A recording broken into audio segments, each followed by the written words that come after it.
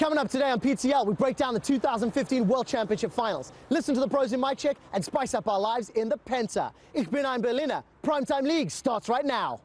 Hooney will find a stun, but fails the flash. And Smith will be smiling with that one. Koo will get themselves the ace, will get themselves the base, and will earn themselves a shot at the Summoners Cup. There's no stopping him now. It's time for SKT to make it to the finals undefeated. Hello, ladies and gentlemen, and welcome to Berlin, Germany. I'm Trevor Quickshot Henry, joined with David Freak Turley and Martin Deficio Lunga. Technically, you're in our hometown now, so welcome to Berlin, Freak. Thanks. It's a bit cold, but I guess that's why they call it Berlin. Right, we're here in town for the World Championship Final. Let's take a look at the bracket and how we've got ourselves to this SKT versus Koo Tigers matchup. It is the first time that we're going to have a Korea versus Korea final, but it's technically the fifth Korean team that's actually made it to the World Championships. If you look down the list, there's been 2 Chinese teams that have made it, 2 European teams that have made it, both from season 1, still counts. Still counts. And of course, 0 from North America. So we'll talk about the bracket and the finals, Deficio, in this, Korea v Korea. I think obviously it's the 2 best teams we have here, especially SK Telecom has looked so dominant all season long here. Koo Tigers, I will still say I was a little bit surprised they beat Fnatic so easily, but they definitely deserve to be here. Yeah, and SKT still not dropped a game. Are we going to see our first perfect run at World Champs?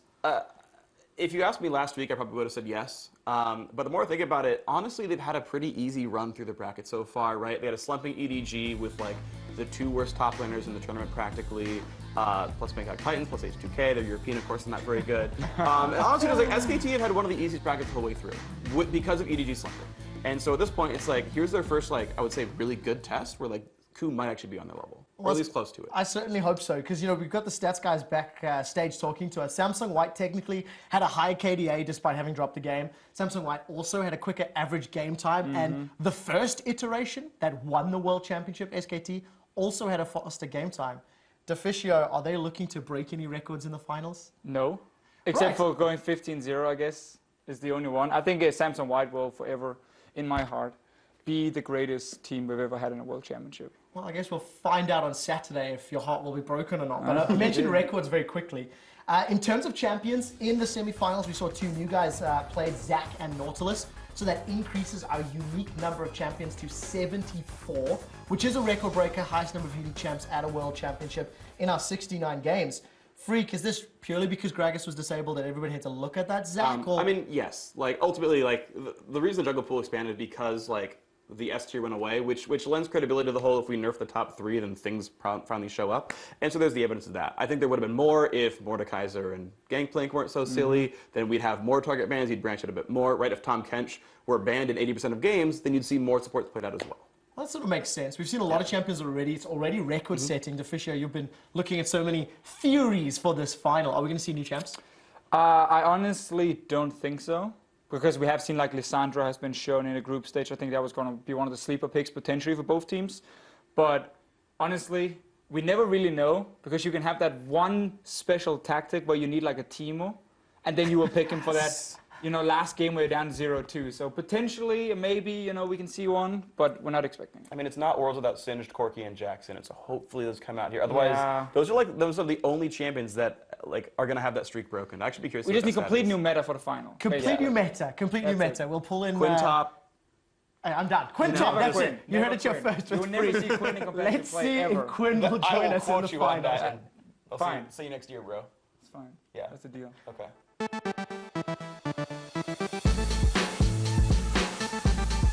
It is time for a World Championship final edition of Studs and Duds. Last week I chimed in with myself, but there's only 2 teams left in the final. I did. I picked my own studs. I picked my own duds, but wow. How'd that work out for you? I was not great. I was overstepping my bounds, and now I'm just going to leave it to the professionals here. So Freak, Mr. Knowledgeable. Yeah. Studs and duds. Who are they and why? So big stud for me, SKT's top laner Marin. I think he came in a little bit underrated coming to the World Championship. To me, whenever I rate a player, I rate more than just their in-game performance, but what they bring to a team, either off the rift or sort of shot calling wise. And Marin, team captain, I mean, SKT is undefeated largely because of him. His shot calling is absolutely great. Plus the fact that he's like statistically the best top laner in the tournament by most measures. highest CSD at 10, highest CSD at 20, top 3 in terms of damage and whatnot. So I mean, this guy is just absolutely incredible. Meanwhile, anything he can't do. Marin, to me, Marin is probably the best player in the world, and that's what I'm going to go thrust with this one. Is that Marin is so good? I think he's actually, as a total package, to build a team around, Marin's the guy. Dud, Yellow Star. Speaking of building teams around a person, I mean, to be fair, he got Fnatic to top 4 at Worlds, but in terms of semifinal performance, Yellow Star got 3-0'd. He's one of the big voices on the team. The team tilted off the face of the earth in Game 3 and played terribly. The fact that Game 1, Fnatic were so far ahead and then threw it off some bad team fights. Game 2, they came back from their deficit. Okay, props to that one. And then in a game that was still winnable, once again lost in bad team fights. And he's getting the clutch calls right most of the time, but as your competition gets better, 1 or 2 mistakes is enough to lose you the game. And so Yellow Star, as a big voice, not leading the team well enough, is my dud. Yeah, I think that's fair. It's hard to hear as a European, but the truth is often harsh. Deficio, I know you were gushing about some of the support plays from the semi-final, so your studs and duds. Stud has to be Gorilla. Obviously, beat Yellow Star 3-0. Also one of the big voices on the KOO Tigers. But I mainly like the fact that Gorilla and Hojin together are like the backbone when it comes to setting up these very, very, very smart counter plays KOO Tigers have, always been able to read where's the action going to happen, how do they counter it. I think Gorilla has shown a fantastic champion pool. I hope he even plays like Vega support in the final. Potentially he was the guy who got it nerfed in the first place. This guy can do like everything. He's a strong laner, he's great at roaming, he's fantastic in team fights. So I think he's like the total package. And I would honestly say he's the best support in the world right now. So judging from semi-final, judging from the rest of the tournament, he's my stud. Shout out to Smeb. I mean, we have to do it. The guy was amazing, but it was too easy to take him. Everyone else will have him as a stud. You're not allowed 2 picks here. I'm just saying, it's a shout out. Everyone else had Smeb as a stud. Did you read the rules of PTL? Come on. He took So a hashtag official lose can't even follow the rules. I don't think we're supposed to vote for this. No, I don't. I'm now cutting you off, and you didn't tell me who your dud is. My dud is Reignover. And wow, picking a Fnatic. I know, but so Reignover. If you look at the first 15 minutes, I'm like, MVP. Wow, what a great performance in the games against KOO Tigers. Such a good start in the early game. However, whenever Fnatic had to make a play after 15 minutes, he was the guy in the front, setting up the play and failing the play and taking the wrong decisions, like the tower dive from Game 1. I think I'll probably rewatch that like 10 times now, and I still cry. 17 minutes in, tower dive in the bottom lane, 5 versus 5, and he flashes in on the tower to take down an Alistar. Come on. Well, unfortunately, it did not work out. So we've heard our studs and duds, and I think it's about time to look back at those semi-finals and listen to the pros in this week's edition of Mic Check. We had a good game last time. We just have to play the game, our game. Don't get frustrated. We played really, really good. We just have to play a bit better. Can you go in here? Yeah, we're coming. He actually walked into...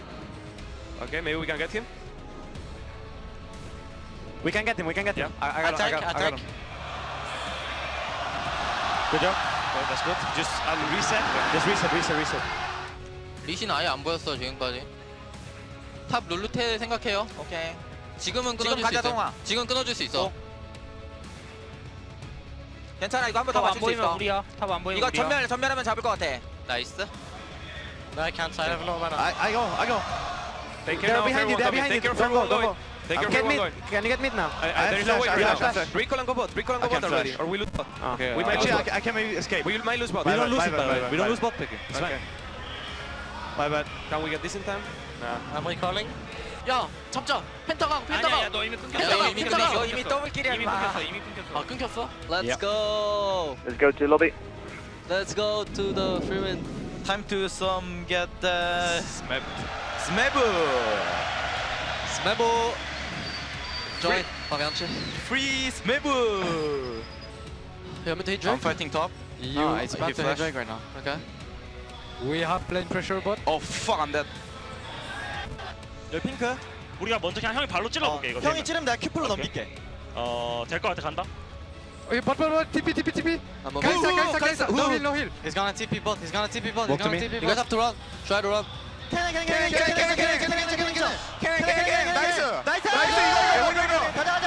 이거. 렉사이. 천천히. 렉사이 노플. 죽었거든. 뒤에 르블랑 온다. 천천히 해. 뒤에 르블랑 와. 리븐. Nice on the flash. I'm gonna kill him. Kill the sack. No passive. I got it. Kill Kalista. 렉사이드를 풀킬, 렉사이드를 풀킬. 렉사이드를 풀킬이요. 야, 우리 리븐이 3킬이야. 괜찮아. 오케이, 나이스. Go. I'm going. Their support is gonna come. They're moving to ultimate. I will try to cancel. They get. I'm gonna try to cancel him. Kill this guy. Nice. Take me tower now. 나이스. 여기 들켰다. 나이 가라. 11호 높을, 11호 높을, 11호 높을. 11호 11호 높을, 11호 높을. 나이스 슬로우. 가자. 쭉 가. 나이스. 나이스. 죽여. 나이스. 바로 가자. We are the one. 스나 있어요? 있어. Here. Nice. I'm gonna use ulti. I'm gonna use ult. We're not five. We're not five. Slowly. Fight slowly. We're not five. I can like one shot this guy. I can. I'm gonna go in as well. Go slowly. Kalista. Riven. One shot.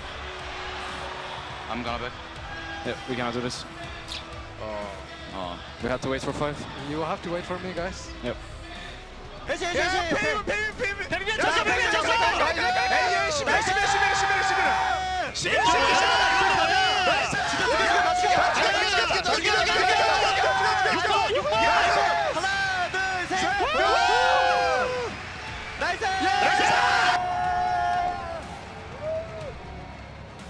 I absolutely love hearing from the players on stage and listening to their calls.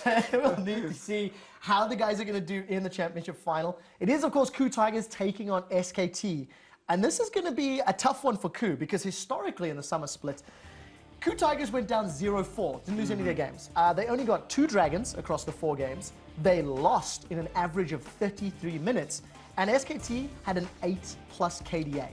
Now, to be fair, these teams did not meet in the playoffs where KOO Tigers did step up. But they did in spring, and the final 3-0. That's a long time ago. I'm just saying, last time we made a best out of 5 was also a 3-0 SK Telecom. But now, can you not deny? It was also a.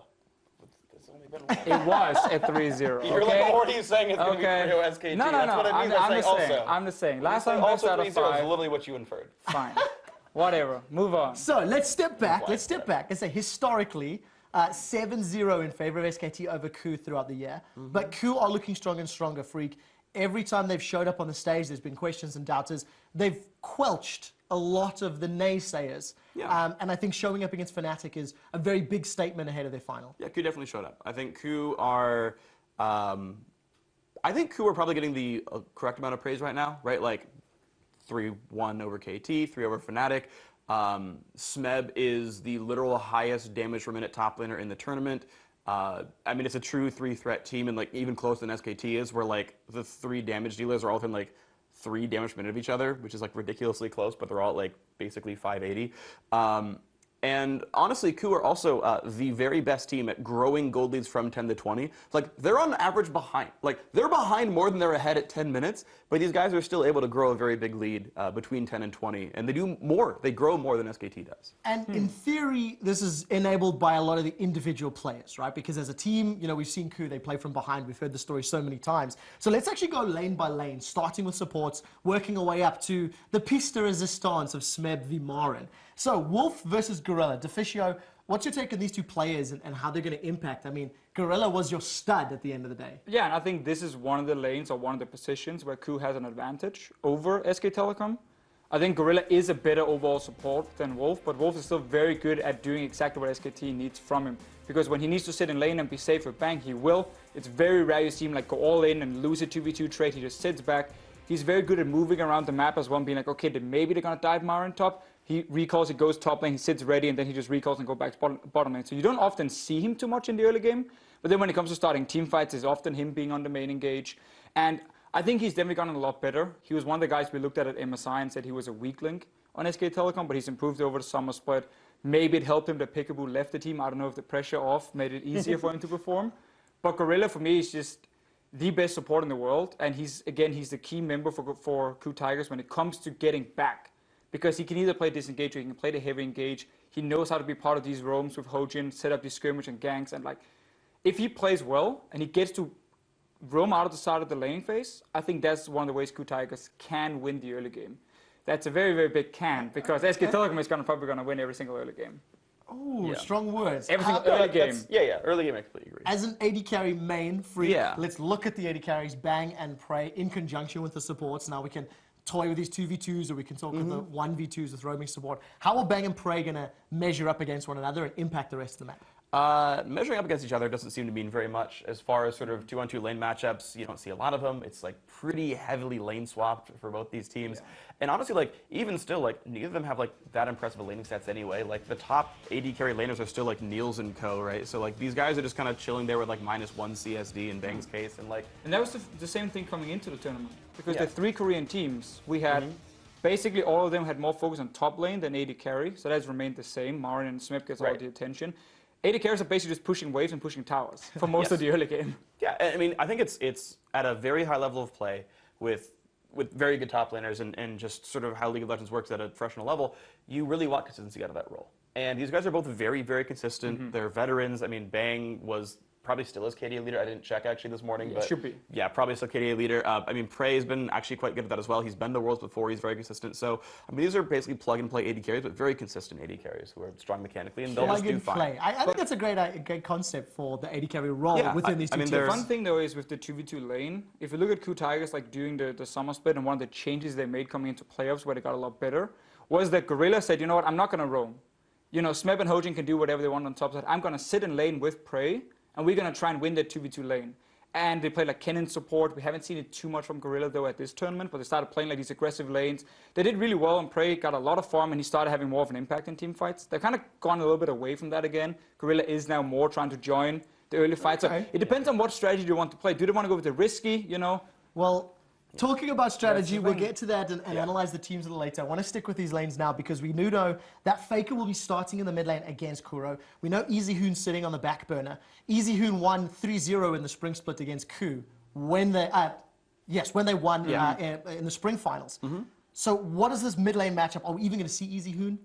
I don't think they need EasyHoon. So FLICKR said in his interview before the semifinal that EasyHoon is more aggressive than he is in lane. I don't think that's true from what I've seen. FLICKR's got, actually, now that Hoon's had a few more games under his belt, FLICKR's got actually pretty significantly higher CSD at 10, for example. And we were seeing Febiven already beat up Kuro. Like, you remember his Cassidy game? He was down like 25 CS pretty early on in the game.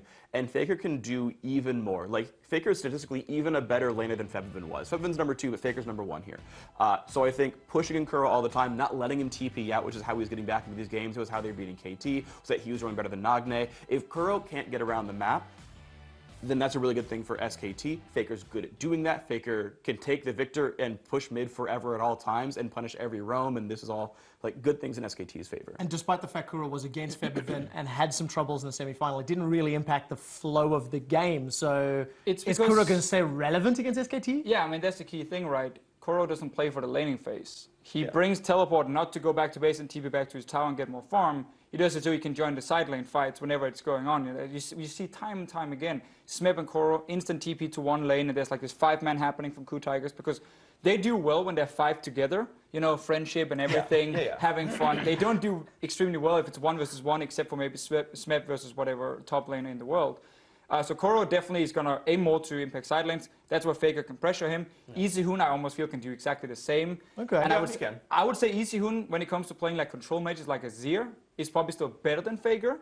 But then again, FLICKR will bring so many different counter picks, even bring more aggressive lanes or aggressive lane picks, where he can maybe even get a solo kill. Well, I want to talk about pressure because in the jungle, there's pressure on Bengi. He's the only other previous World Championship winner along with FLICKR that could be getting themselves a second Summoner Cup. Coming up against Hojin. And let's be honest, Hojin was shown up in the quarterfinals against Score. I don't think he had a great early game. So what about this matchup? What is Bengi going to do to Hojin? So I think Bengi's got a big lead here. So when we talk about Korean junglers, I want to bring out something real quick, is that Korean junglers really play for the ganks. If you look at CSD, CS differential at 10, for the junglers, the bottom 2 are these 2 junglers in the finals right here, right? Literally number 8 is Hojin, number 7 is Bengi here. And the thing is, so they're spending all their time ganking instead of farming. SKT are still like 11-1 in first bloods, right? They're still getting first blood, you know, all the time. Now the thing is, Ku Tigers have less than 50% first blood. They're 5-6. So their jungler is literally the worst farming jungler in the quarterfinals, and they're still not getting first blood. So, I mean, you just look at these metrics and you're like, clearly Bengi's doing way more. Hojin has this weird play style where instead of directly ganking, he will sit in the bush and he will like wait. He'll just throw out the fishing pole and be like, okay, come on, enemy jungle, where you going? You're here, you're here. And then the guy shows up in bot lane and kills his support or something. He's like, okay, well, go back to jungle, do like one camp, go back, wait in a lane. Like he's really patient, sitting there, waiting and waiting and waiting, but he's not always as effective. And I think like the Zac pick for them in the semifinal was saying, okay, we are gonna get out jungle in the early game anyway. Let's just get one of the best scaling junglers and then win team fights. And like Hojin is Ku Tigers in many ways. Okay. Not the strongest early game. He's not going to risk too much with his ganks, and he's going to get like scaling and be strong in team fights. That's what Hojin does really well. And that's what he has to be able to do, so the rest of the team needs to realize they're going to be behind at like 10, 15 minutes. Well, we talked about the rest of the team. Ku Tigers know how to play from behind because they've done it so many times, even in this tournament. Yeah. And the matchup that everybody's looking forward to, Maren v Smeb. As your stud, Freak, Maren in the top lane, is Smeb going to keep him under control, or is Maren just going to ruffle stomp this one too? I think as far as individual 1v1s go, I think this is actually quite close. Maren is obviously doing really well. He's actually highest gold share, for all top laners they give him in everything. the tournament. Right, he gets everything. Well, he carries the whole team. Yeah, sure, right? It's worth it, right? But he gets everything. But hang on, is he the shot caller? Is he saying give it to me, or is the team playing around? I mean, it's a mix of the two, right? Okay. Like the thing is, as a shot caller, and I've had some experience doing this in lower level competition, because I'm so vocal, I'm very used to talking to my jungler and saying, oh yeah, show up here, I know there's opportunities up. Not all players are innately vocal, right? So sometimes you're just better at giving information. So the game works this way. It's not necessarily a flaw, it's just that he's better than the rest of his team. I don't speak Korean, I don't know what they're doing, but that's a theory. That's a theory. Okay. So there you go. There's 30 seconds for nothing at all, guys. But honestly, yeah, Maren, he's getting the ganks though, right? It's working with Vangi. He's doing plenty of damage. Smeb is close to as good as him though. Fisher, will Smeb beat him? I'm gonna say yes. Wow. If we get a 1 versus 1. But the problem is when you play against SK Telecom, it's never 1 versus 1. Because then Bengi's there. Then Wolf is recalled and run all the way up to top lane. And there are always guys around who can help Maren. He gets so many resources. He gets pink wards. He gets everything to help him. Obviously get a lead, and it's a very smart tactic. I think what Smeb does really well is not necessarily his lane control in terms of farm. He often falls a little bit behind in farm. But when it comes to finding that one-on-one opening, where someone makes a mistake, he will punish you, boom, instantly. Like Huni was up like 20, 30 CS on Riven, and then he made one mistake, Smeb kills him, boom, and then he snowballs out of control. I think Smeb can do that. I think he has to do that. If Ku Tigers is going to win, it's about Smeb beating Maren in that one-on-one. A little later, we're going to talk about some of the tactics and some of the decisions that's going to let them do it. And I'm also going to ask you guys for your predictions on whether or not Smeb is going to overcome Maren and SKT and pick up that win or not. But Freak, I think you have to talk about Twitter. Yes, I do. Guys, I have predictions that you guys are going to bring out.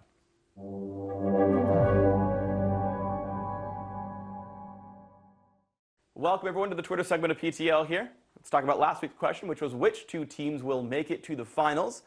If you guys were watching the episode at all, you would know those teams are SK Telecom T1 and the Ku Tigers. If you didn't know, well, I guess now you do, so congratulations on that one. And 20 of you got that one right, and that means I'm disappointed in 20 of you for not having any faith whatsoever in Europe. But, I mean, I guess you're right, so I guess you should be disappointed in me. Either way, the Hall of Fame question was who's going to have the most kills, and of course I had faith in Europe and said Fnatic, AD carry.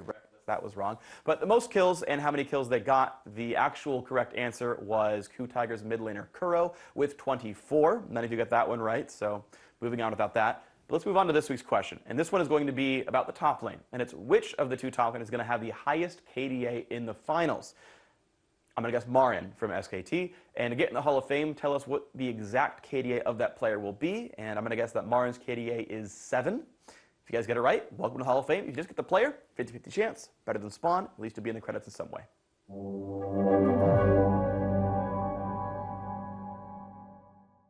All right, so top laners is where it's at for Twitter. And Deficio, you said Smeb could win the one-on-one. I think one of the big things to talk about is how he's going to do that. We've got 5 things to talk about when we talk about team strategy. And I want to break them down. Picks and bans, laning, vision, team fighting, decision making. Let's start with picks and bans. And Deficio, which team do you think is the advantage here, SKT or Ku? So SK Telecom is a very simple team in many ways in the pick and ban phase. We haven't seen too many surprise picks coming in from them. It's fairly standard what they are picking. Yeah. Ku Tigers, on the other hand, is a team who's known a bit more for being innovators. You know, they have some, should we call them cheese picks here and there. The Zac was a big surprise. Cheese. You don't like cheese? No. Okay. No, I like cheese, the but baguette picks instead then. Unique strategies. Unique strategies. Look, I prefer coming in. When you bring out something unprepared, that's just awesome. And I do agree. Ku Tigers definitely known for this one. Of course. Yeah. I think cheesing is like the equivalent of four-pooling, which doesn't exist here in League of Legends. So, like, I mean, on it, like, No, I agree with you. I know it's not the place for that discussion, but either way, yes, I do agree with you completely. I had a rant on LCS talking about the term and how I agree with you. It was just innovative a small, strategies. fun term to move on and say they had some surprise picks. All right. Normally, I'm still expecting Veigar support from Gorilla. We saw the Zac from Hojin. They can pull out some surprises in their Pinger Man phase that could maybe surprise SK Telecom. But then again, they probably scrimmed each other for such a long time, and I'm sure they know most of the picks. And Freak, these surprises, if they do get pulled out, how's this going to impact the laning phase? I remember you talking about lane swaps being quite a thing for both of these teams earlier in the show. So what's your opinion on the early game, lane swaps and decision-making for both squads? I think this actually favors SKT because lane swaps are pretty hard to get wrong if you're a top-level team. I expect them to go pretty close to equal.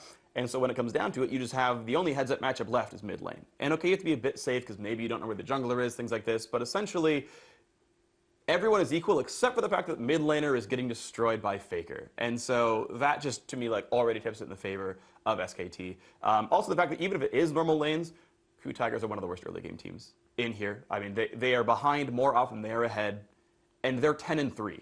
So that is true, but the next tenet in our discussion is vision, and KOO has traditionally been pretty good at warding and using some of that vision decision-making to bounce back. I mean, their Ashe with Hawkshot, for example, is one of the most talked about things. How does vision match up, Freak and then Deficio?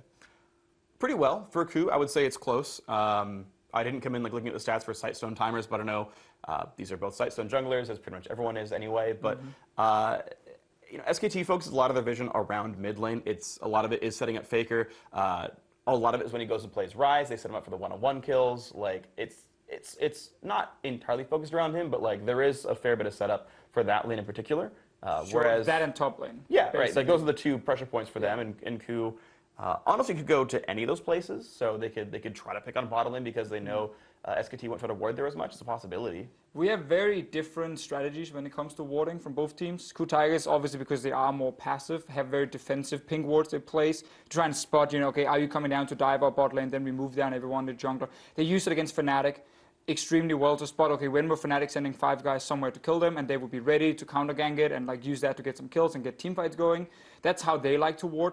SK Telecom is a lot more offensive in the way. They like to take over the river, especially with ping wards towards the top side, as you said, so near mid lane and towards Marin up there to make sure they can do really, really well. And then you just keep pushing that ward line further into the enemy jungle, and it allows you to be proactive in the early to mid game. It allows you to take the right fights like SKT wants to do. They're not a team fighting team, they're more like one-on-one, 2v2, and you need that aggressive vision to get these fights properly, otherwise KOO Tigers is going to be ready with 5 guys. But KOO Tigers is a team fighting team. It is. So we have skirmish versus team fight, which is the fun part. If KOO Tigers can spot them coming... Will they win their team fights? I think KOO Tigers, the way for them to win this game, basically, is through team fights. If they can spot when SKT is sending Wolf and Bengi to dive top lane with Marin and be there to counter gank it and get a 3v3 or 4v4, that's how KOO Tigers can win. So they need the defensive vision. SKT needs to deny that, and there's going to be so many fights going around, you know, when ward's in the river and who takes over ward. Absolutely agree. I think that's what this game kind of boils down to. Is like once SKT are ahead, I mean, they smell blood. I mean, you've got a player named Wolf on the roster. These guys are coming after you. I mean, it's going to be a very aggressive, like from 15 minutes on for SKT. They're going to get ahead. They're going to start going for those skirmishes, and KOO have to find some way to not get wrecked by 20 minutes. If they don't, then KOO Tigers can come online and do the things that they're known to do. But that's the big test, is how do you survive the first 15 against SKT? So picks and bans, niche picks for KOO. Laning phase can kind of go either way. No. Vision, SKT. clash of styles. Then you've got the team style. KOO is, bouncing back from behind and late.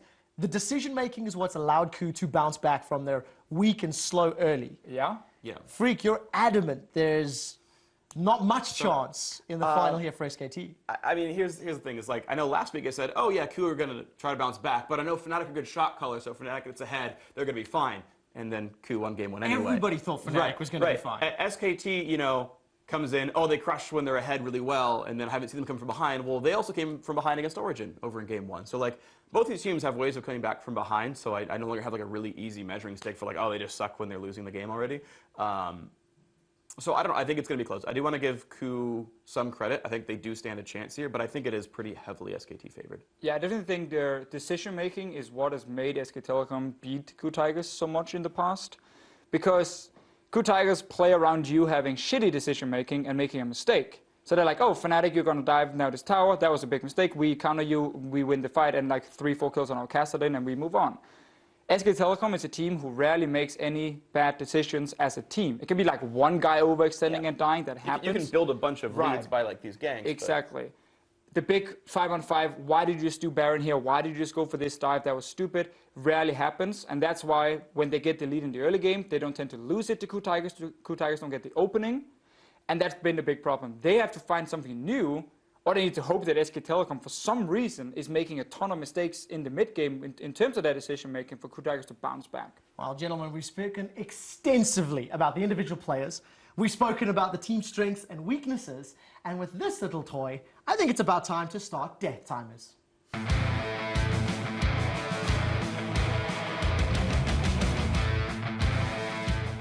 And welcome back to my favorite part of the show, loud noises and loud arguments. It's time for death timers. Before we get to today's question, somehow you guys out there in internet land voted for Pastry Time to win last week's death timer. Who was he with against? his pitiful defense of Origin. Okay. So it was basically just I will admit it was a superior combatant to Freak, but his argument was weak.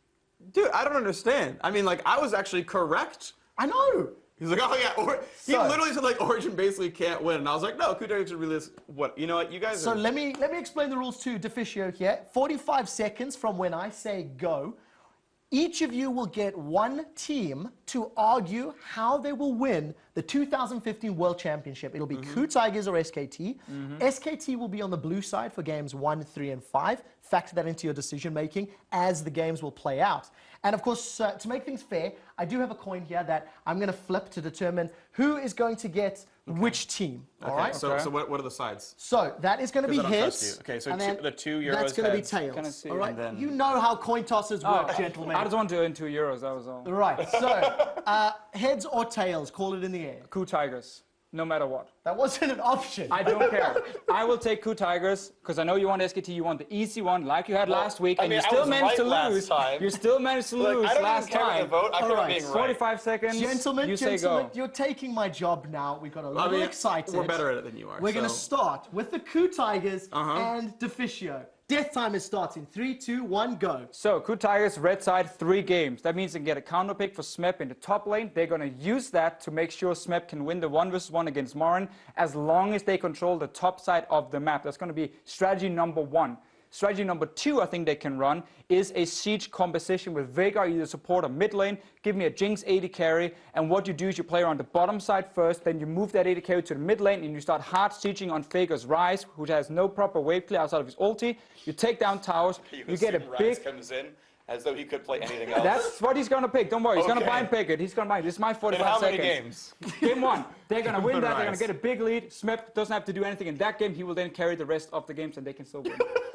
Done. Wow. You stole my 45 seconds. There we go. He's looking to Smep AFK's game 1 of 45 seconds. Oh, shut up. You know maybe you should watch the segment and realize what happens every time. Okay. I'm just playing Toby. I must admit, that is a significantly better argument than what I heard from Pastry Time last week. Which means he's going to lose now. And you guys at home will need to decide who you think will win. I even gave you 2 options. We have heard Freak's argument for SK Telecom. Your death timer starts in 3, 2, 1, go. First of all, like I said last time, it could actually happen, so it's already votes in my favor. But honestly, SKT are already 12-0. I mean, just the plot armor of the perfect run through Worlds, I mean, that's enough to prove that KOO can't win either. We saw the plot armor for C9 back in week 1. It's going to continue here, honestly. It's... The players, C9? Yeah, exactly. But either way, I mean... Still win more games than H2K. Either way, honestly, this is a team where individual skill-wise, they get to mismatch. Faker's going to crush Kuro, and a bunch of you say, oh, he's going to TP out of his lane. He's going to TP out of his lane and lose his turret. Like, SKT is going to, I think, crush a lot of laning phases. Marn is a total package, going to do more than Smeb. Smeb can hope to play as well. I know you think he's going to win. That's cute you think so. It's not going to be the case here. Player skill-wise, the fact that the early game is so crushing. That was probably the worst I've ever heard.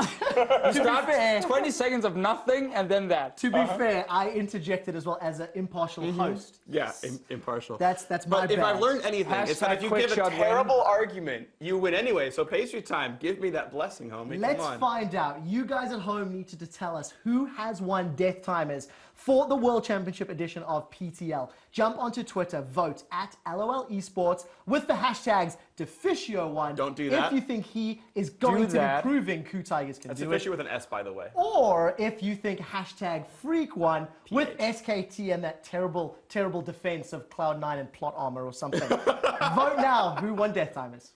It's me.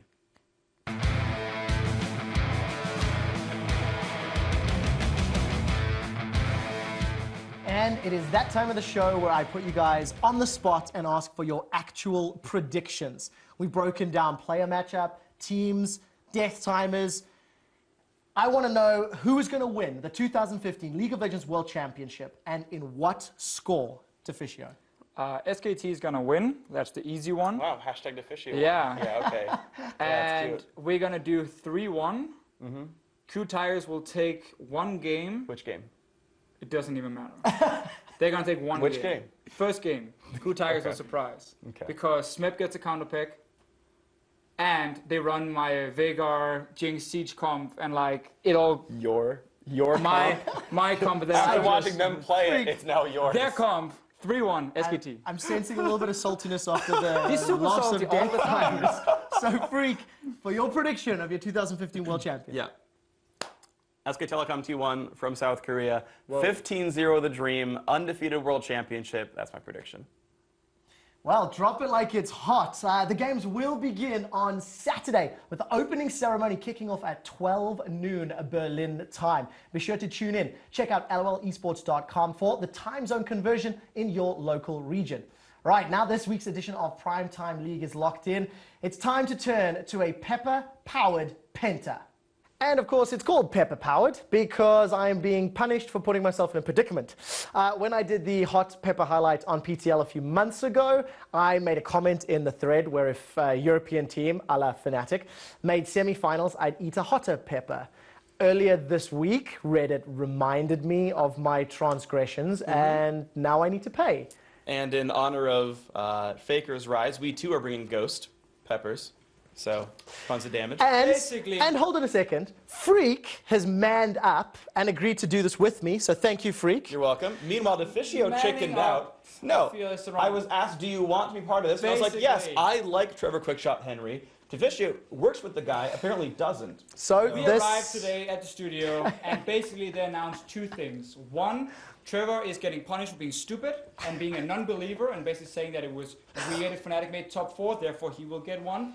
And for punishment for going 0-10, no, not punishment. The NA caster will also get one. I I'm smart enough to predicted walk two out. Western teams top 4. There you go. Well, so I was ready for that. ladies and gentlemen, a ghost pepper. Thank you, Deficio. You may now leave the set. Oh, I'm going to join in on this. For the record, oh, this is horrible. Okay. This is about 10 to 20 times more powerful than the habanero. Let's go. Right, Penta. Fuck. Coming in at number 5, Smep finishes off Huni in a 1v1 knockout. Huni gonna pick a fight once more with Smeb, and Grand Challenge throws down. Smeb flashes away from the third proc of the Broken Wings. Huni will find a stun, but fails the flash. And Smeb will be smiling with that one. Rip rocking at number 4. Kuro picks up the quadra kill. Smeb will not find the kill, and Feathervin jumps in the pit. They've traded 80 carry for support, but Feathervin's down as well. Reckless needs to survive and tank. The shields are there, but there may not be enough. He's flashed out, and Kuro chases him. That's a triple, looking for more. Huni's getting run down, and Huni will not find anything. A quadra for Kuro. It gets so warm. At number 3, it was Fnatic's Yellow Star with the moves onto Kuro. Lane, they do get something. That's the play. Yellow Star flashes the baby cage, knocks Kuro into Rainover's waiting hands, and Feathervin sends the soldiers for the kill. The ultimate displacement from behind your mid turret to the middle of the lane. Nothing Kuro can do to stop that one. Good counterplay by Fnatic. Very little you could do as a mid laner when they're coming between 2 towers and knocking you so far back into the lane. Galloping at number 2, Smeb. Brought on an onslaught of pain. This 1v3. We even heard Yaroslav say, oh, let's see what happens top. All right, let's throw everything and the sink at Smeb. He's already chunked Huni down. The Flay comes out on Sort of Shadows. Smeb's got one and he's not done. He's looking for Yellow Star and Rainover. And ladies and gentlemen, if Huni wasn't tilted already, that may be the play that does it. Our number one play this week was Origin Soaz with the Great Escape. We know he leveled it up early. Also has a ward. Does get hit though. He's slowed. And he's missing a turret. So here comes Bangi. He's going to flash for the slow, which means Soaz has to burn it preemptively. And he guesses right. Bangi goes the wrong way. Soaz goes back in on Amarin. And the stun is still available. The Q comes in. Gets some damage down. But where's his team going to be? There's no one around right now. He's still running away through the wards. Pops Summoner Teleport. Soaz makes the Great Escape. Soaz is a god. It was spicy. It was horrible. It's not going away, which sucks. I regret my decisions.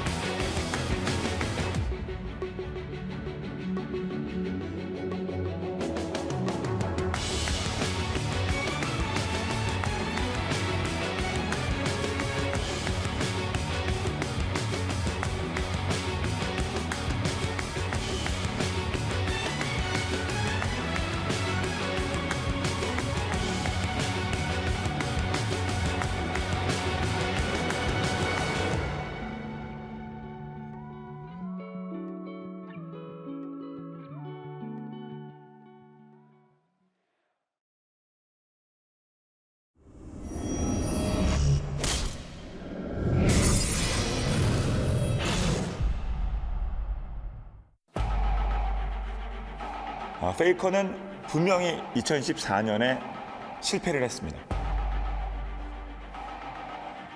팀이 월드에 나가지 못했고 상처를 한번 입었다고 할까요? 하지만 상처를 입음을 통해서 더욱더 단단해진 페이커이기 때문에 지금의 페이커는 2013년의 페이커보다 더 무섭습니다. 한번 내려왔다가 다시 이렇게 올라갔다는 것 자체가 거의 불가능에 가까운 일이라고 개인적으로 생각을 합니다. 노력, 그리고 결국 끊임없는 본인과의 싸움 아닐까요? 그냥 시즌3랑 지금이랑 비교하면은 그냥 여러 방면에서 뭐든지 더 잘하는 것 같아요, 그냥. 쿠타이거스는 SK텔레콤과 정반대에 있는 팀이라고 할 수 있죠. 왜냐하면 만든 지 1년도 되지 않았습니다. 그리고 페이커처럼 믿고 따를 수 있는 그런 리더가 슈퍼스타가 있는 팀도 아니거든요. 엄청난 이변까지는 아닌 것 같아요. 전 개인적으로 쿠타이거즈가 SK텔레콤 T1의 전승 우승을 저지하는 팀이 될 것 같고 저희는 이길 수 있다고 믿고 있고 그거대로 연습해서 이겨볼 생각입니다. 쿠가 분명히 대회 때 잘해서 나온 거겠지만 저희는 다른 팀과 다르게 쉽게 무너지진 않을 겁니다. 이지훈 선수랑 페이커 선수한테 둘 다 져본 기억이 있어서 그 생각들이 많이 나는데 이번에는 달라야죠. Part of the mystery of FLICKR is that no one really knows why he continues to be as good as he was, how he can have such a deep champion pool. No one's been able to emulate it. 승리, 그것만 바라는 것 같아요. 다른 것들은 어떻게 보면 다 부수적인 것들이겠죠.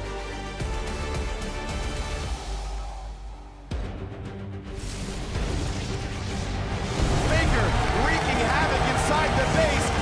It's time for SKT to make it to the finals undefeated.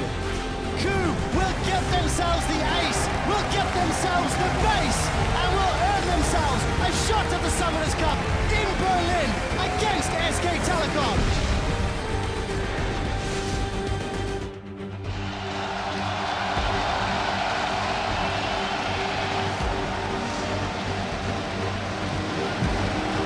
Welcome, ladies and gentlemen, to the 2015 League of Legends World Championship Finals. Players and fans from around the world have come to Berlin's Mercedes-Benz Arena as just two teams remain at the final stop on the road to the Summoners Cup. Now you're getting a look at some of the sights and sounds here in Germany where excitement is in the air. And of course, there are plenty of cosplayers in the crowd and even one brave fan who's going to be posing with a giant poro now. Kids, don't try that at home for your own safety.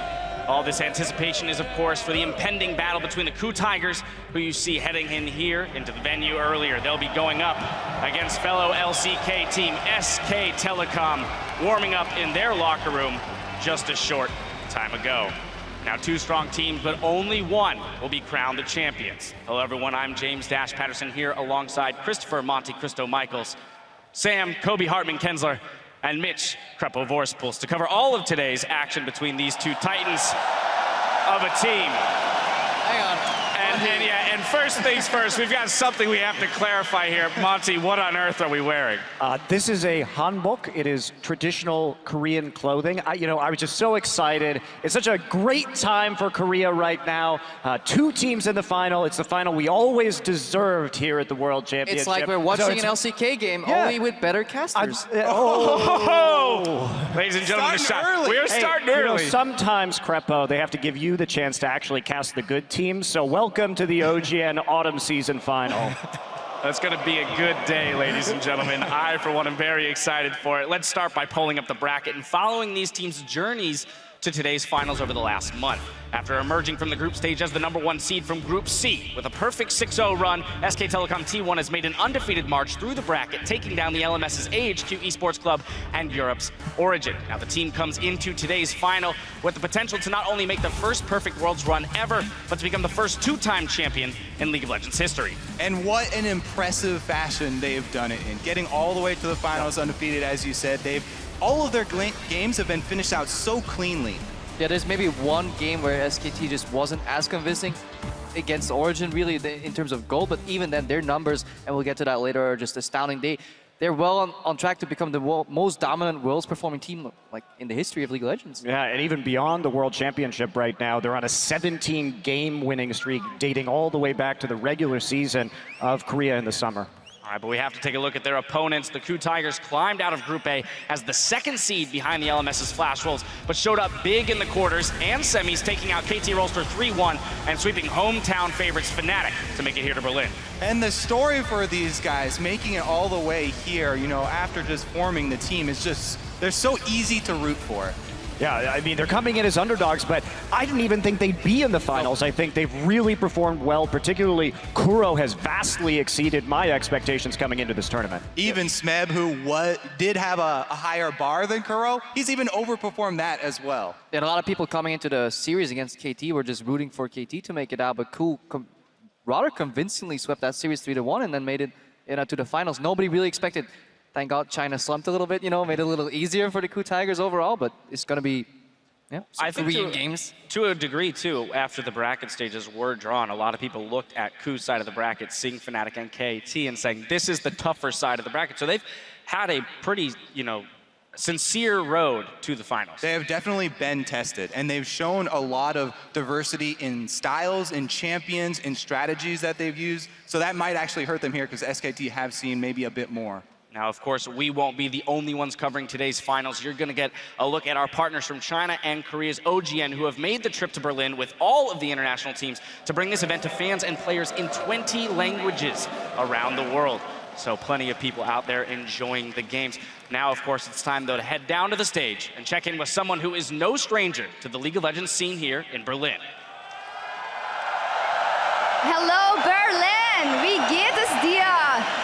I'm Evie, Shock supporter, and I'm very excited to be right here at center stage, designed to give you the best view of the games today as our finalists fight for the Summoners Cup. Now, whether you're with us here in person or tuning in from around the world, we've got you covered from every angle of the house. Now, with this setup and everyone here in attendance is also a real-life part of the action. So, ladies and gentlemen, are you guys ready for the 2015 League of Legends World Championship?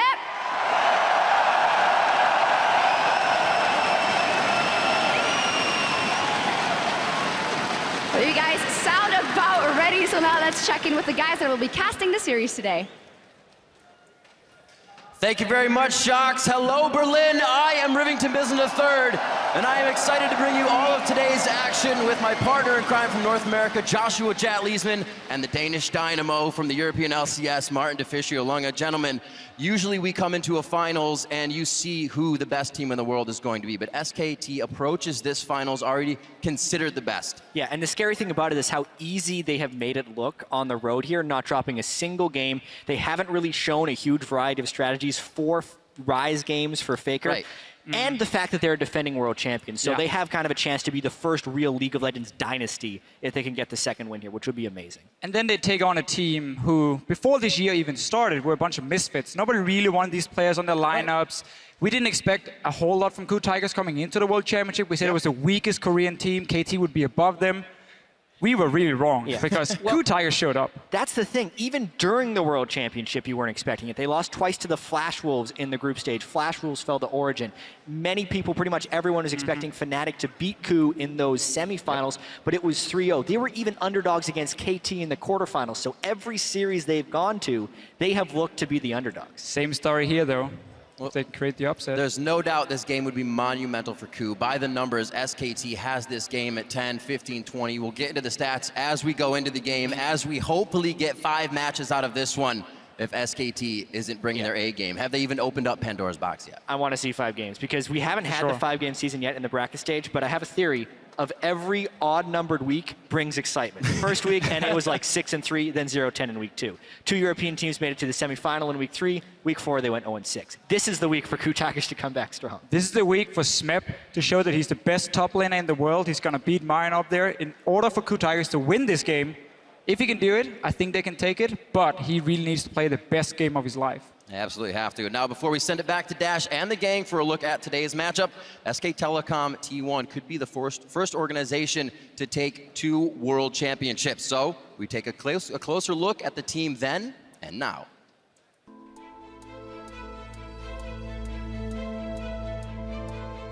SK텔레콤은 그렇게 대한민국의 최고의 팀이기 때문에 그 선수들도 본인 가슴에 있는 SK텔레콤이라고 하는 그 타이틀, 나는 SK텔레콤 팀의 팀원이라고 하는 그 프라이드라는 것도 본인을 어떻게 더욱더 열심히 할 수 있도록 만들어주는 그 힘이 됐다고 생각을 하고요.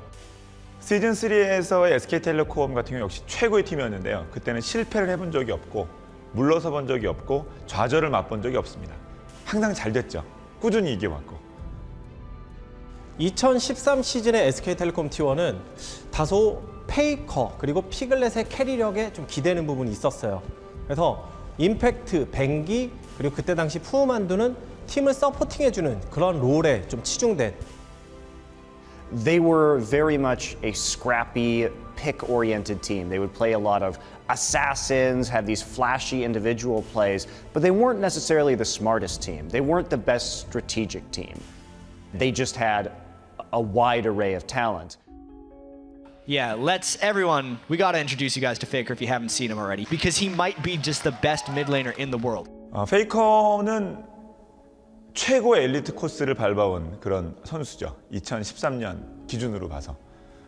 지금도 역시 최고의 선수긴 합니다만 FLICKR는 분명히 2014년에 실패를 했습니다. 왜냐하면 FLICKR 자체로는 성공했을지 몰라도 팀이 멀지 나가지 못했고 결국 팀의 중심이었던 FLICKR는 실패한 시즌을 보냈습니다.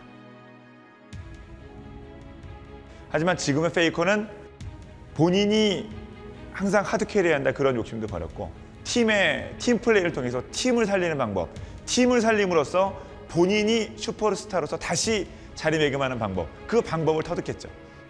지금의 FLICKR는 2013년의 FLICKR보다 더 무섭습니다. 페이커 선수는 그때는 뭐 갓 데뷔했을 때고 경험도 별로 없었는데 물론 잘했지만 지금은 경험도 많아지고 경기 수도 훨씬 많다 보니까 훨씬 노련해지고 잘해진 것 같아요. 저는 이번에 SKT가 우승을 하든 우승을 하지 못하든 그거는 크게 중요하지는 않다고 봅니다. 이미 FLICKR는 전 세계에 유일무이한 존재고 다시는 등장하지 않을 그런 스타라고 생각해서 Right now, mid lane turret also goes down. The flash engage from FLICKR. Yeah, there's the Rune Prison in there. All of the spells, all of the time. FLICKR, the 1v1 against Pawn. Returning to the stage, your 2013 World Champion. Martin just eviscerates. Why is it easy? Who gets it? Bang, bang, he wants to shoot this. It's time for SKT to make it to the finals undefeated. Fast forward to now, and it's less about those flashy plays and more about dominance on the map, dominance in the macro game. Season 3, it was a lot about Piglet and FLICKR, whereas now it's much more about Marin and FLICKR, and Bang is more of a reserved role within the team than the AD carry used to be. They still have that same level of individual skill, but the strategy has gotten much, much better through experience with a lot of these players. 일단 시즌3랑 지금이랑 비교하면은 그냥 간단하게 말해서 그때는 지금보다 못했던 게 맞은 것 같아요. 한번 내려왔다가 다시 이렇게 올라갔다는 것 자체가 거의 불가능에 가까운 일이라고 개인적으로 생각을 합니다. 이게 가능했던 거는 아무래도 정답은 되게 단순한 것 같아요, 의외로. 노력, 그리고 결국 끊임없는 본인과의 싸움 아닐까요? 이게 되게 단순해 보이면서도 실제로 이걸 못하는 선수들이 훨씬 많습니다. 지금의 시즌5 SK텔레콤은 시즌3의 승리 이후에 큰 패배를 맛봤습니다. 시즌4에서는 특별히 우리가 기억나는 건 한 적이 없고요. 시즌5 초반에도 역시 우리에게 실망을 안겨줬습니다. 그리고 기대를 했던 MSI에서 또 큰 좌절을 맛봤죠. 실패를 맛보고 그 좌절을 딛고 일어나고 그 어려움을 해결을 하고 이 자리에 다시 우리에게 나타난 SK텔레콤이기 때문에 시즌3의 SK텔레콤보다 시즌5의 SK텔레콤은 더욱더 강하고 더욱더 확실한 승리를 만들어내는 것 같습니다. A brief history lesson for you there about SKT. I mean, the organization itself much bigger than that, and we'll get right down into that. As we close into Game 1, let's look at how these teams have performed historically, starting with SKT. Yeah, let's definitely start with SKT because this is a team with such a storied history of esports success. You know, it's not even just Korean esports and not even League of Legends. Before League of Legends even existed, over a decade of StarCraft success with famous players such as Slayer's Boxer. And then when transitioning to League of Legends in Season 3, they were able to win the World Championship within 6 months of forming the roster. Well, I mean, that's just how it has been with SK Telecom. They are the premier esports organization within Korea. They always have access to the top players. Everyone wants to play for this team. So it's led to a long, many years of success and many years of dominance in many titles. Right, and then of course, if we narrow the microscope to just this year as a team, their record has been absolutely phenomenal, spring through summer, and only getting better, Monty, as the year has gone on. As you mentioned, that 17-0 streak that they're currently on in terms of games. Definitely agree. I mean, the way with which they've done it too. Not only are they undefeated here at Worlds, but they've done it so quickly and so cleanly that they really haven't left much room for teams to try and develop the counter strategies. Yeah, and they've been building this up all year. If they look at spring, they went 29-11, summer 38-6. So over time, they're winning more, losing less. At Worlds, that trend only continues. Haven't dropped a single game. They maybe trailed behind in goal at 10-20 once this entire tournament. Nobody's even ready to challenge SKT. Yeah, it's not winning more or losing less. It's winning more or losing none now, which is a great trend. That's exactly where you want to be. There have really been only two kinds of teams here at Worlds, SKT and teams that lose to SKT. Maybe teams that haven't played them yet. Right. It's very easy categorization. Well, of course, then, too, we do have to look at the fact that they have only lost 2 series this entire year. The first one, EDG at the Midseason Invitational, and the second one, CJ Entis in the LCK Summer Split. So from a series standpoint, when you ignore their, minimal losses here and there, only 2 series dropped in an entire year is a scary sight to be walking into when you're about to step on stage across from them in a 5-game series for the World Championship. I think such a huge part of that has been the development of Marin and his growth on this team, turning into such a good shot caller and such a prominent top laner when the meta shifts to top lane. Now, we've spoken about the fact that SKT has taken home the top prize in their first year as a team, while their opponents, the KOO Tigers, are looking to do exactly the same thing here today. And this is such a great story with the KOO Tigers. These were guys who, when the Korean scene consolidated from 2 teams into 1, there were a lot of players that were left over, and so Najin lost 4 of their players, so we call them Smeb and the Najin, Smeb from Incredible Miracle. But while we talk about SKT and how much infrastructure they have and how nice their practices facilities are with walls of trophies, when I first visited the KOO Tigers house, it's a new team. It's like 6 guys in a small apartment. It was just the players and No Fei, their coach, also former Najin player. So they started out without many of the luxuries or support that a lot of these top Korean teams have. And they have been so scrappy and stuck it out. And through really sheer force of will, they've made it to the World Finals. Yeah, and talk about improvements in top laners. I mean, you talked about where they got these players from. Smeb's reputation last year, very different from his reputation this year. Yeah, they even used him in highlights. Like, you died to Smeb, really? Yeah, like that's something that would destroy your confidence back then. Yeah, back then. But also, they're just so tenacious, the KOO Tigers. They don't really give up because they haven't had that really easy road like SKT have. They've had ups and downs. They've had tournaments where they came in like super hyped and suddenly, didn't all go all that great. And then now they're at Worlds, like, nobody expected them to be in the finals. People expected them to lose against KT. They just shrug it off. They even have the little, let's make this place into a library trash talk going for them. So I just really enjoy watching them. Yeah, their comeback, after the huge bump that was IEM, and the ensuing weeks back in Korea after that, it's been such a huge resurgence for this team to get back to this level. Yeah, I mean, IEM, for me, that's still the biggest upset in League of Legends history. The KOO Tigers losing that best of 3 to the 12th, the last place Chinese team, WE, was such a shocking turn of events. But they had the fortitude to bounce back, like you said, and now they're on the biggest stage. I think a large part of that, too, we've looked at their drafting phase, especially recently in the World Championship. We're coming out of the drafting phase saying, well, the coaches have put together a phenomenal, toolbox that the players then get to put to use and style on other teams with. Yeah, absolutely. The diverse champion pools come from almost every player, too. They just talk about tools, like each player is bringing so many to this. And it's real important at a tournament like this Worlds, where there have been so many changes. The KOO Tigers have had a real advantage pulling out a lot of these things that are strong on the patch, where other people have been taking a lot longer to actually pick those champions up. All right, well, when it comes down to it, KOO have everything to prove today going up against a team that has beaten them many times before. Now, before we look at the matchup specifically, let's hear from Smeb, who admits that he had some questionable games over this year's LCK season.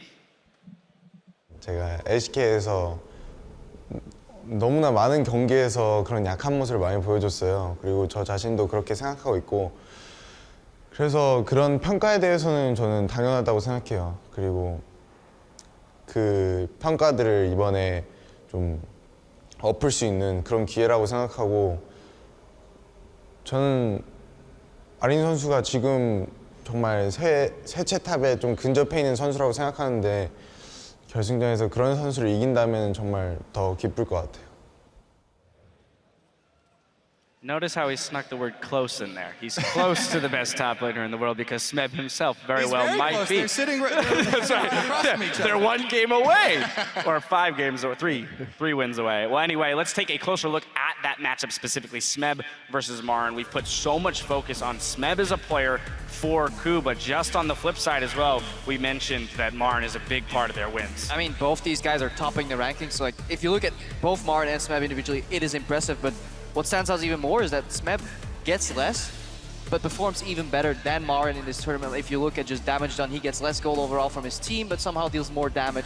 And those two are by far the best top laners in this tournament. I do really want to jump on these stats because people are going to go waving these around, and I don't think they're necessarily signify which of these is a better player in isolation, but more signify how these two teams have gotten to the finals. SKT, their entire team has gotten ahead in the lane phase, and then they transition into a mid game where they apply pressure at multiple points, and they finish it out very quickly. So Marin actually has also the highest CS per minute of any top laner. And the damage dealt to champion stat is actually a bit warped there for Smeb, because that's just damage dealt to champions. Marin is doing a lot sort of PvE work for his team.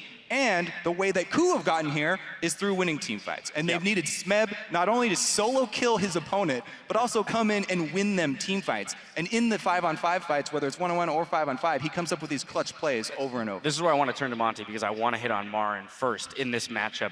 You know, Kobe just mentioned how these stats to a degree might tell a lie in the way that they will match up 1v1, but more about how the teams play with those individuals. So Marin first on SKT. Well, yeah, Marin, like Kobe was saying, I absolutely agree. It's about being a split push threat. If we look at Marin, he's averaging something like plus 72 CS at the end of the game against his opponents. So he has been absolutely massive when it comes to split pushing, making sure that he's safe and constantly applying pressure across multiple lanes while also getting some impressive solo kills. Yeah, and that just allows SKT to play the game that they like, pushing on all 3 lanes while he's drawing so much pressure. Either you deal with Marin or you lose your base, and when you're dealing with Marin, well, you're probably going to lose the Baron anyways. They're so good.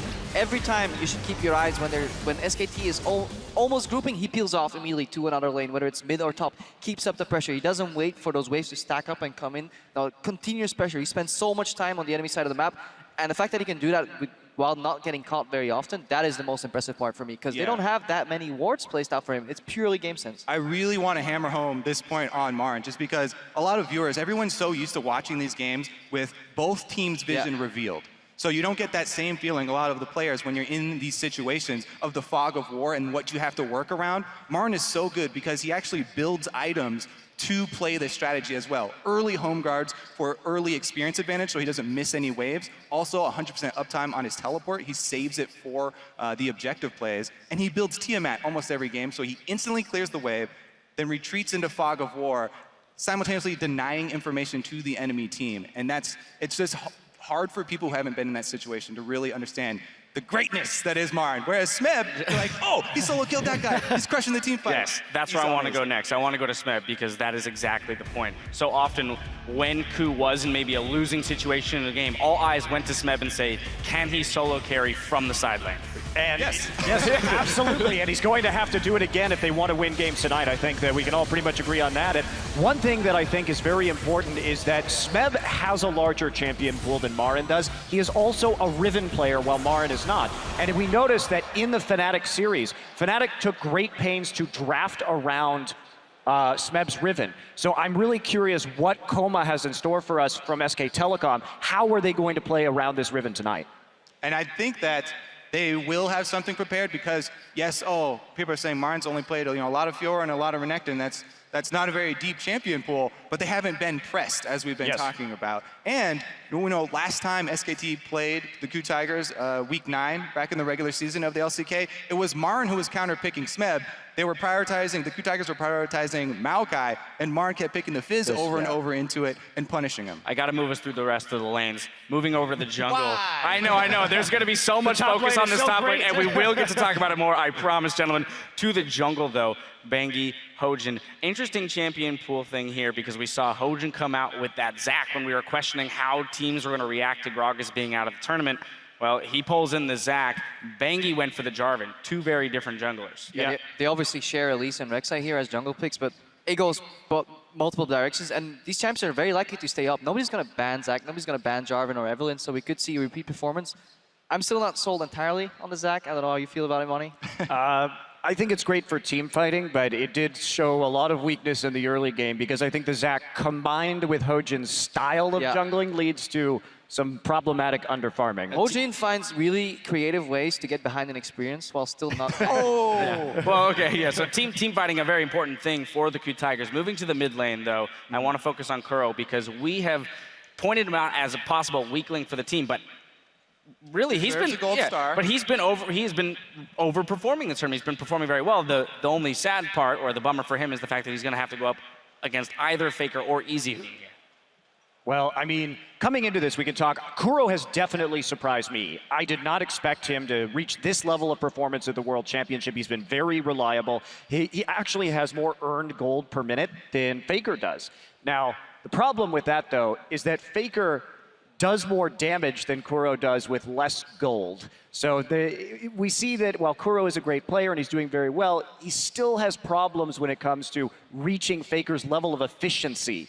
Yeah, we looked at the stats there for damage dealt per gold earned. So FLICKR earned less gold, dealt more damage. He's actually the second out of all players in this entire tournament in terms of damage efficiency, in terms of gold. The only player to top him was NL with some massive AoE Jinx rockets, and that's cheating. So FLICKR, even though people are saying he's dying a lot or he's not doing the most for his team, he's pulling so much aggro, earning less gold, and still topping those damage shards. And again, you have to be careful with stats also like gold earned, because sometimes it is a team deciding to give open lane farm to one of the players. Sometimes there's gold sitting there on the ground, and the players just can't pick it up.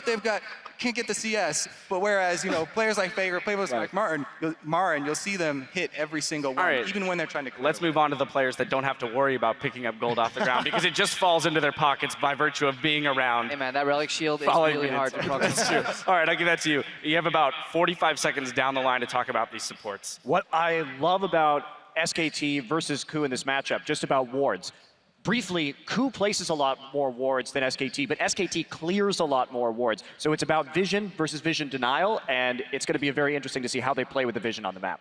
Also, the games have gone longer for the KU Tigers, so they have been, you know, spitting out those Sightstone wards and stuff like that. Gorilla, though, champion pool has been amazing. It allows him to do so much. All right, well, with those players and matchups in mind, I'm sorry. I wanted to, but he gave me the it's okay. All right, well, with those players and matchups in mind, we want to know what you think. So get on Twitter and tell us, which player do you think will have the biggest impact in today's final and why? Remember to tweet your responses to @LOLEsports and be sure to include the hashtag world so we can let you weigh in later today. I'm so happy that they changed top laner so people come like, hey, impact. Impact, exactly.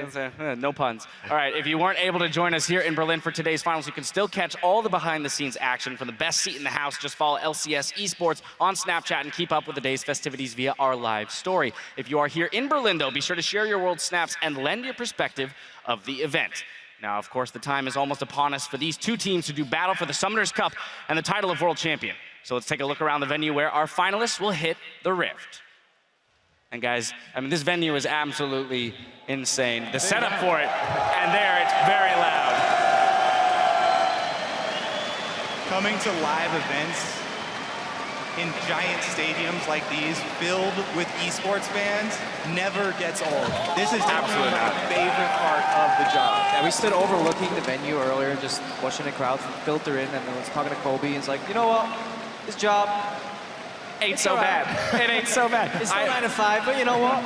I can get used to this. I mean, I have to say that this being my first World Final, it's absolutely a special one. And as you mentioned, Kobe, just the atmosphere of an esport event only makes it better. You can literally feel the energy of all the fans because our station is shaking. That's true. We are built into the stands, so as you guys make more noise, it becomes more perilous for us.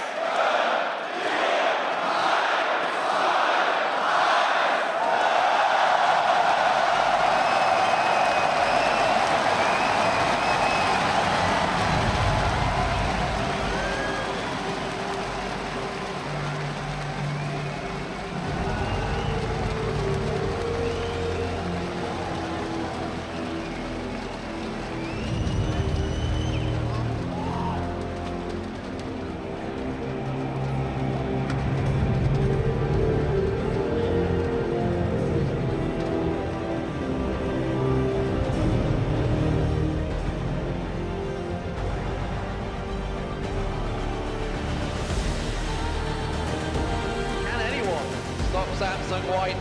Will this really happen? This same Nexus kaboom! They lit the fuse, and I can't believe it! Triple to Bruzy, and that's gonna be the game! And Samsung White are the 2014 World Champions! Do we fight to hold our heads up high and beat the drum to what we love? Risk the fall, or we have felt it all come crashing down from far above. Stars are rising, countless worlds colliding, only one will take it all. Can we bring to fall the giants? Can we make the final call?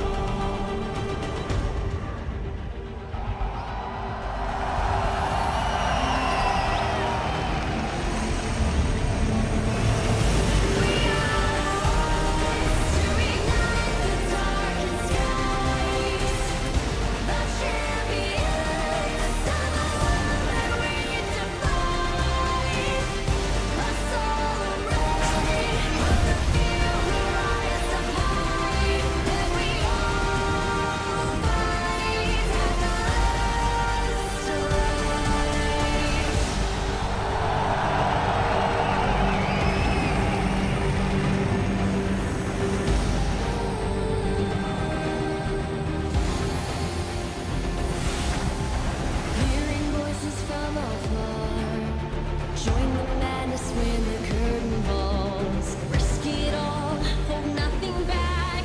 Seize the day, we must attack. Stars are rising, countless worlds colliding. Only one will take it all. Can we bring to fall the giants? Can we make the final call?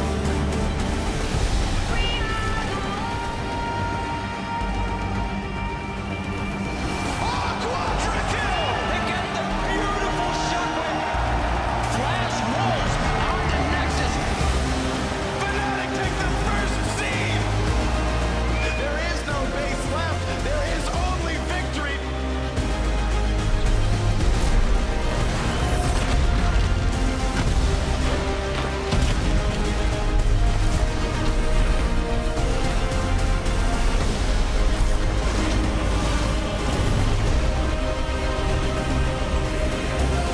And it's gonna be all five to save the game! Fnatic will advance to the semi-finals, the only team to do that 3 times. SK Telecom got one step closer to the Summoners Cup.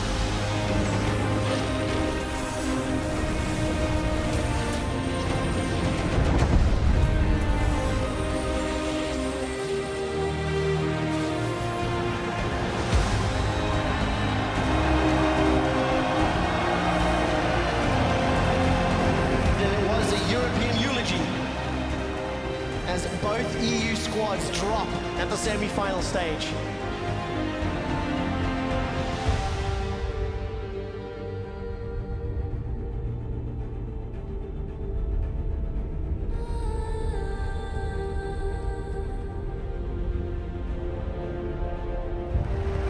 FLICKR wreaking havoc inside the base. There's no stopping him now. It's time for SKT to make it to the finals undefeated. Coup will get themselves the ace, will get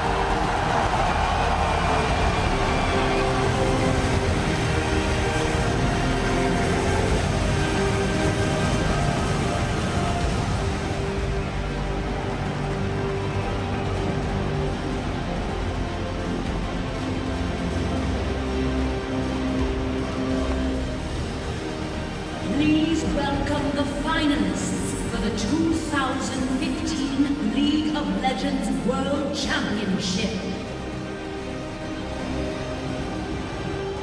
Representing Korea and the LCK, Ku Tigers.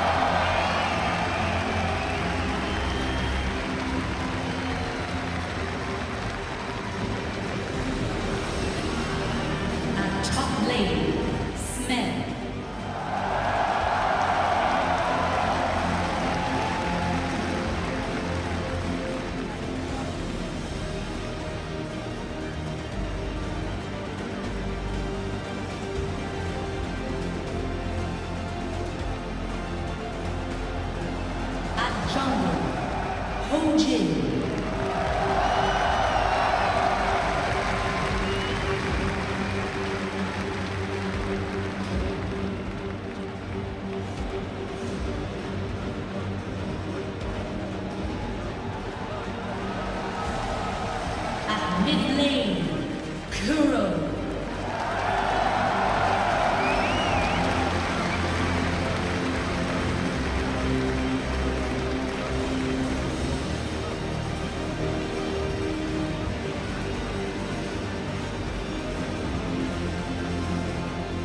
At AD carry, Gray.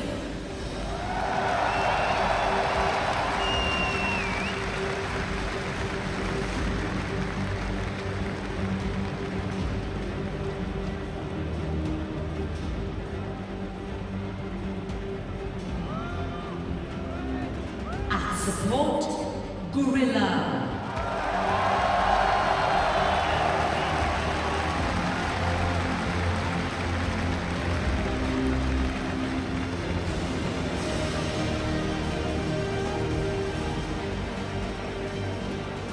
Their substitute jungler, Wisdom.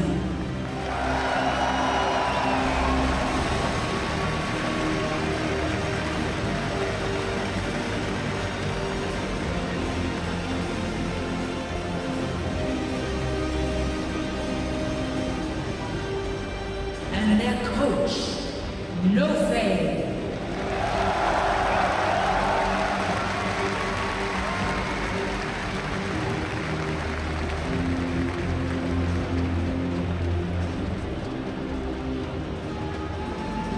Once again, Ku Tigers.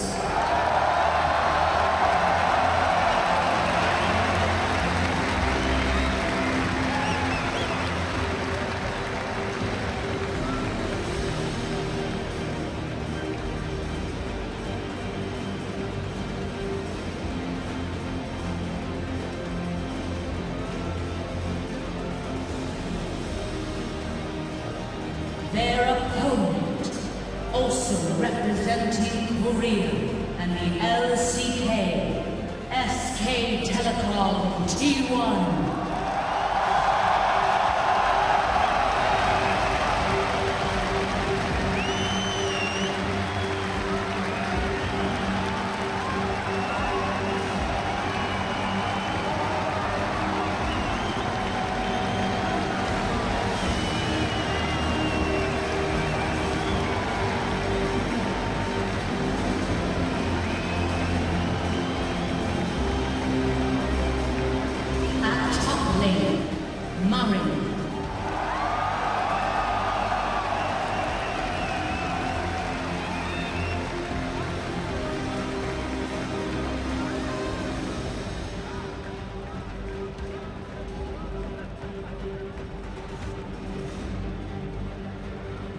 At Jungle, Bengi.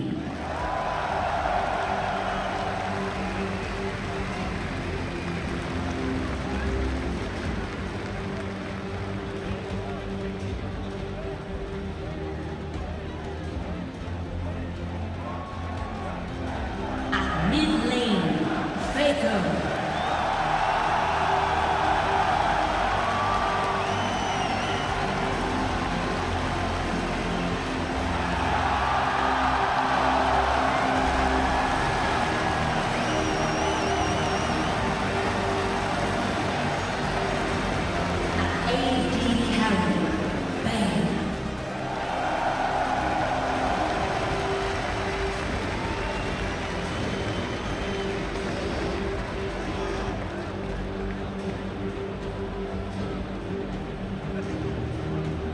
support Wolf.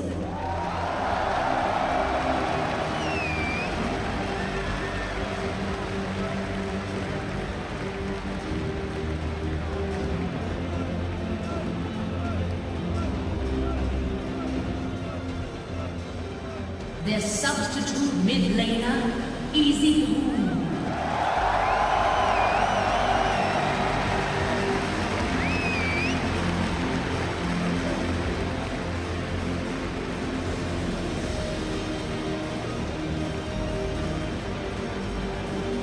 And their coach, Coma.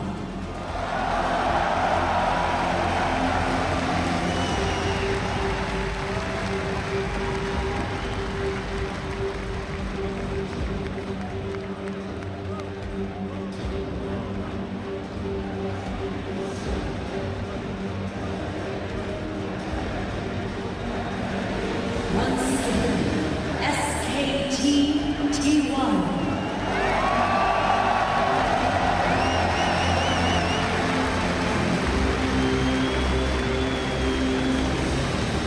The finalists for the 2015 League of Legends World Championship.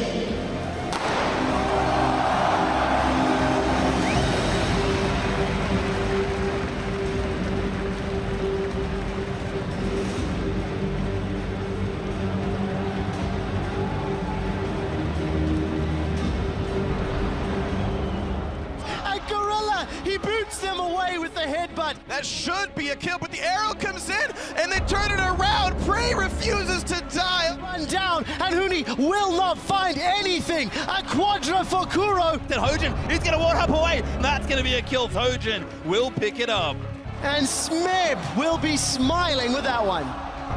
Ku will earn themselves a shot at the Summoners Cup in Berlin against SK Telecom. Wow, Morin just eviscerates him, and SKT demolish H2K. But Bengi trying to get the work done. Amazing J walking around. First blood goes down for Bengi. Yeah, there's the Rune Prison in there. All of the spells, all of the time. FLICKR, the 1v1 against Pawn. He puts the ulti in for the shield and flashes over the wall. Almost dies, and Easyhoon gets it. It's very low, red card thrown out, but Wolf comes in for a bit of bloodthirsty support kill stealing. Bang, bang, he wants to shoot them down. He's rocket jump forward. Bang's looking for the double. It's time for SKT to make it to the finals undefeated.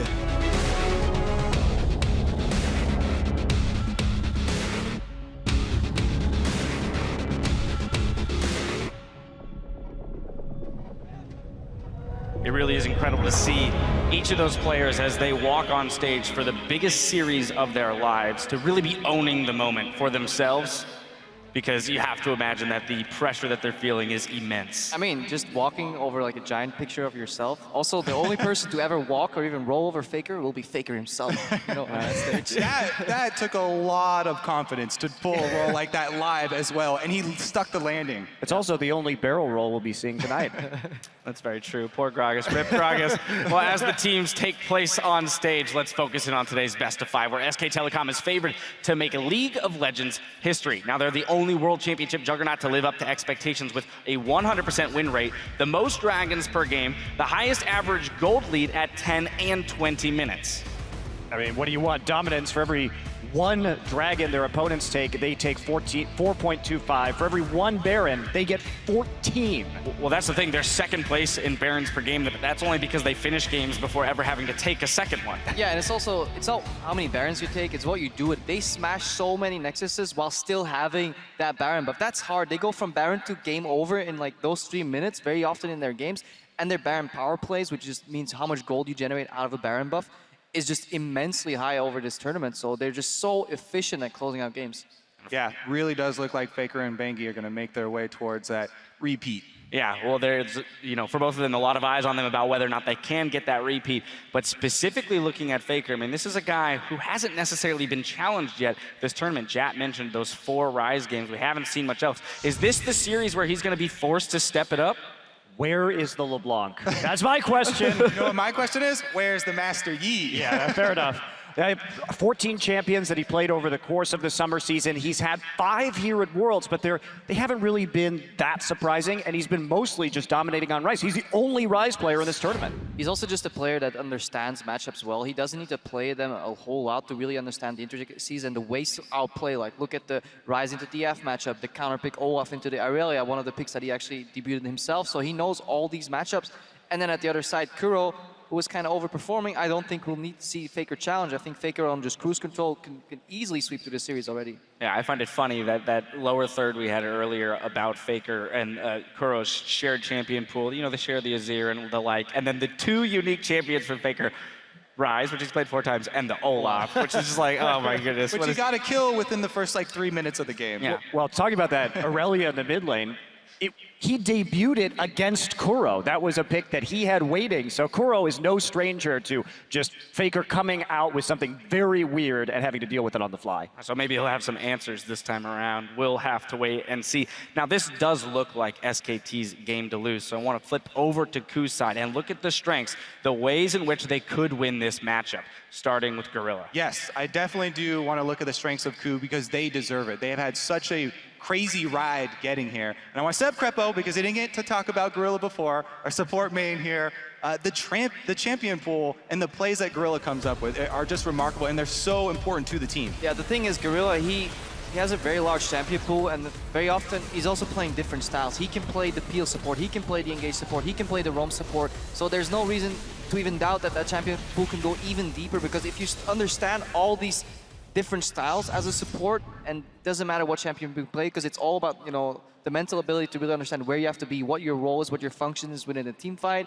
You have to peel, you have to set up and engage yourself, and he does it really well. So he had some fantastic performances at World so far, and he needs to really overperform if Ku want to have a shot to really like smash open. That's the only angle they can really take it. Well, I mean, we've seen how they prioritize that Tahm Kench in the semifinal, and I think you just can't let him have that champion. He is the best Tahm Kench player I have ever seen, and he's setting up a lot of these plays. What do Ku like to do? They like to just come into a lane with 5 people, smash down a turret, start a fight, all as a whole unit, and Tahm Kench enables them to move behind people for ganks on the map in very interesting ways. Yeah, I really like Gorilla because, you know, he's definitely one of the superstars on this team as well. We talk a lot about the top lane, a lot about Smeb, but Gorilla being so good on Tahm Kench and all the other supports gives Smeb more breathing room in champion select. We've seen them first pick and last pick save support for even a counter pick last. Yeah, well, you know, we talk a lot about the teams that have made it to the finals or made it as far as they have. They are the teams that were able to adapt to the meta and pick up these champions. You know, we'd expected Darius and GP and Fiora to be picked up, and then the Tahm Kench came in, and the teams that have succeeded, the teams that are still left standing, are the ones that actually picked every single one of those champions up across the board. So you're saying the key to Worlds is unbench the Kench? It might be. It's one of maybe 4 answers, right? Because Remember, we got all the power picks. Last year as well, he was the one to really popularize Janna. Like, Gorilla has been a very consistent player. Right, and then you also mentioned, too, the fact that we have talked about Smeb quite often. I'm going to have to point us back there. We got to talk about him one more time. I mean, this man has been a huge strength for them, and someone that they have been able to rely on when they, you know, come into those 10, 20-minute marks with gold deficits. Yeah, he's got the highest damage per minute of any top laner. He's 70, which is very significant above number 2, who is Mar. And that is a large, large gap for the reasons we already talked about in terms of their liking for team fights. But this is the guy that has to perform right now. This is his day. If Ku Tigers are going to win this, it's probably going to be on the back of Smeb. Yeah, as we were talking about, the reason, you know, he's got so much damage to champions is because they have to do that. They're behind in almost every single one of their games until they get to the team fights and they come and they wreck. But he's going up against an incredibly intelligent player that really knows all these matchups well, so he may be able to neutralize Smeb. More importantly, so Smeb's team fights comes a lot from patience. He doesn't go in immediately, he waits until all the cooldowns are gone. That's a couple of these team fights that he won really convincingly in the semis, is where he waited for everyone to use their cooldown abilities, then move into the fight. I don't think SKT is necessarily going to make that mistake, let alone SKT's not even going to team fight them. They're just going to keep splitting up overall. So that's what's going to make it hard for Smeb to really push his mark on this series for me. He either waits for them to be down or he charges in with Fiora and reposts ultimates.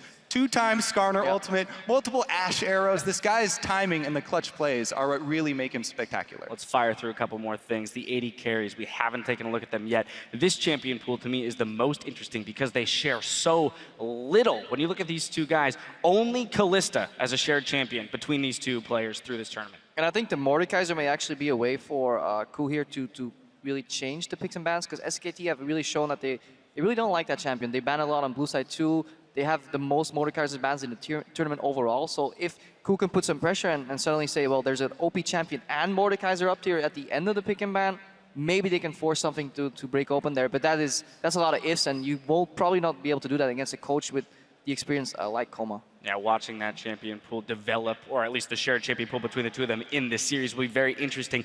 Now, from a team-wide perspective, now KOO has been playing from behind quite often. They have trailed in 7 out of 7 of their bracket stage games at 10 minutes and 5 out of 7 at 20 minutes. But they won them all. You say that, but they won every single game that they were behind at 20 minutes. This is the KOO magic.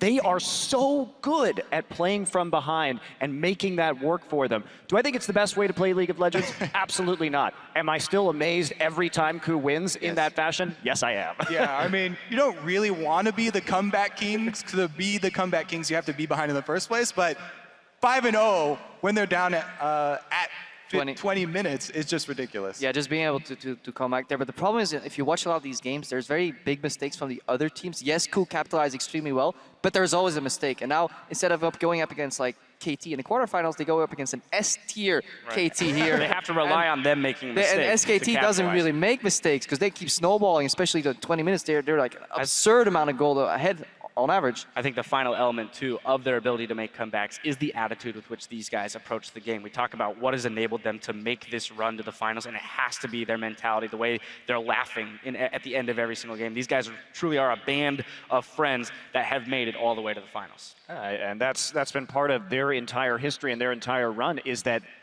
how close all of these guys are, I think really has helped them through having less infrastructure, from having some of these disappointing defeats like in the spring finals or at IEM, and it allows them to keep powering through. All right, well, with game one just moments away, it's time to get down to it. Gentlemen, who is going to be walking away today as a world champion?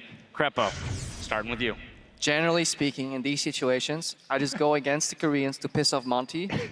But there's 2 Korean teams there, so I can't do that. So I'm just going to take the easy way out, say SKT 3-0. Where's your train ticket from 2 years ago? You ripped it in half. I lost it. It wasn't my wallet. You lost your train ticket? I actually had it ready for Worlds. Every time I open it's like, yes, it's right here. Lost it. Boot him off the train, Monty. Boot him off the train. I mean, you say it's the easy way out. I was actually kind of conflicted about this matchup, just because I've grown to love this team over time. The KOO Tigers, all the players, they're so, they're so charismatic. How can you not like this team? But I realized that was clouding my judgment, and so I went to ask the god of mid lane. I went to FLICKR. I said, FLICKR, who do I put my faith in now? Please give me a sign. And he did. SKT win. I predict SKT to be the first time repeat champions. Nice guy FLICKR here. I mean, come on. He makes it very clear. Yeah. He does. There's no ambiguity about Would you like to go now, Monty? Yep. I will also be saying SK Telecom winning. I too love the KOO Tigers, but it's time for FLICKR to really cement his legacy as if it wasn't cemented enough already, and for him to be the first 2-time world champion. Well, there it is, ladies and gentlemen. Our analyst desk has spoken, but we're in for a series nonetheless. The stage is set, and as we said it to our casters to kick off the 2015 World Finals, we'll take a look at the KOO Tigers, a team that has defied expectations and are now within arm's reach of League's highest honor, the Summoners Cup. 정말 동경 어린 눈으로만 보던 곳인데 거길 제가 오니까 참 신기한 것 같아요.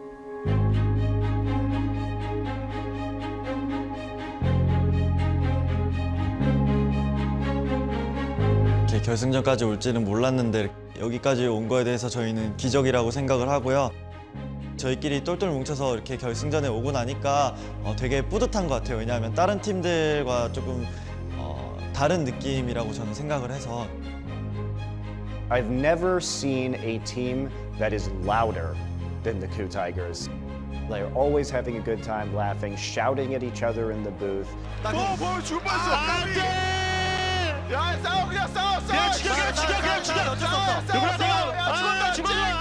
누구나 내가 죽었냐 죽었어 제발. They are very good friends. They always have this exuberant energy about them when you're around them, and they're a whole lot of fun.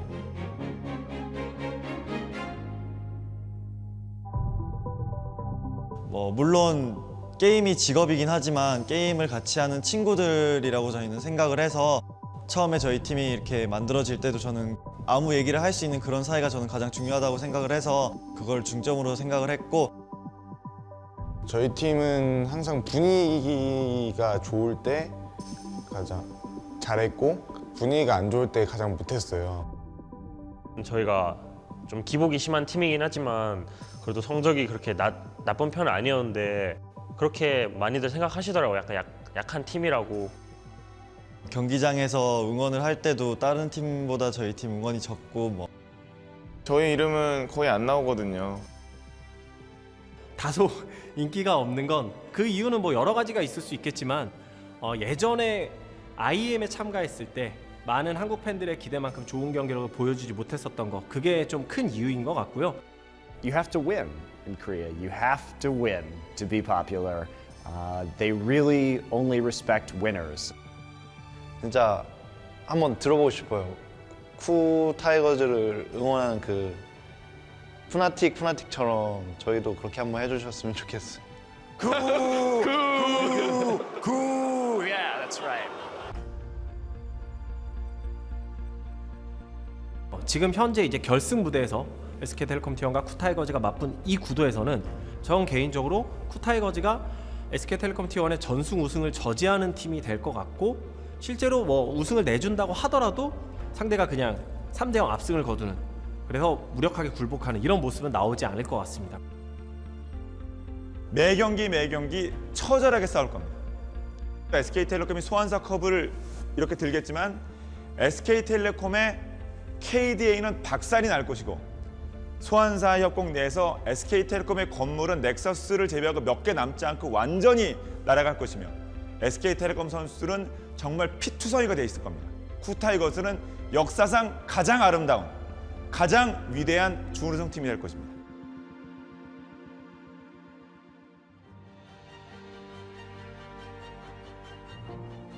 솔직히 지금껏 만나왔던 팀보다는 힘들겠지만 저희가 약팀으로 평가되는데 그런 저희가 SKT를 이기면 엄청나게 파장이 클 것 같아요. 스맵이 보여줬던 8강, 4강에서 보여준 출중한 경기력과 팀 차원에서 봤을 때 한데 뭉쳐서 정말 으쌰으쌰하는 이런 경기력 이게 나올 수 있다면 SK텔레콤 T1을 잡을 수도 있을 것 같고 그건 이제는 정말 엄청난 이변이라기보다는 이변 아닌 이변 정도로 얘기할 수 있는 수준이 아닐까 싶어요. 만약 저희가 이긴다면 정말 창단 첫 시즌 만에 우승도 하고 그래서 되게 가장 큰 한 획을 그을 것 같아요.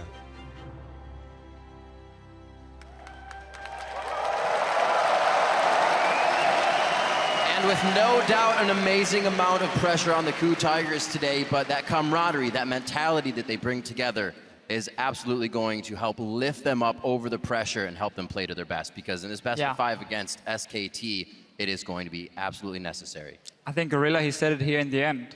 If they manage to win Worlds after being formed this year, taking out SKT, the team everyone expects to win the World Championship, would be such a huge upset. And I think their team chemistry is so important specifically to that team, because you look at other teams like SK Telecom or the Samsung teams for last year who had that large coaching infrastructure in place to filter feedback through. But as Monty was saying, when these guys first formed, it was basically just a bunch of guys playing together, needing to have that chemistry in order to give the feedback and improve, and they have been so successful in doing that. And they always did better when they were having a good time. Marin already is. Smeb wants to fight against Marin. Came into this tournament stating, you know, I get to face off against Huni at some point. Now he's got Marin. Those two are going to be players to watch.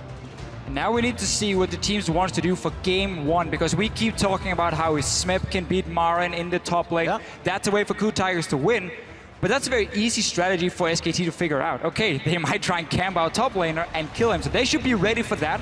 First ban for KOO Tigers, though, does show they want to respect the counter pick to Fiora that we normally see. Well, already we have a pinch of Lulu or Gangplank, so Lulu could actually go through to SKT right here. Already with SKT bans as well, they banned Tom Kent, something that KOO Tigers had not banned this entire world. So KOO wanted that. Now we'll see if SKT takes the Lulu away. It's that or Rek'Sai. What KOO Tigers is doing is saying, okay, we ban Elise. Our jungler, in order for him to have an early game impact, he needs Elise or he needs the Rek'Sai. That's the two preferred picks for Hojin. SKT has to decide, do we want to go for that Lulu pick and say we're going to build full team fight here, or do they just take the early game impact jungler? That's what they're doing. And this is something KOO Tigers opted into in pretty much all of their games against Fnatic. Hojin played 2 games on Zac, and honestly, he got bodied early game by Reignover's Rek'Sai, but they recovered, they played from behind, and they won team fights. Here, they give away the Rek'Sai for the Lulu. I would say that's completely as planned. I think this is exactly what KOO Tigers were expecting. SKT even banned Kalista on blue side because they were maybe expecting this, okay, do we choose between Kalista or Rek'Sai? We don't want to take that trade either, so they had to ban it away. And that's good bans so far, a good pick and ban phase for the KOO Tigers. It is lining up for a Ryze pick though for FLICKR. He likes to pick it into the Lulu in that mid lane. We assume it's going to be Koro playing the Lulu and not Smeb, because he wants to be on a carry now. It's how he can shine. Well, KOO very, very good with that Lulu, kind of putting Juggernaut into the scene, being that team to bring it out. Probably won't go for the Kog'Maw here, but have the safety for Prey in those late game fights already. Sivir has been picked quite a bit towards the end of Worlds and continues to be picked now here in the first game by SKT. So Sivir is often the response when you see a Lulu comp, because you want to be ready in case they run like a Juggernaut composition where you need to be able to dive that backline. You get the Sivir to add the utility for your team so you can reach the AD carry. So often it's just a pick where people say, okay, in case they do this, we have a counter now, or we have something that works well against it. Obviously, we haven't seen any AD carry pick yet for KOO Tigers. They can go Ashe if they want to here. Yeah, because it's into a Sivir who's not the strongest laner, but what SKT has picked so far is a huge amount of map control. Global ultimates on what will probably be their jungler and support with Rek'Sai and Shen, Sivir for the wave clear, and Prey answers with the Jinx, which to me really feels like what Korean teams were picking in place of Kog'Maw is the Jinx as kind of that hyper carry that they can look to protect. This is a Jugger Jinx composition coming together. It is, and that's again why SKT picked that Sivir. They said, okay, in case you want to protect that AD carry, we want to have something where we can dive that back line. And KOO Tigers will have a very, very strong siege with Lulu, with the Jinx, and we have an early game jungler for Hojin as well. The one left, and he had a good game against Fnatic last week on this Lee Sin. He needs to do it again, even though it's into a not the greatest matchup for Lee Sin. Very interesting to see the Jinx as well. Hardly ever saw it in LCK Summer. Just wasn't something that Korea picked up, but here at Worlds, it's definitely something they'll revert to. I really feel like it's something that the Korean teams learned during the boot camp when all the teams came to Korea to play against them, and also through group stage success. And FLICKR goes with Cassidy again. Wow. So basically, he was thinking about taking the Ryze here because, again, the matchup into Lulu is good for the Ryze to sit in free farm. The problem is, it would be very difficult for them to kill, for SKT to kill the AD carry. Ryze would have to like run at them, Alistar can CC him, Lee Sin can CC him, kick him away, Lulu and everything. It would be too difficult for the Ryze to deal proper damage, I think, towards this backline of KOO Tigers. So they want more diving potential. But you're sacrificing quite a lot by taking this Kassadin. Yeah, we'll see how much presence FLICKR can have in lane on Kassadin, because normally that's the pick that gets pushed in really hard. The one thing I like about Kassadin in this context is they have the Sivir to clear mid lane very early on in the game if they want to, and they can send FLICKR to a side lane earlier on. Not to mention they have a lot of global presence to make up for this thing. And now we get to see Smeb's Riven. This is such a good matchup for Riven into the Rumble historically. This is actually when you would pick it, even before Worlds. This was one of the reasons Riven came back into the meta for someone like Smeb, because he was picked into Rumble. You would destroy him in lane so badly every single time. But really, SK Telecom, they're not picking for the laning phase here at all. They're picking to take these mid-game fights. You have Castle in one side lane, Rumbles in the other one, then you group for this dragon, and you try and fight before this Jinx reach a 2 or 3 item spike when she becomes a monster. And I want to see if FLICKR sticks with Ignite, because he hasn't actually run as much teleport as others have. They have a lot of global presence within their team because of the Shen and the Rek'Sai, but maybe FLICKR brings the Ignite to have a little bit more pressure in lane. feels like he's going to be sticking with that summer spell. This works almost with Ku and against them. Everything's slow in the beginning, but when they love to fight, that's when SKT is going to want to fight as well, right in that mid game. It is going to be explosive once we get out of the laning phase. I cannot wait to see what comes from game one. Wolf picking up that Shen, 9-1 across Worlds. So Shen himself having a great tournament, great Worlds. Yeah. And he's going to be all over the map, protecting his team as Prey tries to cancel people out. It's going to be one of these support picks. If you want to make sure your top laner can do fine one versus one, you get a global for him from the support to help him out. That's going to make it tough to kill Marin. All right, as we load up for the first game in this best-of-5 set, get on Twitter, share your predictions by sending hashtag SKTWin or hashtag KOOWin to @LOL Esports. Tell us who you think is going home with the Summoners Cup. We're about to find out right now who's going to get the momentum in game one. SKT, as we said, by the numbers, absolutely huge throughout the game. Hardly ever falling behind, and when they do, they always find a way back.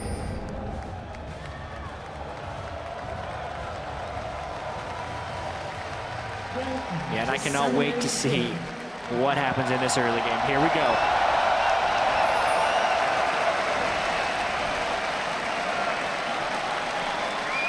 Normal spread by both teams to start this one off as we pan down Summoner's Rift, the battlefield where both teams will leave everything on the Rift before they leave here today. And Ku Tigers right now, look at your minimap. They were setting up a small trap in their own jungle because SK Telecom in game one of their quarterfinal and semifinals, they did try and peek into the enemy jungle. Let's see what was going on, maybe see if they can get in some deep wards to spot a potential lane swap. I think Ku Tigers had read that, they were sitting ready. But SKT is saying, it's game one, we're going to play it super safe. And I liked what Ku Tigers did early here because they also placed the ward within their own blue buff. So if SKT had done an invade on that side, they would at least be able to scout it. But as you said, this is a very conservative start for SKT, which we may actually expect from this one. Ku Tigers hasn't been able to make early game moves, and especially with the Cassian on the side of SKT, they're okay with this game stretching a little bit longer, despite SKT having some very short games already so far at Worlds. But this pick and ban phase is why we talked about how Ku Tigers in this meta right here, this patch we're playing on at Worlds, fits them a lot better. Because Smep gets to play the big carry up in the top lane. He played a tank every single time Ku Tigers faced SKT in the summer split. Now he's on a Riven into a Rumble. That's a fantastic matchup for him. At the same time, Koro can bring teleport in the mid lane, so he will have an impact even in case he loses. Kassadin at level 6 can take down this Lulu. And it's very difficult to do anything, so Koro just has to farm up and make sure he can protect his Jinx later. As you were saying, they're amazing making that transitioning. Ku only gets better when they have time to sit on the meta, when they have time to process that meta and get the strategy down they want. Here, going back to pretty much a normal comp in their Juggernaut phase, or Jugger Jinx, if you will, and we'll see if it helps them out once they get to those mid-game fights. Yeah, Wolf was trying to do some jungle harassing, but he does come up a little bit short. The fact that they push Ku off the blue buff has very, very low impact. Rumble doesn't benefit from blue buff, neither does Rek'Sai, neither does Lee Sin, neither does Riven. The blue buff is actually pretty useless since the experience you gain from the blue buff is the same as at the other camps early on in the game. So they're going to be able to take that, and we're seeing a pretty standard-ish lane swap here. Yeah, but due to the fact that SKT was so passive level 1, they didn't want to try and invade anything. They had zero vision really of where Ku was starting. So they managed to snuck 2 camps on the side of Ku Tigers down here towards the bottom lane before they moved up. So you can see they now have the blue buff, enemy Grump and Wolf camp as well.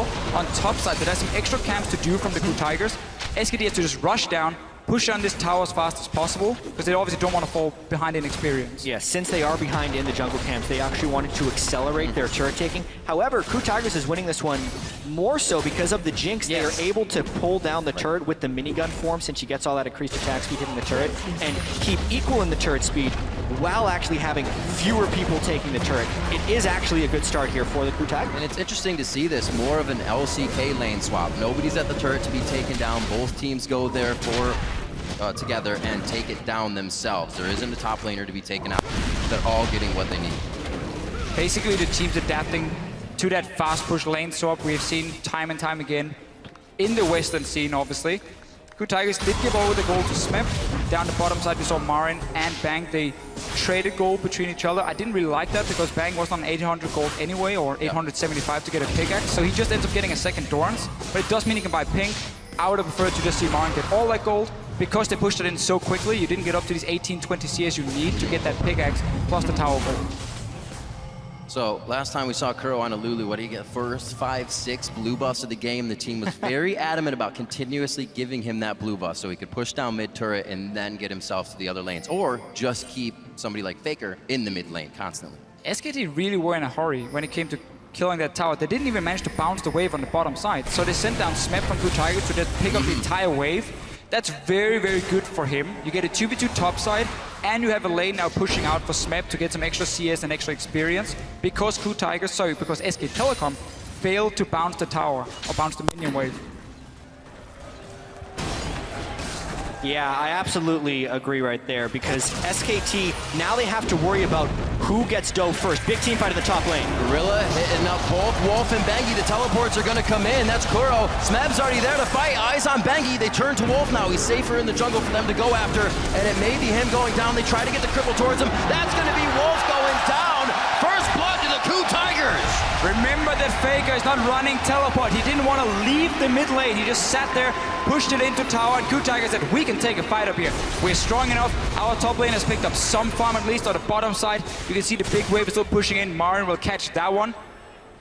But Coup Tigers investing everything into a team fight. We see this time and time again. So often, every single member gets an assist when Coup Tigers gets a kill. Something that teams have actually been slow on is after that first turret, get in the other side of the jungle, put your vision down, take aggression there, and finally Coup makes it work for themselves here. A team, like we said, doesn't really get going that early. Well, you have a Riven on your team, so they'll take whatever's on their plate right now. There's a chance for Bengi to gank down bottom side now. We know Smep has to overextend. He used Flash as well in that last little fight. You can see Bengi on your minimap now. He's down here, but Coup Tigers, they realize what's going to happen. Yeah, well, Bengi's actually in position. It's late on the recall. He is really outnumbered. He had to see the footsteps of Kuro there as well, possibly calling Marin in late, but he baits himself into very low HP there. Yeah, there's a good chance he was waiting on a recall right there because he may not have been looking at his screen as he was walking in, even though he was in the right position. So the fact that they ran into him early, they extended cooldowns, they kind of tipped off the gank, and at least for now, Marin is safe. But this is what the Coup Tigers do so well. They understand where will the enemy jungler go for a gank, where will the enemy team set up a play. They knew, okay, there's a big wave pushing, our top laner needs help. 4 members go down and assist him, make sure he can push it out. SKT though is saying, level 6 here. That's an 80 carry left alone on top side. Bray in a real bad spot, and he hopes to get on his knees and do just that. Stays alive a little bit longer. Can FLICKR get the final hit? Here comes Gorilla. Should be able to pick it up, but it goes to Bray. 2-1 now in favor of the Coup Tigers.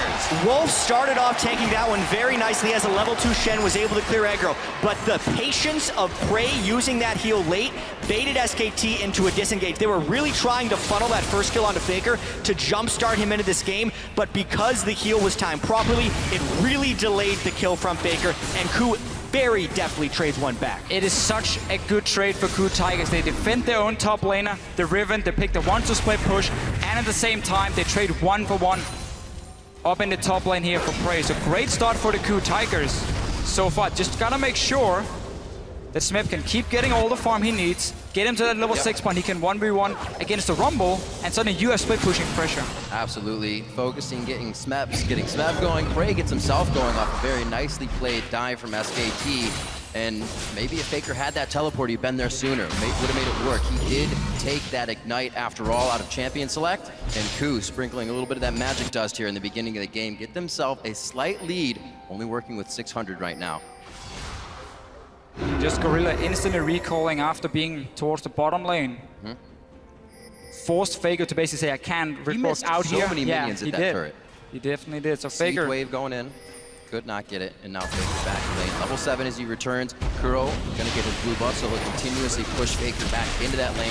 His kill pressure down with the Ignite down, so he'll pretty much be sitting pretty there, farming the minions up as he can. Still up 7 CS as he did that roam. FLICKR always making sure his lane is in position, so he doesn't fall behind in those instances. And it's now 2 plays that actually did go in Coup Tigers' favor because they had the first gank work. The SKT gank, the split kills actually failed. And coming up towards the 10 minutes here, we're going to have a very uncommon scenario where Coup Tigers is actually going to be up in gold. because looking at the bracket stage in particular against KT and Fnatic, KOO averaged a gold deficit of 916 at 10 minutes, whereas SKT in their bracket stage were on average up 626. So this is a bit of a role reversal here for KOO Tigers, and since their strengths have been team fighting and the defensive play, it will be interesting to see if they can turn on an offensive stage of play, which is what they need to push as FLICKR is farming up on Cassidy. This is only accelerating that good time that KOO Tigers loves to have.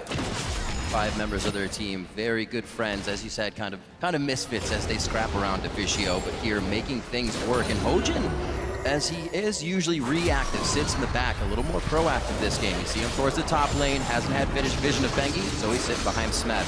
Little action towards the bot side, the teleport coming in right now from Marin. His ultimate is up. They lay down the equalizer. Wolf should be able to get out of this one. Marin into the fight now. Kuro and Prey are the targets, and that's going to be Kuro going down.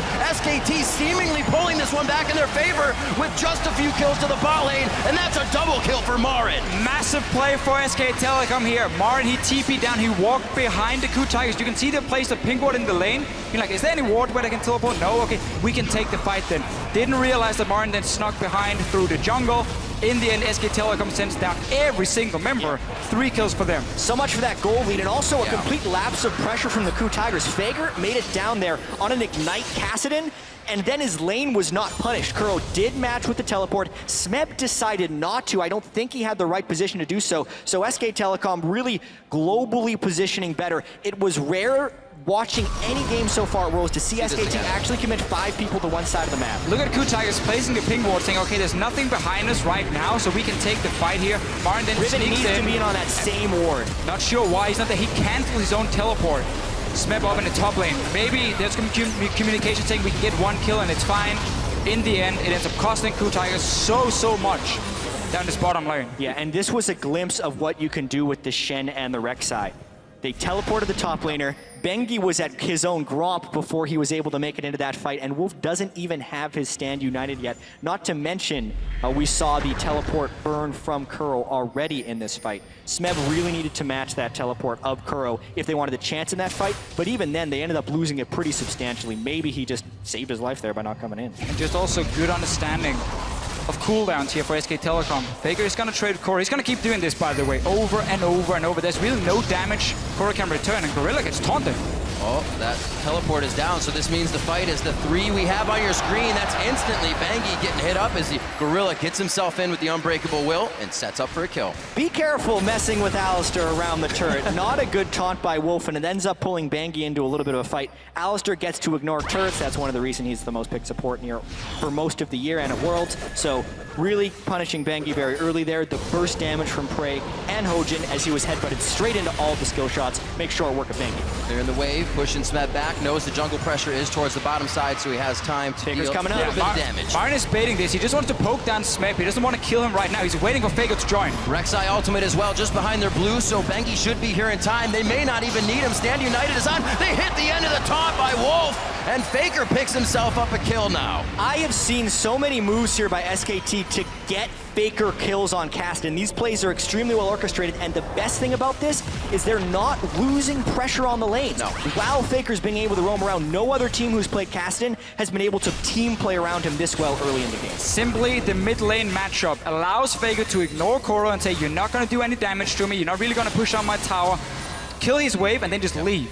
And he does it again and again and again, and he managed to appear at the side lanes. He's ready to pick up the kills. We even see the Shen support join in. So SK Telecom right now are benefiting from FLICKR being in a lane where he's not going to be under any pressure at all. And he can then use his mobility to join the other lanes. And we've seen, rewatching SKT's games, even KOO's, SKT just better at making plays off of small mistakes. Everybody went to the bot lane, a lot of teleports are down. Let's make a play on the teleport top lane and get it to work for us. And we can then constantly go back to, okay, what was the last play where Kuro had an impact? Okay, he TP'd down to the bottom lane.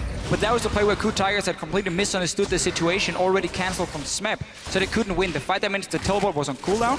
Suddenly FLICKR can roam and nobody can join. Exactly. And so much of what we've seen from the KOO Tigers as well throughout Worlds is they actually do not pick up much farm by playing 3 lanes. They instead shrink the map, find team fights, and then win based on killing the opponents. Because their overall CS differentials, even at the end of the game, Hojin, Curl, and Prey in bracket stage averaged big CS differentials against their opponents. And SKT, right now, are also the ones getting kills as well as pushing the lanes. They are winning across a lot of different dimensions. Yeah, because the KOO Tigers tend to fall behind in the early game at 20 minutes, they get pushed so far back on the map, they can't be proactive. Because whenever the other team then pushes out the wave, there's going to be 2 or 3 minion waves coming down towards Smeb. He wants to pick it up, the other team will force a fight.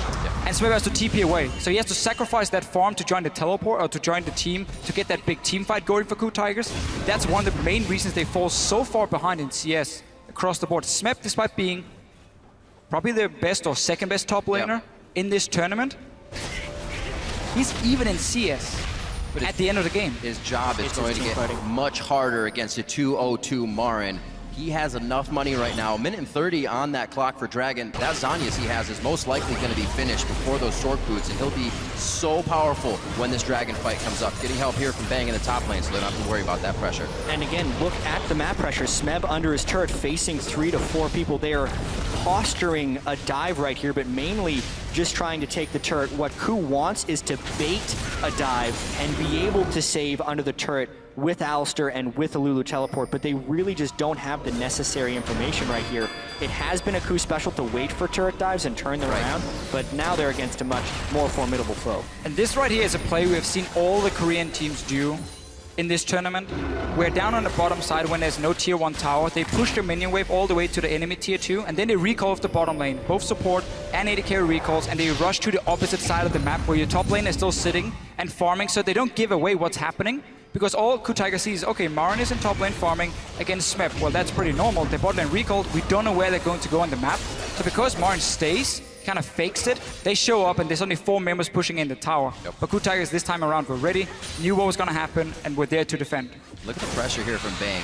Knowing that he's got somebody behind him, KOO can feel it as well. Not much pressure there, but it looks like SKT is trying to get some flashes or some ultimates before this Dragon. And I want to call attention to the item timings as well. Bengi just completed a 16-minute Sightstone. Some Rek'Sais in the group stages, Reignover would be one of them, were completing 4 and 5-minute Sightstones and then trying to cover the map. But knowing that they are up against KOO, who has not traditionally been an early game aggressive team, Bengi could then get combat effectiveness, finish his Cinder Hulk very early, then get a late Sightstone. It works perfectly. He gets the Sightstone, he wards up the Dragon, and now they can take him. And this is what SK Telecom wants to do with their comp. We talked about it in the pick and ban phase, how strong it is in the mid game. Right now, you have the items completed, Rod of Ages forecasted in, Hourglass for Rumble. It's very difficult for KOO Tigers to fight. Your Jinx doesn't even have Infinity Edge. You cannot team fight right now. And SKT gets a free Dragon, can even go back and defend. Hojin might set up a dive against Marin, but remember the Shen ulti. It's always going to be there. Wolf is just sitting in the mid lane, waiting for KOO Tigers to make an aggressive play, and then he joins. Something that can easily catch them off guard is that Shen ultimate. We've kind of seen KOO within the past few games of the tournament. They bring out the Zac, they bring out the Ashe, causing teams they play against to have to ward differently, play differently in initiations. It seems like Shen is creating that possibility for SKT right now. Thwarting some kills, giving SKT the lead here in engages. And another possibility SKT's opened up with this team comp is just a different look than we've seen for most of Worlds. Marin has played Rumble, but it's been a bit of an abnormality. Yeah. We have seen the top laners split pushing, and the mid laners being kind of the damage dealer. But SKT swapped around this roles for this specific game. FLICKR is the one split pushing and making plays, whereas Marin, a lot of the time, will arrive with the equalizers in the team fights. Pushing the mid tower will be very hard for SK Telecom. Kassadin obviously can't really join in unless there's nobody defending. I'd rather see SKT focus on getting deep vision right here than trying to just group 4 members mid, because with the teleport on Lula as well, it should be easy enough for KOO Tigers to defend it. You see right here, they can just clear it out. Sivir is the only one who can really hit the tower, and it does absolutely nothing at this point. Get deep vision, get skirmishes with your Kassadin. That's what your goal is, not pushing in mid tower at the moment. Well, especially because every single global on SKT is up right now, so wherever FLICKR goes, the rest of the team has the ability to support him right there, and then it's on KOO Tigers to stop the split push. I definitely do feel like SKT should be doing that to Fischio, but I also think that since they are up 2 dragons to 0 already, with the scaling Kassadin on their side, they're okay with this current set of circumstances as long as FLICKR's farming. As long as you can keep farming, don't put him with your AD carries so they have to share and try and fight each other for that CS. It never works out. Both carries, they start whining. FLICKR will always pick up more gold. He will get some of it. He will get some of it. But really, for KOO Tigers, the fact they have double teleport means they should be able to always have the 2 side lanes, or at least 1 side lane pushing against SKT. And we might have to see them go aggressive and tower dive on the opposite side, where FLICKR is not sitting on this Cassidy because he doesn't have teleport, or Bang, of course, as an AD carry, and use the fact that Koro can then TP in 5 versus 4 fight for the KOO Tigers. But for now, they're still behind. The AD carry does not have any completed items, so they're not in a position where they really want to fight with confidence. Both sitting around that same damage spike. Leandri's just finished by Marin, but sub 20 minutes in the game. That Zanya's as well. Sword boots are going to be easily finished. These guys are all items coming online right now to make things happen. Marin is so incredibly fed, and FLICKR is also going with the ridiculously aggressive Kassadin build. He's going Lichbane as his second item. I wondered what that was going to be after Aether was. Yeah, I thought maybe a Ludens. That also would mix. So often you see Zhonya's as the second item because you need to Rift Walk aggressively and then avoid getting killed by the rest of the team. But it's also FLICKR, so he's going to be very patient with his positioning.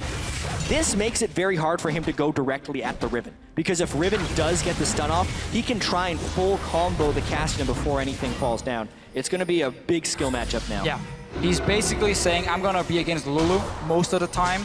So Hourglass, the armor doesn't really do a whole lot. She's not going to kill me. I want some more burst, really, for himself. Finally, with the SKT getting in the jungle, places some vision cleared out. You can see he's not afraid of Koro at all. He can barely burn through his own shield. Lulu's damage does not come out in burst. It's very over time.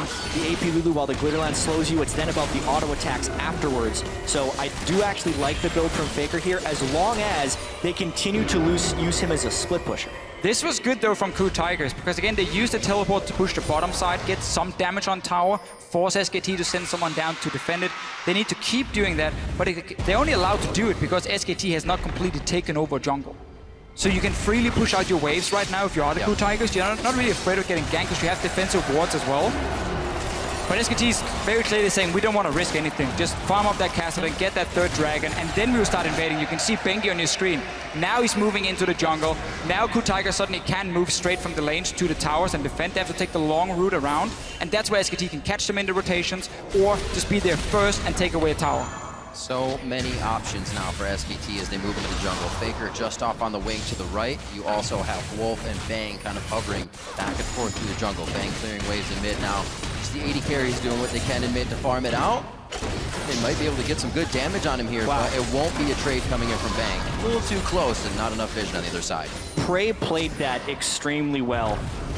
Wolf also had to flash away defensively. They burned a lot of cooldowns right there. Normally the Shen is threatening a taunt flash because he would have backup, but Prey knew he had Riven backup as well, and then SKT couldn't bring enough people with the taunt to create an actual threat, and he ends up completely winning that trade and burning some pretty key cooldowns from SKT. And that was just when SKT finally had taken some control on the bottom side. Instantly it get pushed back because they have to recall with Wolf, no Sivir ulti. So KOO Tigers have done a very good job keeping very defensive wards. You can see on your minimap here, trying to spot every single time SK Telecom wants to move into their jungle.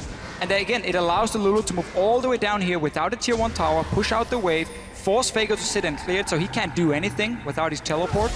And it just buys more time for KOO Tigers to farm up the Jinx, which is all they want to do. Just sitting mid lane, Prey is just constantly farming, and also waiting for that point where Riven can all in this Hourglass Rumble and take him down, because then suddenly you have 2 winning lanes. And it does feel a little bit better to be Prey right now, knowing you won't get flash taunted, but you still have to worry about on the hunt, Bengi tunneling through, FLICKR coming through as well. So it's not going to be easy for KOO to organize these fights. And I think one of the biggest things they have to worry about is the level 14 Rumble. Marin is an absolute monster right now. Highest CS in the game, most gold in the game, giant item power spikes, and the pre-fight poke on Alistair is absolutely huge.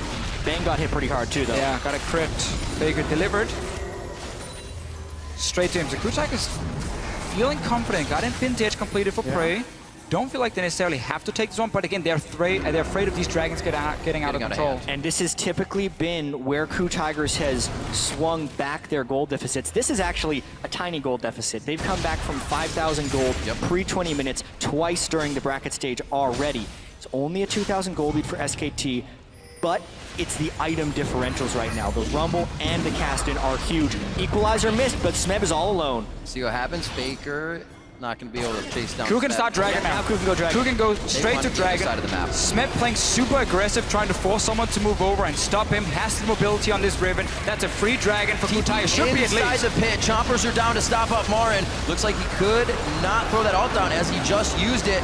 Still, Hojin on the backside. Gorilla throws on the ultimate. That's about to wear off soon. He could be the next one. All flashes forced over by Ku. A chase from Marin and Bengi. Kicked. FLICKR's rage. FLICKR over the wall. Are they going to be able to take down Kuro? The wild growth is down. The first one is Gorilla. That's going to be few more kills. Hojin and Prey fall to the ground, and they've only lost their support. 8-4 now for SKT. You really got to see the power of the brute items that SKT had picked up. No Equalizer and no FLICKR until the complete backside of that fight, and they still wrecked them. Marin was just a walking death ball right there. Flame Spitter was pretty much all he did, and he pushed all of Ku Tiger's back. Sivir ultimate to extend the chase, and Ku tried to run, but they were not fast enough. Suddenly, FLICKR will join in. They have to run back from this Dragon here, but really Ku Tigers were so delayed in their decision. They pinged the mid tower when they saw FLICKR go for that gang and say, should we push the tower? Someone else calls, no, we gotta go Dragon, guys. And then 5 seconds delayed. That's enough for FLICKR to move back and join in for this fight here. Secure the kills for SK Telecom. Miscommunication will be punished by a team like SK Telecom every single time, and that's why they pick up 3 kills. And so will that many flashes down on the side of Ku as they use them to escape that fight. Bang always on the backside of these fights as well. Great support with the Sivir. This is SK Telecom coming online. They did make the mistake, but Ku Tigers didn't punish exactly right because of the delayed moves that they made towards the Dragon Pit. If they would have been in closer position and they knew FLICKR would have been further away, there's a chance Ku Tigers could have actually taken that fight. For sure. With the Lulu and the Jinx, but instead they were forced into retreat, and SKT is a spectacular team at chasing down kills. Had that Dragon just been rushed, bursted down, Marin probably wouldn't even have teleported in the first place to said, you know what, that is lost. We tried to make a play, it didn't work. We still have 2 Dragons, it's fine. We can now go back to play the same way, try and use FLICKR in one of these side lanes, but really it is hurting him. He doesn't have that teleport. That's always what you look at in the late game against a double teleport team. It becomes so difficult because every time you show yourself in one of these side lanes, you're afraid of a play happening. If he ever goes bot lane, at this moment here, Ku Tigers might just say, you know what, let's rush the Baron. Let's just force a team fight at this Baron here and force SKT to move in and try and stop us. But obviously, due to the goal lead, due to the fact that SK Telecom have some very, very strong members, especially this Rumble pick, it obviously becomes a lot harder for Ku Tigers to punch that lack of teleport. All that stuff only going to happen for Marin as he upgrades his boots. Good to go in that sense as well. Another needlessly large rod on top of all of that for more damage. Aegis being built up on both sides, so a bit of the magic resistance finally comes out. But when lanes always being pushed, now bottom lane by Marin, getting that in favor.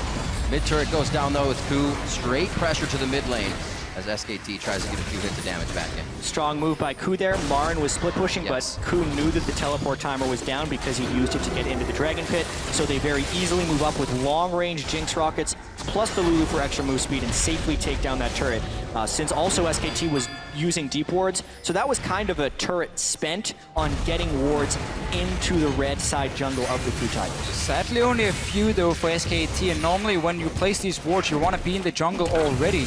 So the other team can't see what's happening in there. They want to peek in and be like, oh, can we clear a ward maybe? And then boom, you just punish them, you kill them, and you can then rotate to the Baron. Every time Ku Tigers now gets to group up and move down to these towers, it's in their advantage because what their team wants to do. They should be able to see FLICKR sitting and farming and knowing, okay, we have maybe 5-10 seconds, we can get one hit or try a trade and then go back from there. But then FLICKR obviously will move down from his lane and be able to flank. The Bane FLICKR on the Caston. The rest of this team approaches the turrets. They're going to go down quite fast. We'll see if they can get to them anytime soon. 27 minutes in the game, average game time coming in for SK Telecom in their wins, because that's all they've done, is 32-10. So just about 4 minutes from now, they would have the win in this game. I don't know if Ku is going to allow that to happen this time. They did have a little bit of magic dust in the early game, which set SKT back. And this is kind of the time that they shine. Their items have come online. Can they get the mid-game fights they need? It is pretty important to note that Kuro has completed his death cap, which is the main power spike you get for the Lulu, and Jinx also just picked up a BF sword of extra damage to go through. But honestly, the mobility of SKT is extremely punishing here. That's a lot of love for Gorilla right there. He gets himself out safely. Kuro's throws on the wild growth himself to deter the fight even, and they lose some ultimates there. Very big. Yeah, why was Gorilla sitting in the mid lane when his AD carry just recalled? You're just an Alistar support. Very easy for SKT to punish him, push him away. They have full control. If you look at the top side of the map here with pink wards in the river, Baron, there's no wards from Ku Tigers. One bad fight for Ku Tigers, 1 or 2 guys die. Game is over. Game is over. Straight to Baron, pick up that Baron, and then suddenly you can just dive onto the enemy, or you can just 1-3-1 again with buffed up minions, and it will be almost impossible for Ku to stop. Marin is about to hit level 18. It's 29 minutes in. Oh, He's at Hojin level is gonna 17 get picked off top here. laner. That's something SKT has done this game. They have played the waves better, and we see this 3,000 to 4,000 gold advantage, but the experience advantage is even bigger, specifically in that top lane. Marin was 3 levels ahead of Smeb just a second ago. He's the only one in the game right now with a 3rd level of his ultimate. That's how far ahead he is. It's ridiculous. Yeah, and that equalizer scales extremely well. So that is the 3rd level of the ultimate is absolutely huge, even for Kassadin too, when FLICKR hits level 16, because the cooldown of his Rift Walk will drop to pretty much 2 seconds, and it makes it much harder for Ku to lock him down and burst. And Ku was in an okay position, going back a few minutes, sitting there farming every single lane. Prey just got free farm in the mid lane. SKT didn't really know what they wanted to do. If they wanted to wait for Dragon, did they want to invade the jungle or push a tower? So they were kind of waiting it out as well. But then Ku Tigers were just so slow at reacting to that Dragon play. That's what SKT needed to get some more kills and really now open up for Baron as well. And now there's so many different plays that they have to pick from. Dragon is up, SKT wants to stop the timer, but Baron also has to defend it. Great stop by Gorilla. Huge knockup. 4 people from SKT. And a choke There's point, some though. rockets coming in. Very nicely done. Can they get themselves some more? SKT sees that it's a very bad situation. They start to ping down towards Dragon. They may have the time to burn this one down, but they don't have the help of Bang right away. He is very hurt. Ku outplayed that very well, and they got a crit rocket in the choke point. Gorilla stuffed it. Jinx was protected essentially by the Alistar, and SKT actually thought they had a larger numbers advantage than they actually did, which is why they ended up grouping up there and getting crit rocket. They're a little lucky that they didn't lose out on that one with the way that Ku played it. Yeah, SKT as well. They wanted to bait that TP from Smeb by saying, oh, he shows bot lane, instant, start a fight, get him to TP in, and then you saw what they decided to do was run away. We don't want to chase into this choke point here. We got him low. FLICKR. That was risky. Very close. Sivir ulti is down though. Flash, Hojin gets the wild growth. They may still decide to chase this. FLICKR throws out a few more. And it looks like they're going to be safe this time. They have the vision on that side of the brush. SKT does not, so they can't, but they will start pushing mid. Yeah, mid tower is open. Ku Tigers is to take the long route around. Oh, that turret going down so fast. It's a game of attrition right now. They're starving out the teleports, they're starving out recall tamers, and they're trying to starve out wards with all these other objectives up. And it's back and forth too, because one team makes a nice aggressive play and it's answered. Eventually they will run out of cooldowns or go into an irreversible play, and we will see that fight. But for now, they're just throwing jabs at each other. Smeb has not gotten too much for himself this game. 0, 1, and 2. He's still on that Bloodthirster, on a Brutalizer, and a Hex Drinker for a bit of that survivability, but he has not been able to hit a good fight here. The team is looking for it. Looks like Rek'Sai coming in. We just saw Bengi use his ultimate just below the team. They're all going to be there. Bengi gets hit back. He's going to be able to turn around now. They have Prey in the perfect spot, and they take down Prey. They take down Gorilla, and it's just chaos for Ku. They cannot find the right positioning. A double kill as well for Bang. Prey was caught out of position. He didn't know if he should flash over the wall or flash into his own team, but the fact he was caught out there meant he had to run and not deal damage. Suddenly, SK Telecom can just chase, get the kills. And people keep getting funneled into either a Marin Flamespitter or a FLICKR flank. It's making it pretty safe on FLICKR, and now they're baiting the Baron. Smeb about to get smushed. The Harpoon does not hit, but they get the smite down, and the Flame Spitter will cook him just right. Well done on Smeb. He goes down. 45 seconds on these timers now, and SKT is going to use that to its fullest. We need to see how Ku Tigers were positioned on the map before that last fight. How did Prey get so far away from the rest of his team? He needs the Alistar, he needs the Lulu to peel for him so he can constantly deal damage. The moment he starts running, he does nothing. So let's see what happens. He's in the river, basically. He's so far away from the team. He was sweeping a brush, and that's why when SKT went for the heart of the team, they single out Prey. That equalizer as well funnels everyone right up against the wall. There's no way they can't group there unless they stand on the equalizer. But it all started with that positioning by Prey. And you can see how low a lot of the members from SKT are in the end. If Prey had been sitting there dealing damage all the time, that fight could have gone completely different. But credit to SKT, again, they wait for that opening. They use some of their globals really well to go back and shop and then return. We'll get another Dragon. SK Telecom has been in full control for most of this game. Whenever there was an opening, I feel, for Ku Tigers, they didn't take it. they allowed SKT to then say, oh, we can send FLICKR over to the lane and do nothing, and it's okay. You can see the disparity in that fight. Prey running for his life. Bang, throwing out all the auto attacks and boomerangs he needed. 3,800 damage to 800.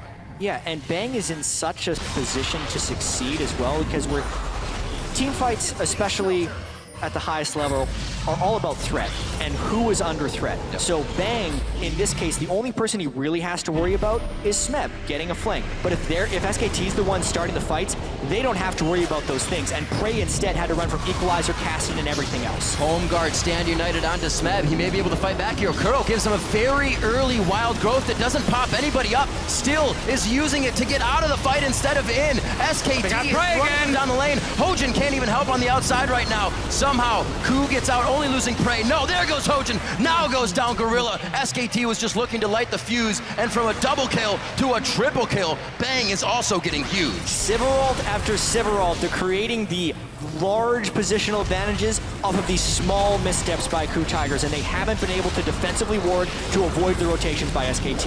One of the changes KOO Tigers made coming into the playoff in the LCK was stop picking hyper carries for Prey.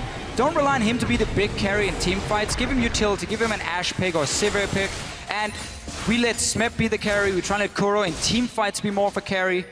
They have now gone back to say, okay, it's too predictable if we just try and gank Smeb's lane all the time. They've been playing more around what Prey could do here, put him in the mid lane to farm up and rely on him in team fights. But the last few team fights, he's constantly just been in bad positions where SKT can punish him. Obviously, it doesn't help when Lulu has to invest everything she has onto the Riven. Yeah. All this was supposed to go onto Prey, and now he joins in all alone, basically. It's a full health Faker. And to me, this fight is Smeb trying to make a play. It's a little bit of desperation. They knew they'd been losing a lot of the grouped up team fights, so he was hoping to create an opportunity in the side lane, but it ends up just drawing the whole team into a big flame spitter. Luden's Echo was just completed onto Marin.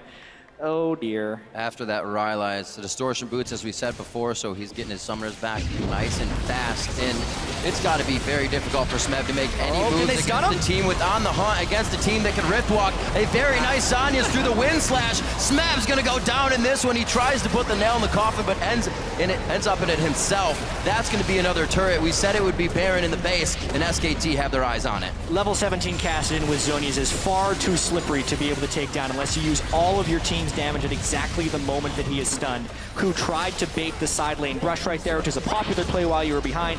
FLICKR, you could tell, was kind of waiting for it with the way he juked side to side near the brush where Kuro was waiting. And it's SKT who gets the last laugh there.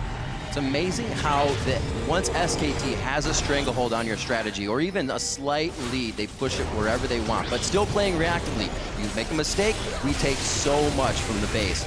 You make another mistake, that's the game. At this point, it cannot happen anymore for KOO Tigers. And it's scary to see SK Telecom win team fight after team fight against a team that was supposed to be the better one in the late game fights. KOO Tigers has always been praised as one of the best team fighting teams in the world, where they could possibly beat SKT, who are more about skirmish, you know, more about the early game.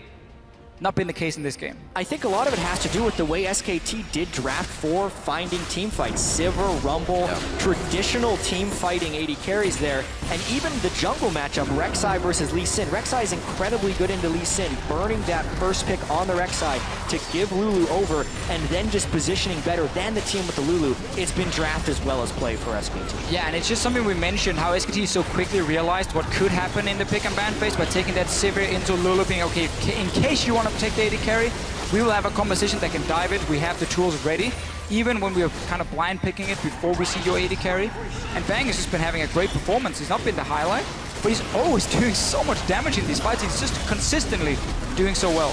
Have to remember that that Riven was picked at the end. Counter picking. Oh, Hojin gets critted down immediately. A bit of Luden's Echo on the end there. Wild Growth goes onto him. Everything's been used in defense. They can't get the engages they want. It's the KOO Tigers. They love to engage, but are consistently engaged on this game by SKT and their confidence. This time around, though, SKT wanted a little bit more. FLICKR even jumped in and had to flash out instantly, so he didn't get to assassinate anyone. Recalling on a ward. There aren't many mistakes that SKT has made in this tournament. I mean, the first one might have happened when they went to gank Pawn on Echo when Ryze was still level 1 Faker. or Faker was still level 1 Rise, I should say, you're not going to get a Rune Prison out of him. But other than that, we really haven't seen them make too many mistakes here. They got a victory. This was a pretty tricky play because Hojin was trying to kick them back while SKT would be trying to finish this turret, and they get them low enough that they kind of commit over the wall. But now their focus is split between the fight and the turret. You could see Bang was finishing off the turret because they couldn't dive on the turret. But Bengi was all about the fight right there. That would have been a safer play to just have Faker be in while Bang took the turret, and Bengi overextended a little bit. In the end, though, worth it for SK Telecom because they get the tower down, they break into the base once again. They have now 2 inhibitors they can take down. One of them is already gone. The next one should be coming soon. SKT back out, split pushing.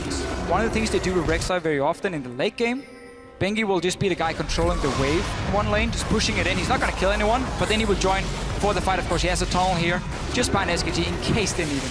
You can actually see, though, the lack of Void Staff on SKT is starting to get punished a little bit by Smeb and the rest of Ku's builds. They're building a fair bit of MR right now, and since SKT was very mid-game item priorities by going flat penetration on the Rumble and no magic penetration on Faker, Faker with a death cap and about 600 AP got a full combo off on Smeb and didn't take him below 75% health. Obviously, SKT still has massive map control. SK tilt. SKT just tilting. Not the case in this game. Definitely not the case.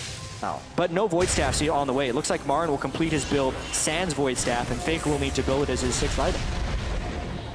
Incredible play so far coming from SKT. A bit of a lead to Ku in the beginning when they got the early kills, but everything punished that SKT could has been punished. Sterik's Gauge now onto Bang. They're able to put some different items in their pockets here, keeping him that much more safe. As you were saying, that magic resistance getting picked up. Prey has a null magic mantle just to stop from being zeroed out immediately. And hopefully they can stay alive a bit longer here as they protect their inhibitors. It is very hard for SKT to fight here in the base, though, because the flanking option is not really there. Obviously, Ku Tigers have the Nexus turrets behind them. Finally, Prey sits next to his Lulu and his Alistar, so he's very safe. SKT respects it now. They're saying, okay, we don't want to risk it. Wait for Baron to spawn. Draw them out of this base here. Start warding up the topside jungle. At some point, Ku Tigers will come and face check. Then you get the big fight, because there's so many ways then for Kassadin to flank behind. And that's really the story here. And SKT has been the best team at recognizing the right play to make at the right moment. So even though they've had 32-minute games, you wouldn't expect SKT to overpress the tempo right here. They're at 4 dragons. Knowing the next dragon is going to be up in 5 minutes, they can get that. In the meanwhile, the Baron will come up. They can take that, slow push the wave in the top lane, maybe get down the 3rd inhibitor turret. Because, as we were talking about, they do not have the long-range AD carry, they do not have flank opportunities within the Ku base, and Ku can hold their own base quite well. However, if that's with a Baron buff and with 5 dragons, then SKT can crack it, which is why SKT's opportunity is in the here and now. As Baron respawns, they need to kill Ku within their own jungle. 4 items now for Prey. Lulu to buff him up as well with a death cap completed. It is just so hard for him because of the fact that there's a Sivir ulti, the Kassadin, the Rumble ulti. There's so many things that's going towards him. Even Flash Taunt from a Shen can be enough to win the fight for SKT. So you put in this impossible situation as an AD carry, where you have to deal the maximum amount of damage, but there's also so many ways you can die at the same time. Here's one of them. Marin throws the equalizer down. They're able to split from the red carpet, trying to get back into their own base. The Zanya's on Faker, makes Prey take one step too close, but he is able to get out with the Wild Growth. Eyes on to Smeb now. Everybody actually focused that. Gorilla's able to come back in, but only hits Faker, and it leaves the backline completely open. Kuro and Prey fall immediately, using both summoners that they can. Teleport still up for Kuro, but it wouldn't have helped anyways. SKT could not stop chasing Ku. Ku could not fall back fast enough. Prey kited his heart out, but it wasn't enough. SKT used Zonius properly, ran down the fight, and they'll win the game. That's going to be SKT earlier than what their longest game would be. That was 43-30. They put a stop to that. It's a 42-minute game 1. SKT is 2 wins away from the Summoners Cup.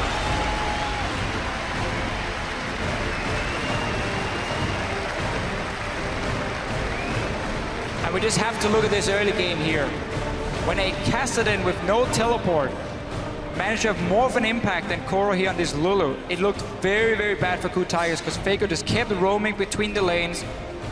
And again, whenever I felt there was an opening for the Ku Tigers to do something, they reacted a little bit too slow, maybe a little bit too afraid. They couldn't punish whatever small mistakes were left by SKT. So they never got that chance to really get back in the game. And of course, Marin on this Rumble.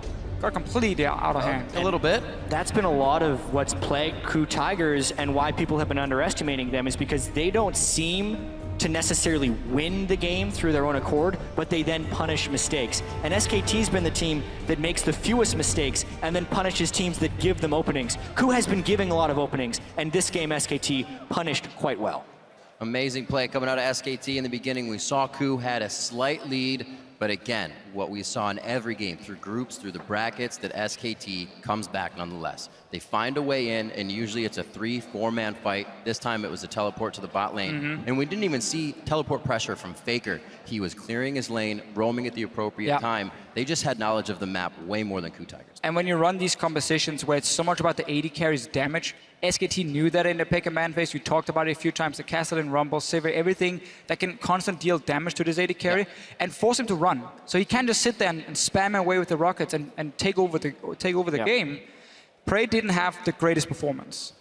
It was very hard for him to do a whole lot. Often it was because he was caught out of position before the fight even started, and then it's tough to do anything. And that could lead back to Jinx not being played that much in the LCK. Lulu Jinx right now stands at 5-4 in the entire Worlds tournament, so it actually hasn't been that effective. So much of that was Marin's placing the equalizer in places that forced him to run away. And it's not like Marin's equalizers were placed to kill everyone. They, in a sense, were kind of zoning equalizers. I hate it when people use that word. It's like, oh, he missed it. That means it's a zoning equalizer.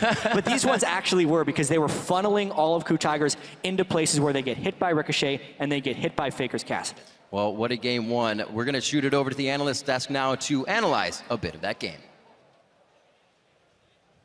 Thank you, Riven. Some analysis we shall do. What a game one, though. We have to start from the beginning because we had all of this prep. We talked about how the teams would draft. We talked about which players would impact where we expected teams to succeed and fail. So let's start at the beginning. In that drafting phase, we saw the hover over the Rise, but then going with the Cassidon. So FLICKR already coming out with something new this time around. Yep, Cassidon with an easy lane and taking Ignite and being able to make it happen with roams rather than try and answer with teleport. Yeah, I really am surprised that SKT decided to blind pick the Rumble here, because they must have known the Riven was going to come out, but Marin is one of, if not the best Rumble players in the world, so that really helps that you at least have him comfortable in any matchup. Now, Ku, I thought their draft was great. This harkens back to their Juggernaut day or Juggermaw days when they would play the Lulu with the Kog'Maw.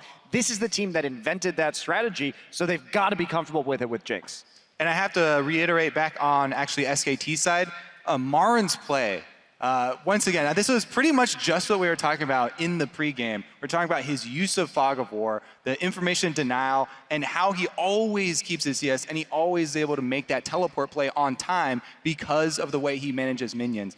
The other big one I want to point out for SKT this time around was the Shen support pick, actually. That's what facilitated a lot of the playmaking for this team. Wolf had 19 out of 20 kills, just missing participation on one of them, or kill participation, not the actual kills. You saw there for a moment the team's already strategizing for game two, so plowing ahead there.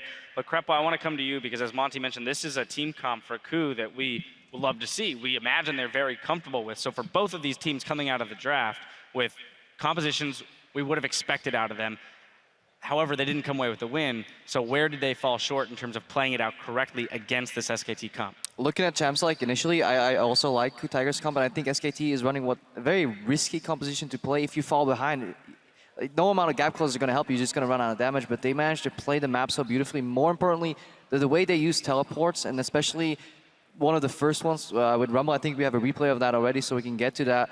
And that was just really beautiful map play. They saw Hojin in the top lane, then later on.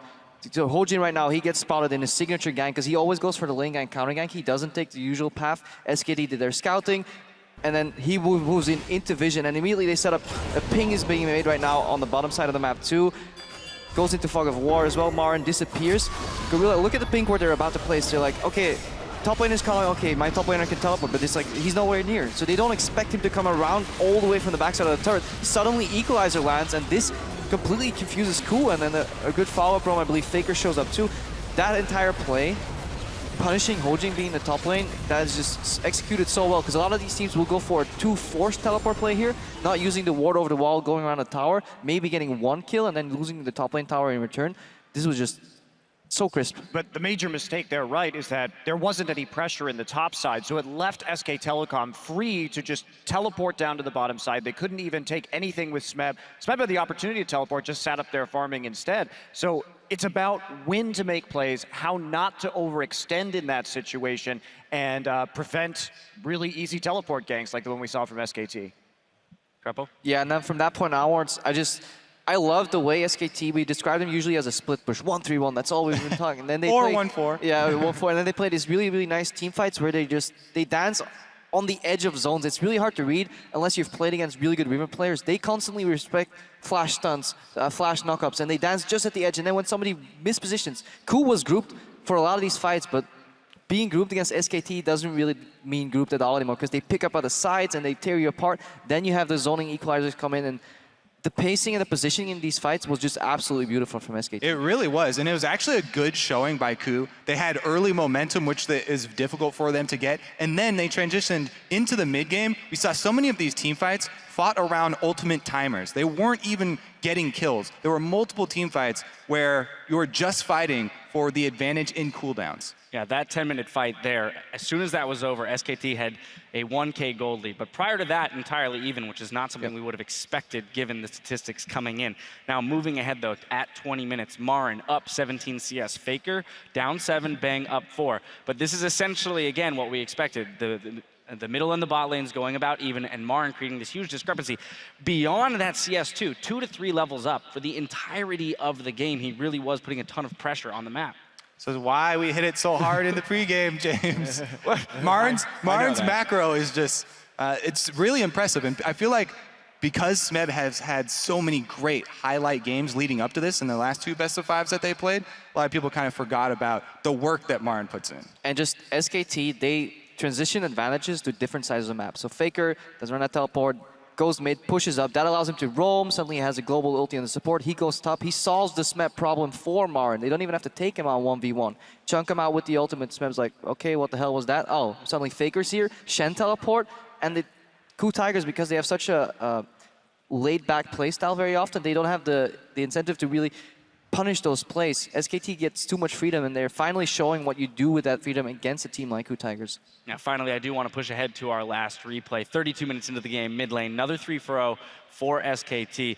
Crepo, I'm going to let you take this one, as I know you love it. Yeah, just like look at what distance. Like FLICKR knows he can go into that distance, and they all like step back and forth every time until somebody mispositions here. And here, Prey, he gets exhausted. Equalizer comes in, and this is the fight over almost.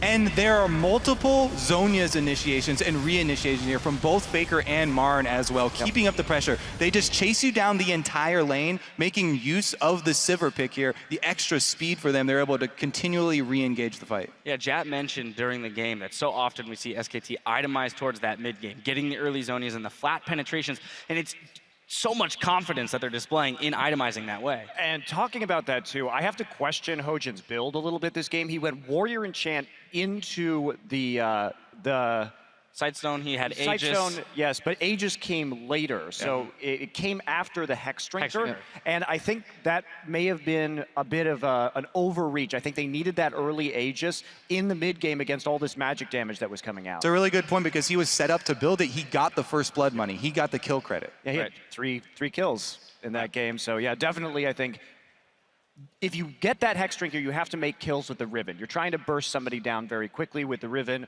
Lee Sin combination. But since that didn't happen and they were more focused around team fighting, I really think having that item earlier may have swung some of those team fights. Opting for the individual play as opposed to the team fighting prowess. Now, of course, throughout the day, we'll be checking in on a few of the viewing parties that have been taking place around the world to celebrate the championship finals.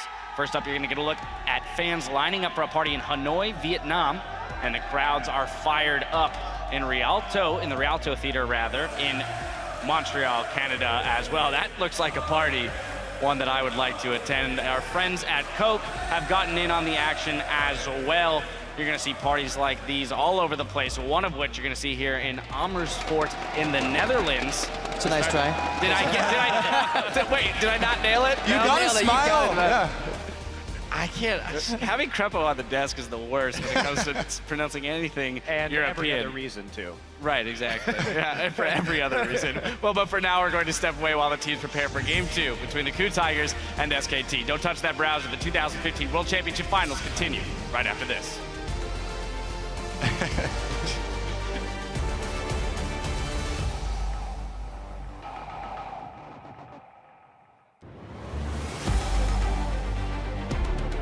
We're about to find out right now who's going to get the momentum in Game 1. Marn into the fight now.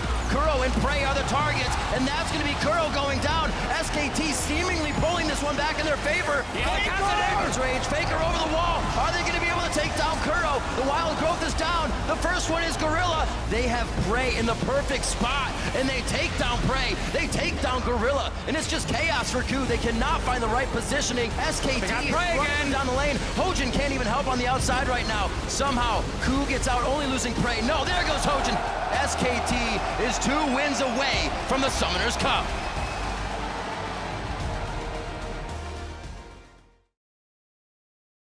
No one around right now. He's running away through the wards. Pop, Summoner, teleport. Oh no!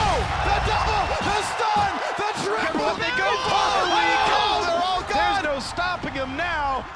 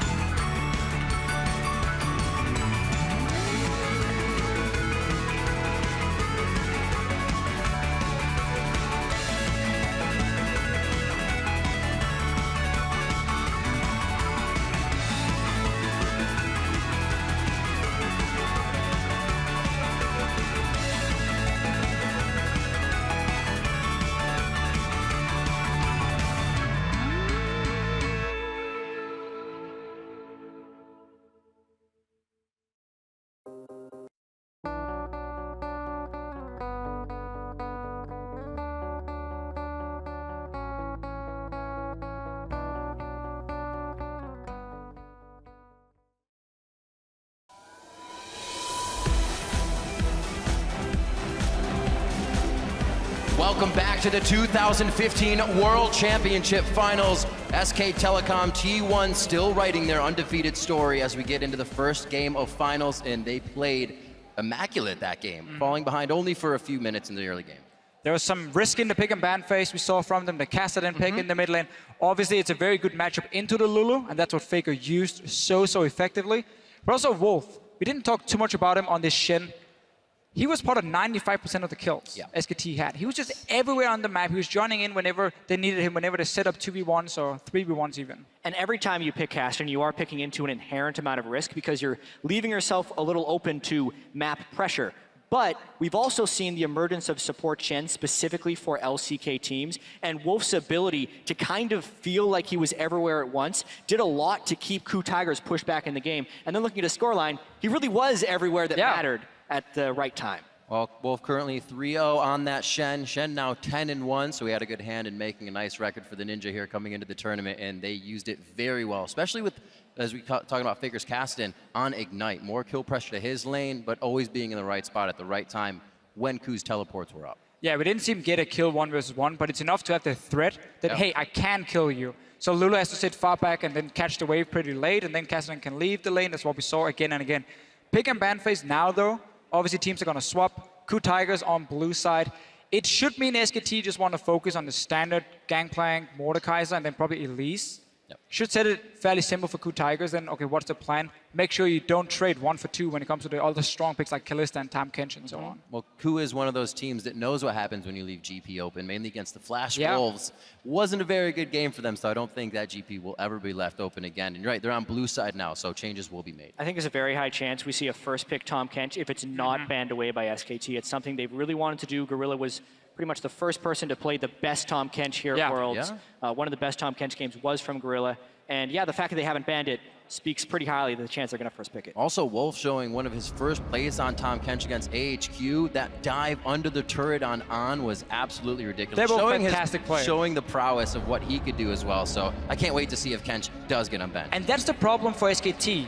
Because again, you normally look at Gangplank, Mordekaiser, and Elise as like the 3 bans on. KOO banned it for the Yeah, first I'm time. very surprised. I would have first picked this. Even given a Rek'Sai and just take Elise in again.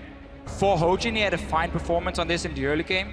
If that was going to be the strategy for KOO Tigers, we're expecting Elise to be banned. Yeah, because now this can create the exact same type of Lulu or Rek'Sai choice that SKT opted into in game 1. Yeah, now it will be KOO getting the Rek'Sai, and we do have to wonder if SKT is going to go with Lulu. They're so good at it normally. Exactly the same. It's not in their head, Jat. I dislike the fact that KOO Tigers did the Tahm Kench here. However, if they leave Tahm Kench, they get 1, SKT gets 2. At this point, when you're trading these bans, it can get a little bit dicey. That's right. I mean, if I was KOO Tigers, I would have banned Lulu as my last ban instead. And then looked at SKT and said, okay, if you want to ban Elise, we take Tahm Kench, we get Rek'Sai. That's an okay trade. Obviously, it meant SKT could possibly leave both junglers open. It was like Tahm Kench for Elise.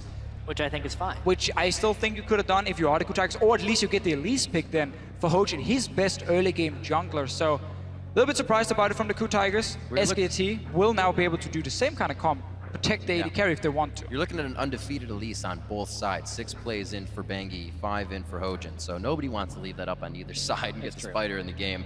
Fiora will be picked up by Smeb in the top lane. We usually see Marin taking that out of the rift, but Kuro has had a few chances as well. Yeah, well, especially after he played it all 4 games against KT, continued to have good performances with it against Fnatic.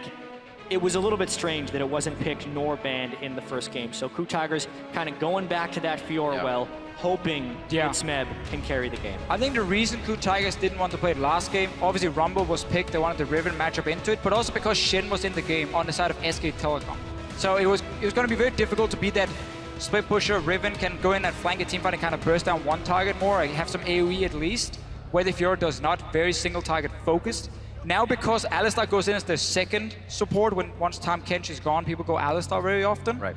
Shin was available for KOO Tigers. They could run the Fiora. They will have this insane split push now with Smeb and double global for both jungle pick and support pick. KOO Tigers should be able to set up a very good split pushing scenario here for Smeb. As KT throwing together a little AoE in their composition with Rumble again for Marin. Bang will pick up Jarvan for Bengi in the jungle. Well, this I think will be extremely interesting. Marin was free to pick the Rumble into Smeb's Fiora last game, and then Ku opted for a different matchup. Yeah. I think Marin is very confident in Rumble against Fiora. We've been waiting for people to kind of find the right Fiora counterpick. Was it Darius? Well, no, that kind of fell apart. It was a Renekton in some games unless you built in an extremely proper way and had your whole team helping you. Now I think we're going to get to see the best kind of anti-Fiora matchup possible. We thought maybe it would be Lissandra. We were because that's hoping one of at Marin's least. big picks, but maybe it's going to be the Rumble. We're going to have to see how this matchup plays out. At least Rumble can be very difficult to dive in the early game. Often what happens if you're losing the lane, you get pushed into a tower, jungler shows up. Rumble ulti and his tankiness makes it difficult, at least, to kill him. What are we looking at here? Support Shen, top Fiora. AD carry Shen. Carry Kennen. Oh, sorry, AD carry Kennen. AD carry Shen. You had the ninja. AD carry Kennen. No, I love this. This is pretty much comfort zone for everyone on Ku, Yeah. except you could say Prey because he hasn't competitively played Kennen AD carry. But specifically, when they were preparing for Fnatic, he prepared this as a pick to go against Reckless, who was playing so much AD Kennen in case they'd have to take it away. Yeah. So he's very practiced on this AD Kennen at this point. And Kennen is very good into a lot of these hyper carries because first of all, he has a fine laning phase against them. Once he gets a Cutlass and the Blade of the Ruined King, he's very strong 1v1. So this AD carry cannot sit on his own in the side lane and risk taking a duel with the Kennen. They can try and farm out. That's why Tristan also comes in here for Bang. It's one of the safer AD carries at sitting and farming up in the side lane. But really, Ku Tigers are building for a 1-3-1 setup. Insane split push coming from Smeb with Rek'Sai and Shen joining him. Wave clear in the mid lane from the Victor. Very standard Ku Tigers composition from what we've seen here at Worlds. And SKT obviously saying, well, let's go team fight. Hard engage Jarvan, we're gonna take the fights. In this case, I do like the amount of AoE damage and crowd control the Ku can put together, because typically teams that have Lulu in the mid lane do tend to group up in fairly small balls of people. So therefore, the AoE from Ku Tigers will be able to hit SKT a little bit harder. It'll be very interesting, though, to see how this mid lane matchup goes, because both guys have opted into Ignite. Yeah, we're gonna fight in this mid lane here. Koro's saying, you know what? So. My teleport didn't work last time. I'm gonna try now and duel this Lulu. If I can push in FLICKR, suddenly he can be the guy roaming and assisting the lanes like FLICKR did in the last game. It's been a quiet mid lane for this Worlds tournament. Usually you hear the top laners are on an island, but the mid laners have been very soft in their back and forths. It's a few times for FLICKR, a few other solos throughout the tournament, but more than not, like we said, FLICKR, not really a playmaker this time. It's more about the rest of the team. We'll see if that turns tides here with Ignite in the mid lane. Keep updating your Twitter votes throughout this series. Send that hashtag KOOWin or hashtag SKTWin to @LOL Esports, and we can see how you are calling this as we get on to the Rift. Game 2 of this best of 5 here in Berlin at the World Championship Finals. SKT 2 games away, 2 wins away, I should say, from the Summoners Cup, hoisting it once again. It will be the only team to have those 2 wins at Worlds. There were no huge surprises in Game 1, aside from the fact that SKT played around Cassidy incredibly well. Ku Tigers wasn't really able to do anything with the minor advantages they had gained in the early game. Because remember, first game, SKT played a very defensive early game strategy, did not get any deep wards, and were vulnerable to a little bit of a Ku Tigers counter invade later into the game, where they outnumbered the number of jungle camps that SKT could take and gained a very early experience advantage. Ku does need to jump on SKT early because they were able to do it in Game 1. And Origin last week was supposed to be the guys who could maybe create an upset, take a game against SK Telecom. They did really well in Game 1. Ku Tigers had a good early game at least, but then we saw it fall apart. I wonder when you face a team like SK Telecom and you're mentally trying to be so ready and say, this is where I'm gonna play the best game of my life. I'm gonna take down SKT, I'm gonna take down FLICKR, take the trophy, run away with it, he's not gonna get his hands on it. And then you lose that first game. It is so hard to then rebound into Game 2 because like you just had everything invested into one game. It didn't work for you. Origin, I feel like, had the same problem. We're gonna have to see if Ku Tigers can show up in Game 2. That's the thing about SKT is you can take them down in every facet, but if you haven't chipped away at their mentality, they are still very much so in the game. Yeah, and we've been talking a lot about like what will it take for SKT to lose a game? Because SKT is so fluid and reactive, and we got to talking, we're saying like, oh, SKT, they just do things by the book. But then the question is like, what book? What book are you doing that tells you how to play this perfect League of Legends? Because what they're able to do is make the right play across the board, which is so fascinating and so difficult to do in League of Legends because you are 5 individuals trying to play as one. And that's really what makes SK Telecom so hard this year at Worlds, is their ability to play as an absolute team. Yeah, and that's really the scary thing. team with so many carry players, insane mechanics, top lane, 80 carry, mid lane as well. And when you then add in what I feel is the best shot calling we've seen from a team in League of Legends, and really the main thing for SK Telecom, how quick they can make these decisions, reading, okay, Miniwave is pushing one lane, so we need to defend there, move down, and then keep always rotating around. Right, and Wolf successfully pushes them off with move up, which is, again, kind of a smart play. And do they see a big opportunity? Because normally Ku should funnel to Raptors. Now Marin's there. Marin charging the Flame Spitter. He came in with his gauge over half. A level 1 turret dive. Bengi definitely messed that up. Can they get Smith? Marin's going to go down here too. SKT go way too hard in the early game. This is what they call the caster curse. You talk about it. Play by the book, Jan. Play it by the book. Capitalize on opponent missteps. Never overstep your bounds. I was just going to say SKT has been the perfect low-risk, medium-reward team. But by double flashing into the turret at 2.5 minutes, that was a high-risk, low to medium reward play. SKT completely out of character, and Ku Tigers get 2 kills in the early game. They were in such a good position. Just push these guys out of the jungle, force them to recall. You're now way ahead in the lane swap. Go up, take your tower. Marin now. It snowballs because they do not have the support from the others. This is exactly what we didn't see last game. These turrets were being pushed by only members of the opposite Bengi's team. there too now. Now SKT tries to defend that turret, and it cost them their life. 2 lives to go down. Now Bengi just came back from being dead. It's going to be a real long walk to get back into his jungle. Great turret aggro trading, and that's Gorilla coming in for the final kill.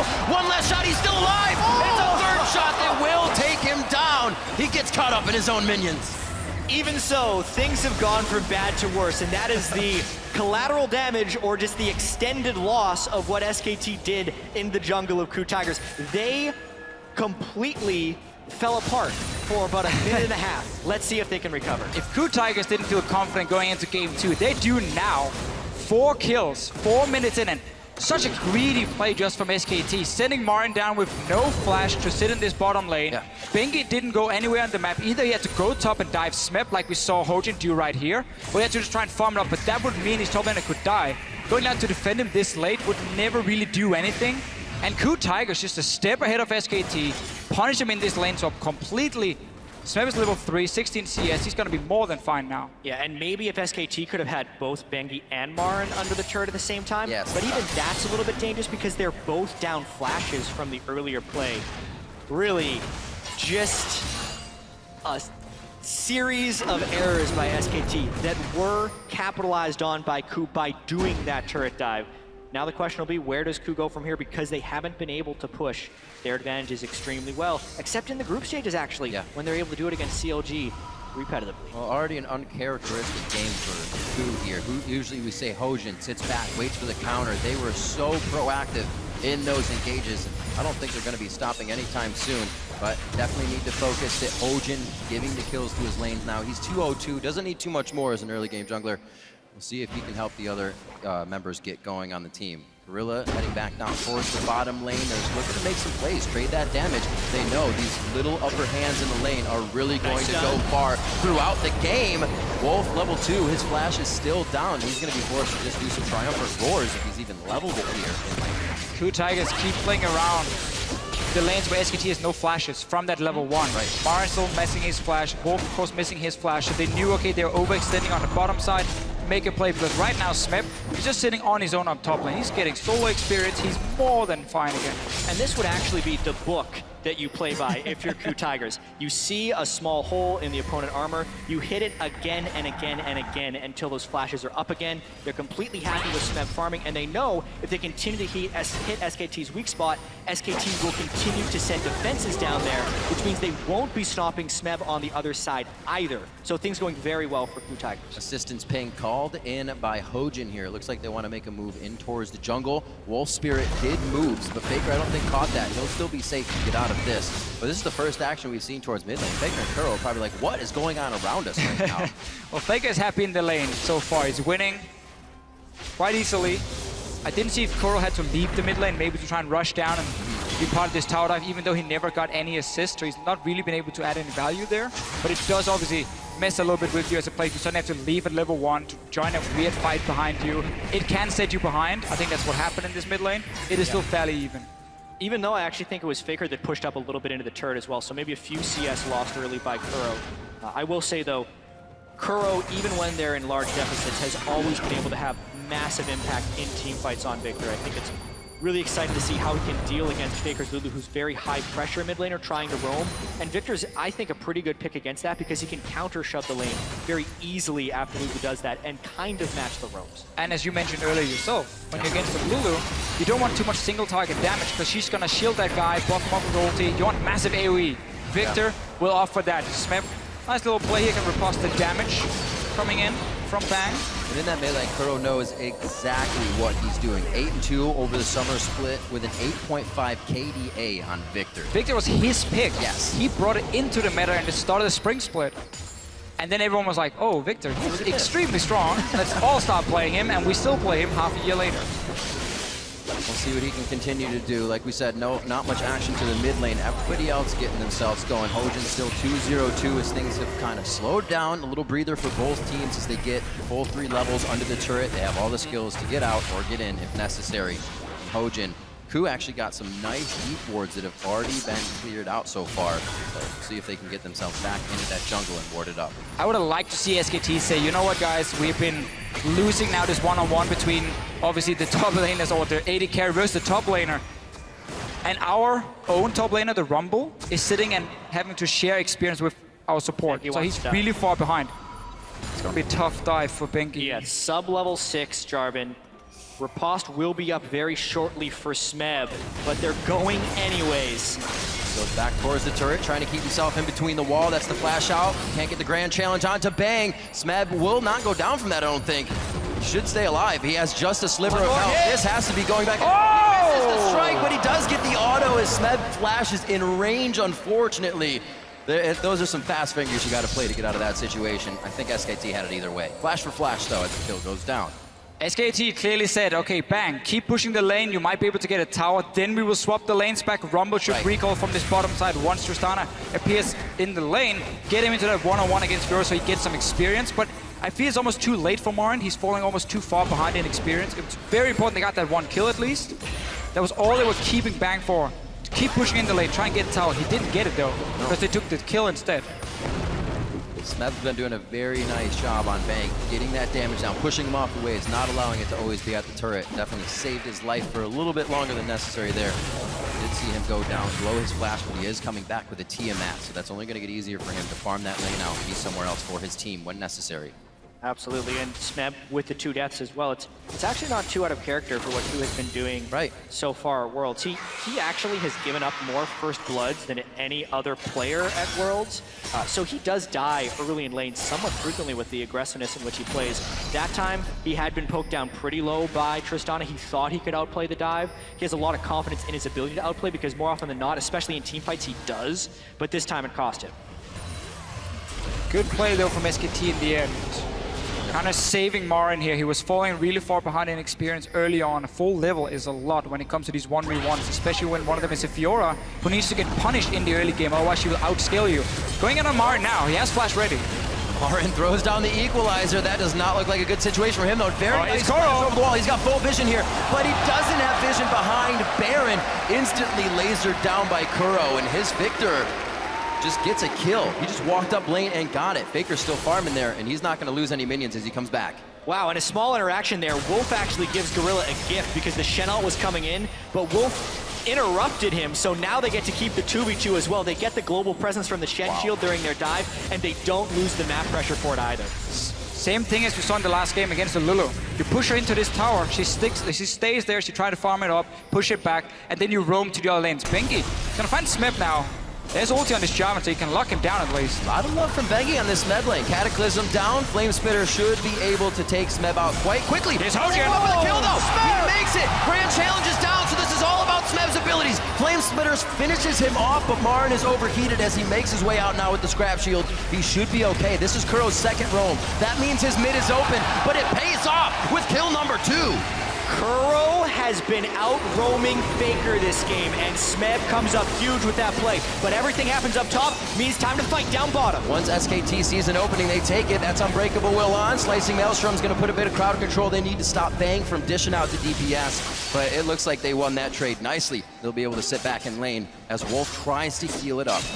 SKT with their bottom lane here picked against the cannon, saying we have a headbutt, we have buster shot, we have so many ways of shooting you away from us when you pop that ulti. So it's going to be hard for Prey to kill this lane, but he's not here to kill the lane. He's here just to support the rest of the team in the fight, because right now you have 2 kills on your top laner. He's been getting solo experience, and you just ganked the lane and got more kills for him. Yeah, and I think this is another time to call attention to the itemization timings. Last game, Bengi was at 16 minutes before he completed Sightstorm. He had a Cinder Hulk, which gave him very good combat effectiveness.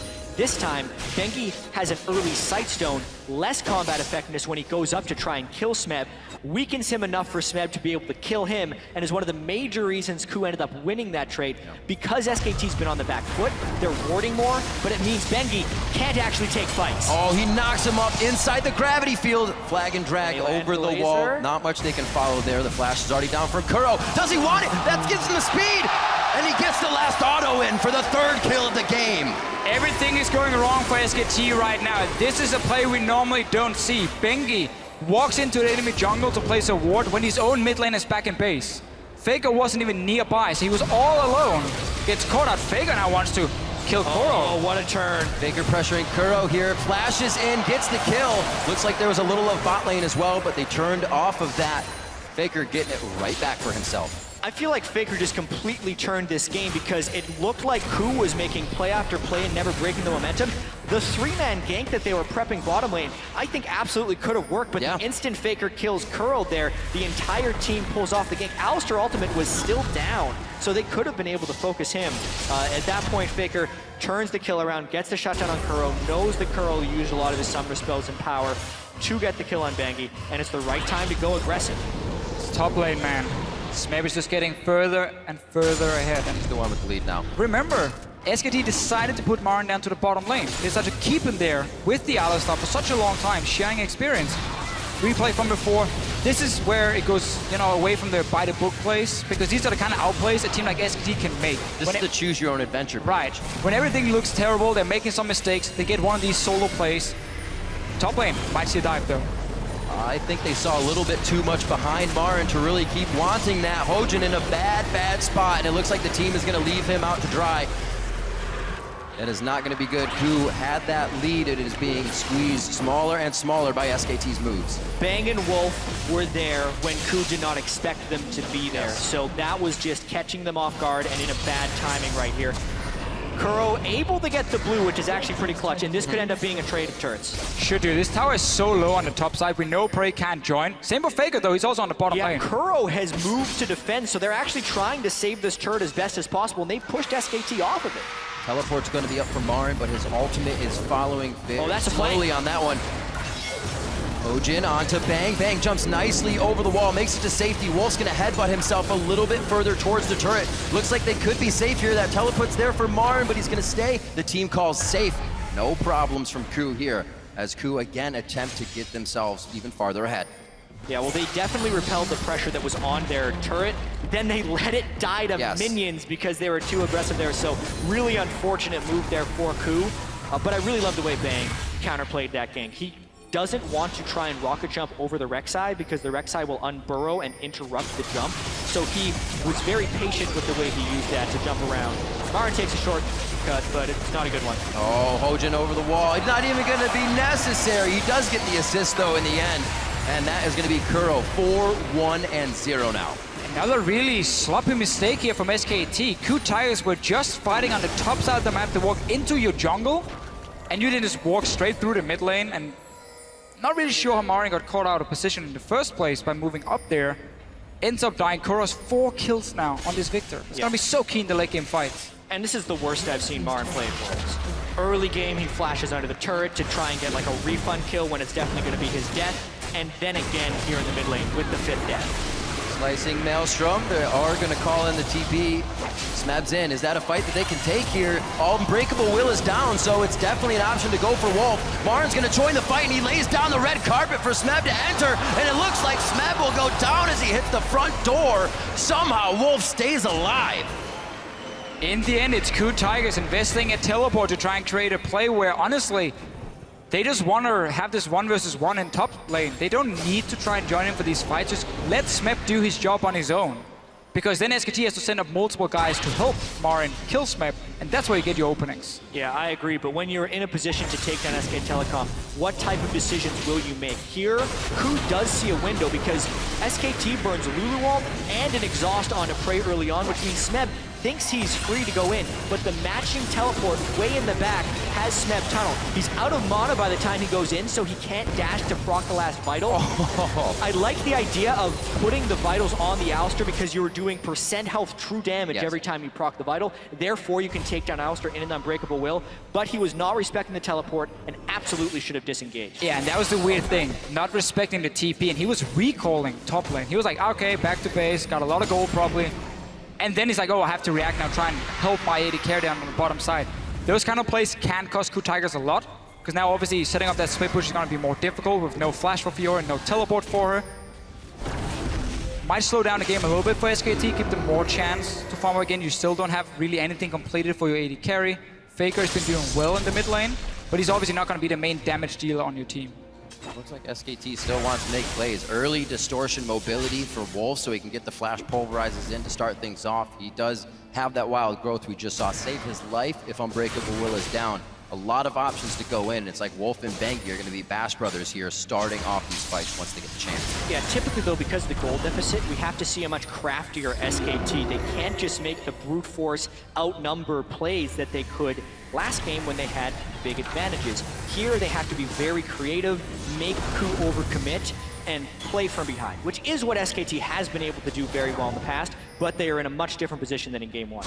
And Kuro really wants to have an impact right now, or keep his impact going, because he's obviously had a great start to the game. Morel Normicon, it means you can go for your magic penetration boots, so your mid-game damage is very, very high on the Victor. Obviously delays your late-game items a little bit, but he wants to fight at the moment. He wants to be able to one-shot someone from SKT. I think that something that is very strange about this game is that we're 19 minutes in and the first dragon has not been taken. Coup Tigers has had what should be pretty good map control, but they have consistently been prepping turret dives and going for kills instead of securing the objective per se. Even with the global pressure of the Rek'Sai and the Shen, you'd think they would have gone for that already. But if we do see a big fight here, it would be around the Dragon Pit because that's what SKT is trying to draw in here with the mid-game Lulu Trist. This is super dangerous to Fischio. This is so risky for SKT. There's 2 items already on Prey. He's joining in as well. If there's a fight, Coup Tigers should be able to win it. Well, Gorilla was coming down like he wanted that fight. Just gonna take mid tower instead. Yeah, push mid. Yeah, this is the counterplay right now. SKT may sacrifice mid lane, but if they can trade bottom turret for mid turret and get the dragon, it's a giant win for them right now. They're keeping Bang bottom, and as long as they can defend Team Tier 2, this is a huge win for SKT. Smeb wanted to stay top lane and push it out, but again, he had no teleport. It was used in that fight earlier where he ended up dying, so he couldn't join in time. They're pushing the tower. Because they see the Trist bottom, they wanted to push the inner middle turret right there, but you can really see that with the Lulu and the Rumble there, the turret push just isn't happening. Now Coup is trying to get deeper vision within the SKT jungle, but as you can see, SKT's really contesting almost everything. This is where they're hoping Coup makes a mistake. A lot of damage onto Smeb, but very nice parry on the flag and drag. And I don't know if they're going to be able to get the damage they want. Gorilla goes in the middle of the fight with a nice flash and talk. Gorilla goes down. Here comes Kuro. Throws down the Chaos Storm. It's all over Wolf, though. Nice flash over the wall from FLICKR, and he glitter lances over the Krugs and gets away so he does not take too much damage. Somehow every member of SKT is alive, but Coup is still on the chase. Marin dodging out the damage of the laser means there's not much follow-up to be had. And this whole time, Bang is pushing the bottom tier turret. This is SKT winning all across the map. SKT saw Coup Tigers split up and said, let's put down the Rumble ulti, let's try and lock down Fiora in the Rumble ulti. No flash for Smeb to get out of it. That's how SKT starts the fight. And Prey, he left the bottom side to run all the way to top lane, try and join, didn't manage to, ends up losing another tower. This is the craftiness that we were talking about with SKT, and one of the most underrated parts of Rumble Ultimate is the range in which you can use it. Look where Marin is right here. When he decides to cut them off with Equalizer, he landed the second half, and he completely cuts off the funnel. So when Bengi comes over the top, he does lock them within the Equalizer, not to mention the split up right there, and it's miraculous of SKT to have everyone survive throughout that fight. Fantastic plays all around. They're able to take down Wolf here. This will help them get towards the turrets a little bit more, but you still have FLICKR, you still have Marin to clear the waves. What play from both teams so far? 10-9, still a slight gold lead by 1,000 in favor of KOO, and it's not something, like we said, SKT has worked with very much, being down. They're usually the team up by at least 2,000 to 3,000 at this point. Yeah, and that's why, again, it's so impressive how they can use every single advantage they find. Oh, okay, you just invested all your summoners as a top laner. We know we can engage on you now if there's an opening. We know there's no split pushing pressure because TP is down. So like, it bought a lot of time for SKT to make some plays as a team, group together as 5, out-rotate the KOO Tigers, and then pick the right team fights as well. Really well played, and KOO Tigers are learning, okay, we cannot split up like this. We have to stay together because the engage from the Jarvan and the hard engage option he brings is too high for us to split up. Because we have so many squishy members. I mean, the only real tank on this team is gonna be Hojin sitting in the front. Shen is not gonna be tanky enough as a support to really stay in the front line. I think it's gonna be a huge balance though, because Smeb needs to be able to split push, and they need to be able to disengage some of these team fights. That's the whole reason he's picking the Fiora, but SKT brings some friends. Grand challenge in, cannot get the last hit. Gorilla way too deep here. Use Stand United to get on Smeb, but Smeb turned from the fight immediately. He's trying to get the hits on a Bang. That's going to be the explosive shot, taking him down. Bang knew he could get the kill easily. SKT working well within their champion's capabilities here. You said it yourself here before, Jad. SKT, or KOO Tigers, sorry, have to be able to split push. They had used another teleport from Smeb to get 1 kill on Wolf in the mid lane. So once again, that global is gone. They're not using this Fiora at all. Keep burning the teleports for absolutely nothing. This one obviously was just Bang. Returning to the bot side, really, really smart decision from him. Ends up getting a 2-for-0 trade. And the trouble here for KOO is it's also so hard for Smeb to exist well in team fights. Lulu polymorph, also slow and somewhat reliable damage from SKT, does not get parried well. One of the biggest things about Smeb in their semifinal against Fnatic is he was parrying or riposting giant CCs, Skarner ultimate, Riven stuns, huge bursts of damage, but that isn't the way SKT's composition is built. It's sustained damage over time and good crowd control. So really, Smeb needs to be smarter about these split pushes because SKT is consistently outwitting him. He can win the 1v1 against Rumble, but he's overcommitted. We've also seen it's very hard for Smeb to hit all of the vitals with the amount of pop-ups. The flag and drag Bengi used twice in the last fight to stay away from those vitals and give Smeb his HP back on Grand Challenge. A lot of things work against KOO Tigers in these fights. One of the reasons Lulu has been seen as one of these really, really power picks in this meta is because she works so well against all these top lane carries. Like, oh, you want to single down one guy with your Fiora ulti. He has everything invested from Lulu to save that guy. Whimsy comes in. Against like Darius, you can just kite him for days. She works extremely well against all the top lane carries. So SKT were happy enough taking that in that rotation, where KOO Tigers said that apparently they were fine giving more of a protector AD carry comp to SKT. And I still think it was okay for KOO. They just haven't been able to, once again, to use their lead properly. They keep making these small mistakes on the map, how they want to use the globals, when do they want to assert pressure on one side, and that's what SKT is punishing every single time.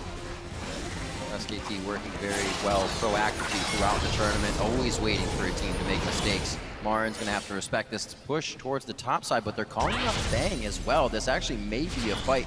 Smeb pushed up very far here, but he does have some friends in the river that could head up. Very creative what they're doing right here. They're keeping Lulu as the wave pusher. They're actually not playing 3 lanes right here like they usually do because they are consistently trying to lay traps for Smeb, hoping he goes for kills on Marin, and then turning. How often do you see an 80 carry waiting for a counter gank? Second time for SKT. Smeb lunge to get away. Looks like it will be enough of the distance to get out of any danger. That Dragon is alive though. We've only seen one on the map now. 26 minutes in could be Dragon number 2 as both teams kind of hold hands as they make their way down the river to get that vision. If SKT starts the Dragon instantly, if they know the exact time of teleport, they will get a 5 versus 4, but then they will lose top towers. I think it's better to send Marin back to this tower, push out the wave and then look for Ku Tigers to make a move before you decide to do anything. And that's exactly what they're doing now. Just don't early TP down and like just 5-man the dragon. Wait to see the play happening, and this is what's going to happen for Ku Tigers. Really good Zhonya's. Drill that'll pierce the heavens. Can Marin do it? A 4v1 situation. It looks like he will go down as all 5 members of Ku are towards the top side. That's going to mean Dragon, and they don't really have a wave to get a push on. That was a very greedy play by Marin to be under the turret, but at the same time, SKT is going to try and make that work. With committing the 4-man dive, what will SKT get out of that? They actually defended the turret, traded his life for the Dragon, and a mid-inner. This is one of the reasons SKT wants to play Rumble against teams who can split push against it, because on the turret, he can do so much damage before he goes down. He always builds Hourglass early as well, which delays him going down. So even with it was greedy for Marin to get under that tower, it bought enough time for SKT to take 2 objectives, a tower, and of course the Dragon here. So really, really well played from SKT. But also Ku Tigers investing everything to try and get 1 kill. You always know if it takes too long to do something, it's not worth. That's what the Zhonya's is helping to promote for SKT here as they're getting pushed back ever so slowly. But in their pushes, or in, I should say, Ku's pushes, SKT is able to get more around the map than what Ku is getting out of the champions of SKT. 11-11 in kills. The gold is pretty much tied up here, just a small lead in what would be probably minions in the lane over to SKT. They have 2 dragons in their favor, and they haven't let Ku get very many throughout game 1 or game 2. A lot of control on the map for SKT. Yeah, and SKT with the Rumble and the Lulu kind of have a double AP composition working, but there's still no Aegis on the side of the Tigers. And they're not even close to one either. So this is a little bit troubling for Ku, since their split pushing has been getting counter-ganked by AD carries, and their team fighting isn't necessarily itemized for, whereas the power spikes are hitting for SKT with the death cap on the Lulu and the last Whisper onto Bang. You do have your Shen ulti very soon. You have teleport for Smep, so he needs to sit on the bottom side, and the 4 members from Ku Tigers has to take over the Baron. They need to control it, because then you get 2 openings. Either one, you get the one-on-one bot lane with the Shen ulti and you 2v1 kill, obviously onto Marin when he's sitting on the tower, or if they try and make a play, you just go in towards and force the Baron, like this. A lot of miscommunication in that engage. Bang uses both summoners to get himself out with Wild Growth. Gorilla's the focus now on the other side. Prey, he branches off from the team, and here comes Marin on the TP. Zhonya's is down, but he's gonna get gravity fielded. No, he wasted enough time inside that he didn't, but Ku is able to assess the fight very well, get themselves back in after choosing the right target. Bangy, flag, and drag away. Doesn't look like Ku has any more priority targets. They lose 2, however, in that fight from splitting up so much in the beginning. Marin teleported in a good 2 or 3 seconds before Smeb made his presence known in that team fight, and that's the reason that SKT ends up getting a 2-for-1, because a fight in which Bang gets caught at the beginning should almost never lead to an SKT 2-for-1. Exactly. But they do lose the turret afterwards because some nice damage was returned by Ku Tigers. Really interesting chain of events. Wolf goes in, Bang shooting somebody else, they still get out alive. However, they can turn situations around so fast to be in their favor and make it work. Still just repairing the lanes now, because that wasn't the best of situations they came out of. Coming up on 30 minutes here.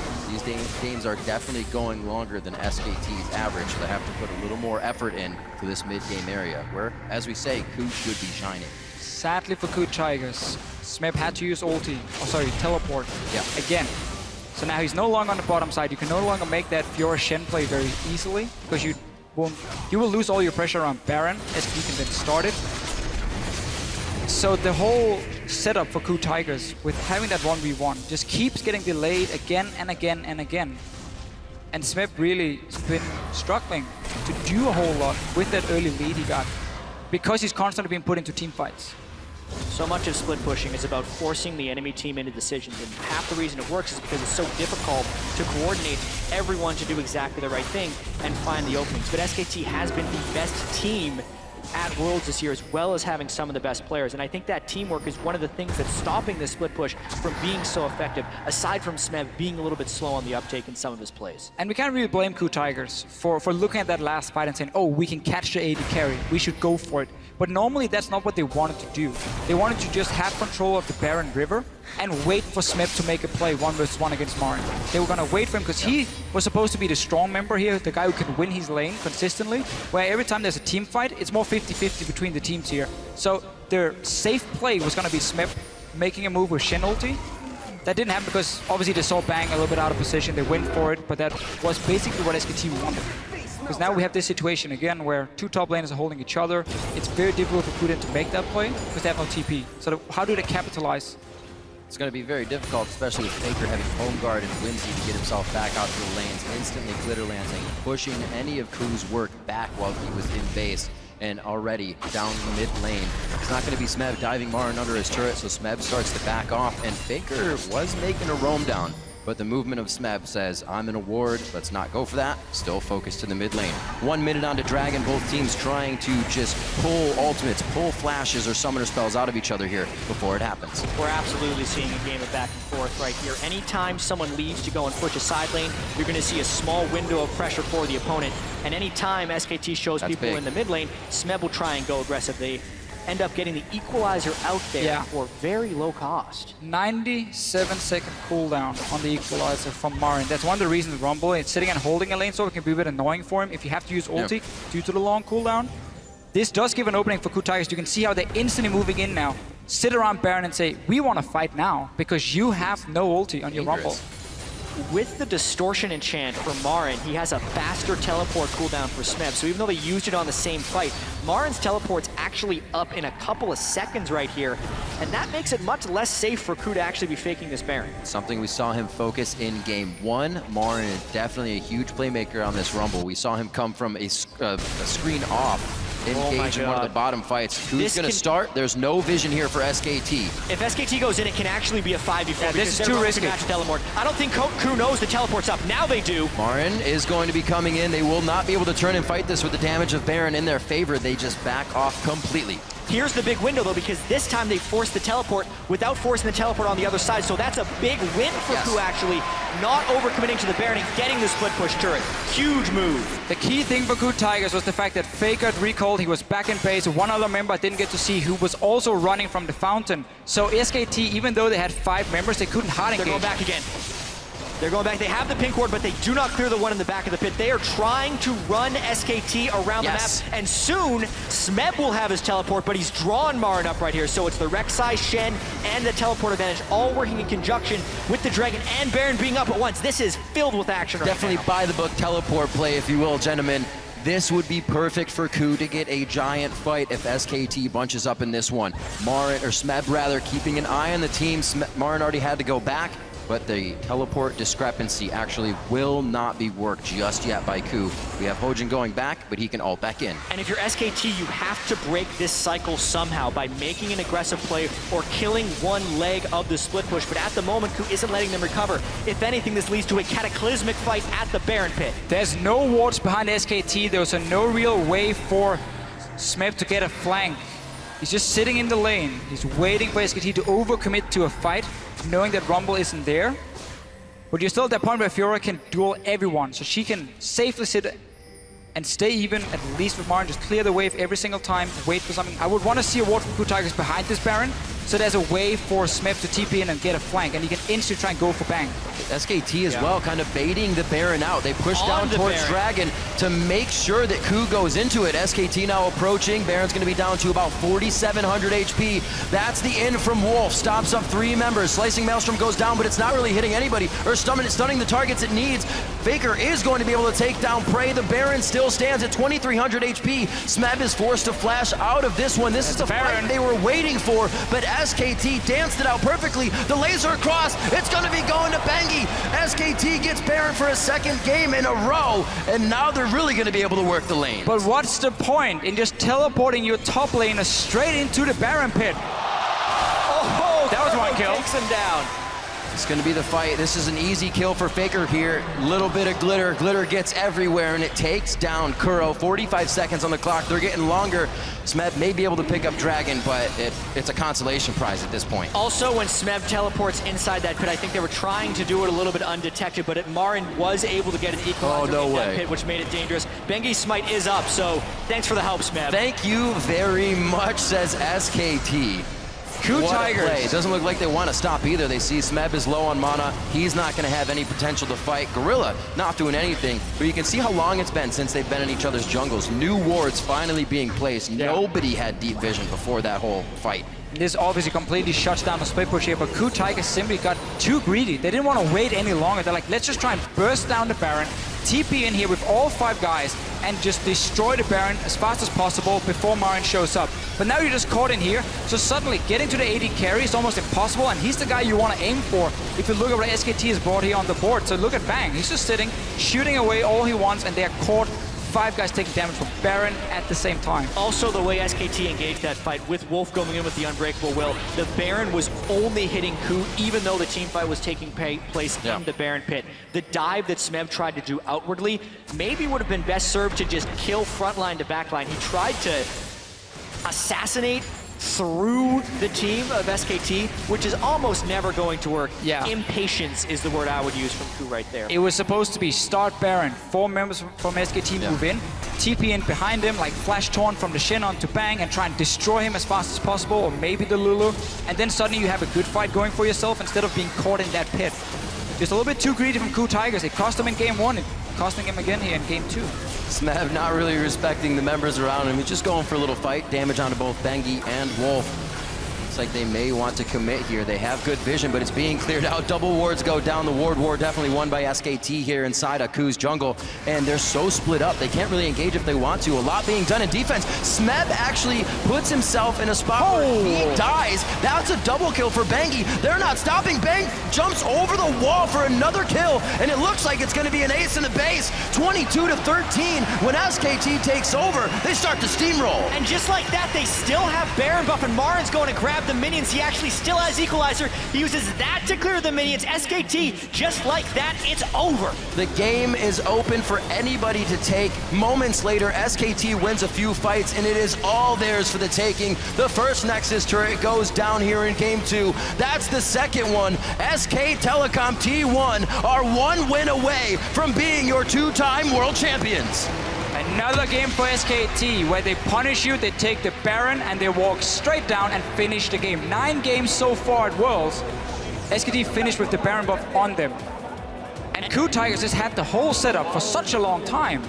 And it gets so scary for Ku Tigers now. This was the game where Marin and Bengi made the big mistake early in the game, and then made another mistake by not changing their playstyle. This breaks you. If there was a game to win or get back into the series, it was this one. And Ku needs to prevent being broken by SKT. We see such a big difference just in shot calling though between the teams. The way Ku Tigers are set up in the early game are like, oh, we're winning 1v1 top lane. Fiora is having a great start, a level above the Rumble. Keep playing around it. We have the Shen. We picked it early on because we want to split push. And then they keep joining in for fights with this teleport from Fiora, so she loses all her pressure in the mid game. Late game, they have that one opportunity where Rumble had no ulti, they set it up really well. And what do? They greed for the Baron, they rush in, trying to 5-man, just take it down as fast as possible. Ends up going completely wrong, and they lose the game. They had so many openings. So many. Yes, exactly. I mentioned it in the beginning, you can beat SKT in every facet, but you have to be able to get on their mentality. You have to be able to break them down.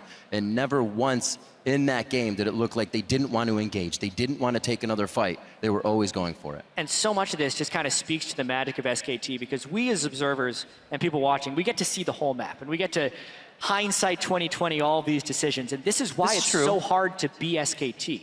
It's not like other teams are even close to being on the level of turning things around, because down in gold, still win. Usually up in gold, making the right decisions time and time and time again. 1 game away from being the first team to win 2 world championships. Absolutely crazy. We're going to go ahead and throw it over to our analyst desk to see what they make of that decisive SKT win. Thank you, Riv. Still undefeated for SKT there, although it looked... that was the game. That's the thing. It didn't look good there after those few early plays. How can you lose faith money? But how dare you, Mozzie? Yeah, but you know, the thing is Jat said it, that was the game to win there for Ku. Things only get more terrifying from this point onward when you see yourself set up, literally set up within the first 2.5 minutes of a game for victory, and then it slips away from you. Yeah, I mean, we kept talking about Ku's punish game and how they're waiting for all these mistakes to happen, and then they punish you so hard, and they're able to, the mistakes came too early in the game maybe, and then they didn't know what to quite do with an early lead, because it looked like while, yes, Marin and Bengi were making a lot of early errors, and they were, you know, sort of tilting themselves, Smeb also then, he kind of took that and went too aggressive. They were overreaching in a lot of places, and SKT slowly built their lead back up, from these small skirmishes across the map. Yeah, zeroing in on those first two instances in which Ku got their lead, Crepo, I'm coming to you, because the team comps, the way that they were set up, we would have looked at SKTs and said, well, this is a Ku comp. You know, we're going to just stall out the game and wait for it. And Ku's comp is one that is looking to snowball, set up that split push as Kobe mentioned. So those early kills that we got in those first two plays with the missteps from SKT, you would have thought, well, is Ku going to be able to have the tools to do what SKT would have done with that lead? Yeah, they just changed the entire dynamic of the early game, and the way that happened there, exactly this phase right here, where just greed from SKT going way too deep here for that initial dive, that put them behind so much, and then the game kind of turned around. So SKT was kind of playing a Ku style. Now they were playing from behind. They were the ones baiting the dives, trying to punish the dives, and you would think a team that is so good at the whole anti-dive game like Ku Tigers would actually prevent that later on. And this entire phase here where you see Marin flashing for the kill, it just, that never works out. Even if you like get that, it's just too greedy. Yeah, it's incredibly high risk, and the dives just keep coming. They punish the flashless state of Marin over and over and over again. Just try and put him as much pressure on as possible, and then Bengi decides to show up. How did I get here? For some reason. And a new challenger approaches. Bengi really wants his repeat world championship too. Yeah, they do. Guys. He picks up the one kill. Gorilla, unfortunately, taking the aggro. Once he was under the tower, he did play that well. Like he knew they were about to launch another auto attack, so he wanted to give them tower aggro with a double knockup. Like trying to get out of these sticky situations, they did do their best, but just don't get in those situations. That's the one thing. Like why get there? You know, such a smart team. But later on, SKT, they did pick up the pace, and they showed some fantastic macro play overall. Absolutely. This is why we just point out there's so many threats on SKT. Even if, you know, jungler and top laner, the two biggest playmakers on your team, are having a terrible early game, there's still FLICKR and Bang there to carry you. Now, before we get into those plays in which SKT was able to claw their lead back, I do want to dissect the reason why Ku wasn't able to press their advantage as hard as they could. We saw till very late in the game, no dragons taken, and then the first one was taken by SKT. With what Ku had at their disposal, you would have expected them to set up around that objective. I mean, it is a little hard because you're going up against Jarvan Rumble, which has one of the best ult combos in the game, so it can be still very dangerous to fight in the mid game, even if you're ahead around an objective like Dragon, as opposed to just split pushing. We're going to see that replay right here. I mean, they just turn Hojin, whimsy him right at the beginning. Yeah, but this is what I love so much about watching SKT play. Any other team here, they work in 30-second intervals. They look at plays and they say, what can we get in the next 30 seconds? SKT, they plan a minute or a minute and a half ahead, because as we see right here, many teams would go 5-man mid to try and not lose their tier 2. SKT, they know they can defend 4-man, bangs all the way in the bottom, but then usually teams will yield this red pressure and they still go for the fight here. They know Smeb doesn't have flash from earlier, so they even force here the combo to make him stand on the ultimate from Rumble here. So really good plays by SKT, and meanwhile in the bot lane, Bang is still pushing. Yeah, and if you keep up that macro pressure, it's obviously huge. Smeb did a good job of riposting at the beginning of that fight, the knockup from Bengi, but with the ultimate following right after, there still wasn't that much to be done. And they really did punish when they saw them going into the top side, and Bang's just sitting here free shooting at a turret. And that is one of their strengths. SKT, when they're down a member in a team fight or down a member on a map play, they will not yield the area, not the pressure. They will keep fighting it. They can win 4v5s if they have the preferential engage. And right there, they noticed that, well, we can slow them down enough for Bang to, worst case, take 2 towers in the bot lane for free. And that was such a smart call, because in the heat of the moment to make that call, there's so many teams that will just go 5 mid and just panic. But they know that that's a power spike, right, that they have going into that particular phase of the game, especially in a choke against a Fiora like that. So it's not only knowing when, like, or how to take these fights, it's when to take these fights, even if they're behind. They say, okay, we still have higher power in this situation, and the speed at which they can dissect that and know that is incredible. Yeah, Ku on your screen there, probably discussing some of the communication failures that they had as a team, and I want to point towards that dragon dance that we saw, Kobe, because again, they had shown the pushing power, split pushing power of Fiora. They finally got her into a side lane against a TP-less Marin, and yet they chose to start a fight. Not only did they have the split pushing Fiora that got a lead in the early game, they also had a support Shen who has global. They also had a jungle Rek'Sai who has a global, another role that you don't usually have a global from. So they had all of these tools to try and push an early lead and do the style that SKT usually use, where they pressure multiple points on the map at the same time and then pick you off but they were unable to accomplish it. We also saw that in the Baron baits when they had that teleport discrepancy you talk about with Marin. They had teleport advantage. They spent so long trying with the Baron bait over and over, trying to work with the True Sight. And they finally pulled the trigger by actually teleporting him into the Baron and losing it. That was just complete disaster. So this team really, they need to completely restart after this game because they've got to be a bit dejected after that, and they just need to look at it as a fresh start. I mean, the most disappointing thing about that Baron dance was they had executed it so well for a few minutes in a row, and then they just decide to commit to it instead of continuing to put that inhibitor pressure down or waiting for SKT, because they definitely were dictating the tempo at that specific point in time. All right, well, with that win, SKT are just one win away from an undefeated world run and the Summoners Cup, so don't go anywhere. We'll see if Ku can come back in Game 3 in just a few minutes.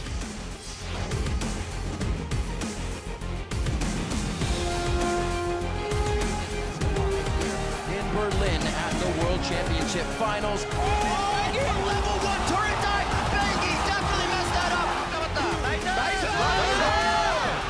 Quite quickly. Here's Hogan. The kill though. He makes it. Grand challenge is down, so this is all about Smev's abilities. Gorilla goes in the middle of the fight with a nice flash and caught. Gorilla goes down. Here comes Kuro. Throws down the Chaos Storm. It's all over Wolf though. FLICKR just completely turned this game. That's the in from Wolf. Stops up 3 members. Slicing Maelstrom goes down, but it's not really hitting anybody or stunning the targets it needs. Now it's a double kill for Bengi. They're not stopping. Bang jumps over the wall for another kill, and it looks like it's going to be an ace in the base. SK Telecom T1 are 1 win away from being your 2-time world champions.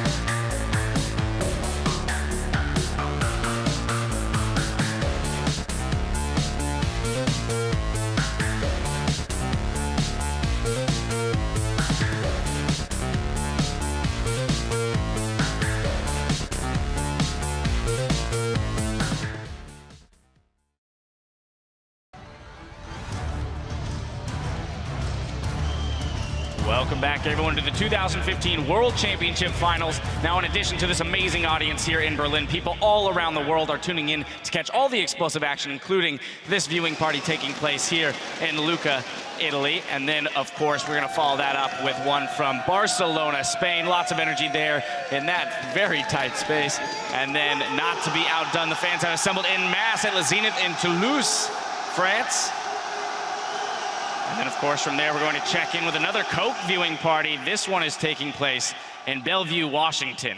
And I'm sure all of these fans across the world, as well as the ones here in the venue themselves and myself, want to see more than 3 games. I'm hoping for 5 games. So, gentlemen, this is where I turn to you. It's do or die time here for the Coup Tigers. So, in one sentence, or no, I'm kidding, not in one sentence or less. No, you just one time down the line. Sorry, starting Haiku, with Monty. go. What do they need to do? Yeah, and in a haiku. I think they just really need to keep their heads cool, stay calm and collected, because they were so close to taking that last game, and then they started overextending or misplaying that Baron after doing seemingly everything right for a few minutes. So I think they just need to take a deep breath, remember what they know about this game, and just slow down the pace a little bit in the next game. All right, Kobe. Definitely want to reiterate, Smeb specifically needs to keep his composure in this game. I'm also going to be looking at the other big star for the team, Gorilla. They need him to make some plays now. The early home guards, get up into Smeb's lane, go for one of those lane ganks that we've seen him do it before, and try and get something going. I think the biggest mistake Coup made was not predicting the counters to their own plays. They went for a lot of plays where there were obvious counters, whether it was like somebody's missing, I mean, icon diver because they could show up during the lane, or we suddenly see a good call mid, but we get out-rotated by SKT, so they need to think more about what happens in a bigger picture overall. They have some really good clutch, like, shot calling in the moment, but then they lose sight of the big picture, and I think that's really hard. It's easy to say.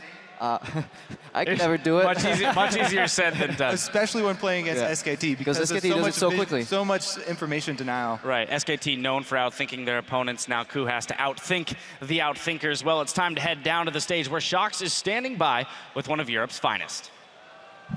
Who will be? Hi, thank you very much, Dash. One of Europe's finest, indeed. Top laner for Origin. So we're going to talk a little bit about the games coming up. First, I just want to talk to you about a week after getting knocked out and actually having a fantastic tournament with Origin in your first year, semifinals of Worlds. How do you look back on everything after a week thinking about it? Well, I still feel pretty good about our performance overall. We didn't expect much coming at Worlds, so it was a good performance for us, even though we got through by SKT, which is, we could have maybe take one game or something, but they are the better team in the end, so I didn't really feel bad. I just take the experience as it is, and that's it. Well, definitely nothing to be ashamed of, and the people here are always cheering for you. Talk to me a little bit about this series in particular. You guys were exactly in the same situation after game 1 versus SKT. You had a close game that you could have been able to win. What happens to you after that versus a team like SKT? What position do Coup find themselves in now? I believe their second game could have go either way, like the game they just played right now. They just need to take it slowly. As Crepo said, they need to rethink about everything everything they are going to do in the game overall, and yeah, they just need to take it slow because they tend to be a super active team overall. So yeah, they need to think a lot more about what they're gonna do for the next step. Always think about what enemies can do and what they can do, and I think they can probably take one game at least. Yeah. All right, well, then looking at maybe the top lane specifically, when you say they need to take a step back, we were looking at Smeb and Marin a lot. What have you made of the matchup so far? With Smeb going for those playmaking champions, but it doesn't seem to bring them the rewards. It looks like Marin is they completely shifted the play overall. Marin is more going for teamfight champion, played Rumble 2 games, looking for lane swap, so it can be more useful in teamfight overall compared to Fiora and Riven. I think it will be different games if they face 1v1 2 versus 2, because in this game they had Rek'Sai against Jarvan, which is Rek'Sai is the stronger matchup, so I think they could have snowballed a lot more if it was 1v1. So in my opinion, they should probably try to find where they want to go since level 1, and depending of jungle and top lane matchup, they can probably snowball from there. All right, so you say they can take one game Can they turn the whole thing around, or is it SKT win? I think it's always really hard, especially at this level, to actually come back from a 2-0. From the last game, it looks like they can take one game, and it depends like about SKT mostly, like, or if they stay calm, if they want to change their play or anything. Obviously they are 2-0, so they're probably not going to change anything. So it's cool that have to bring something new or something else to actually take one game. Well, the pressure is on, Ku. Thank you very much, Soaz, for talking to me here. And we're going to go into the next game, Game 3, with our casters. Thank you very much, Shocks, and awesome to hear from Soaz, a player who recently felt the pressure of SKT on him, and they are one game away from raising the Summoners Cup once again, which puts even more pressure on the KOO Tigers, and they've been feeling it since Game 1. It's a scary thing when some of their parts of the game we felt KOO Tigers could challenge SKT in. They haven't been able to. Obviously, shot calling wise, late game, it's gone horribly wrong for KOO Tigers. They've not been able to win the split push war either because Smep has not been performing. In this match here, he had such a good opportunity in the last game and he missed it.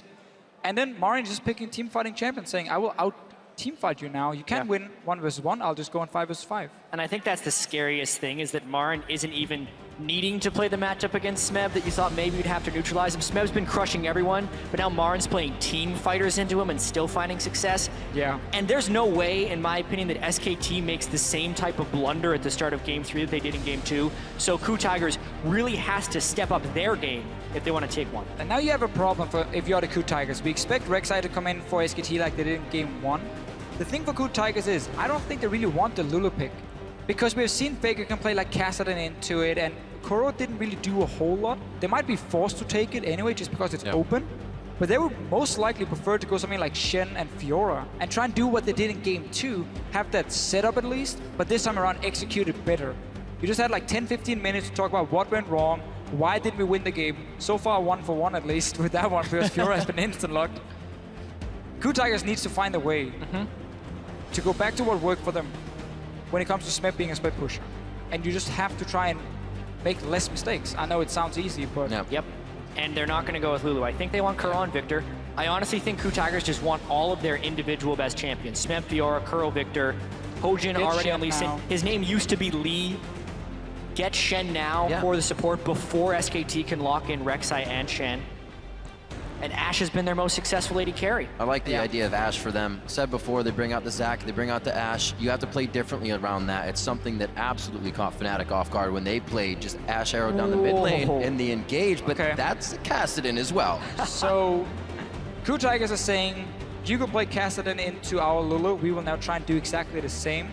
Only difference is there is no a lot hard of differences. Yeah, a lot of obviously player-wise FLICKR Kuro, but there's also no hard or no great wave play AD carry. Ashe takes a little bit more time taking down these waves compared to Sivir, which was one of the reasons it could work for SKT, because they could move Sivir to mid lane and have Kassadin in the side lane. Exactly, as well as having the wave clear, SKT also had Rumble in the top lane, so they had a big AoE team fighting presence if the Kassadin was away farming. KOO has 2 melee mid laners and not much wave clear as an AD carry.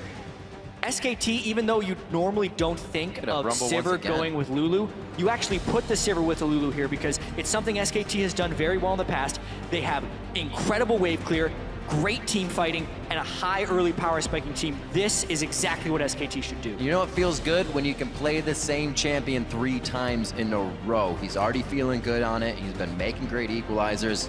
He's going to do it again this game. And again, it's just been this pick that's not going to win the 1 versus 1 against the Fiora, but it's going to sit back at its own tower. And if you ever want to tower dive it, the Hourglass, the amount of damage you can put down with your AoE abilities is enough to at least buy time for SKT to make a play elsewhere.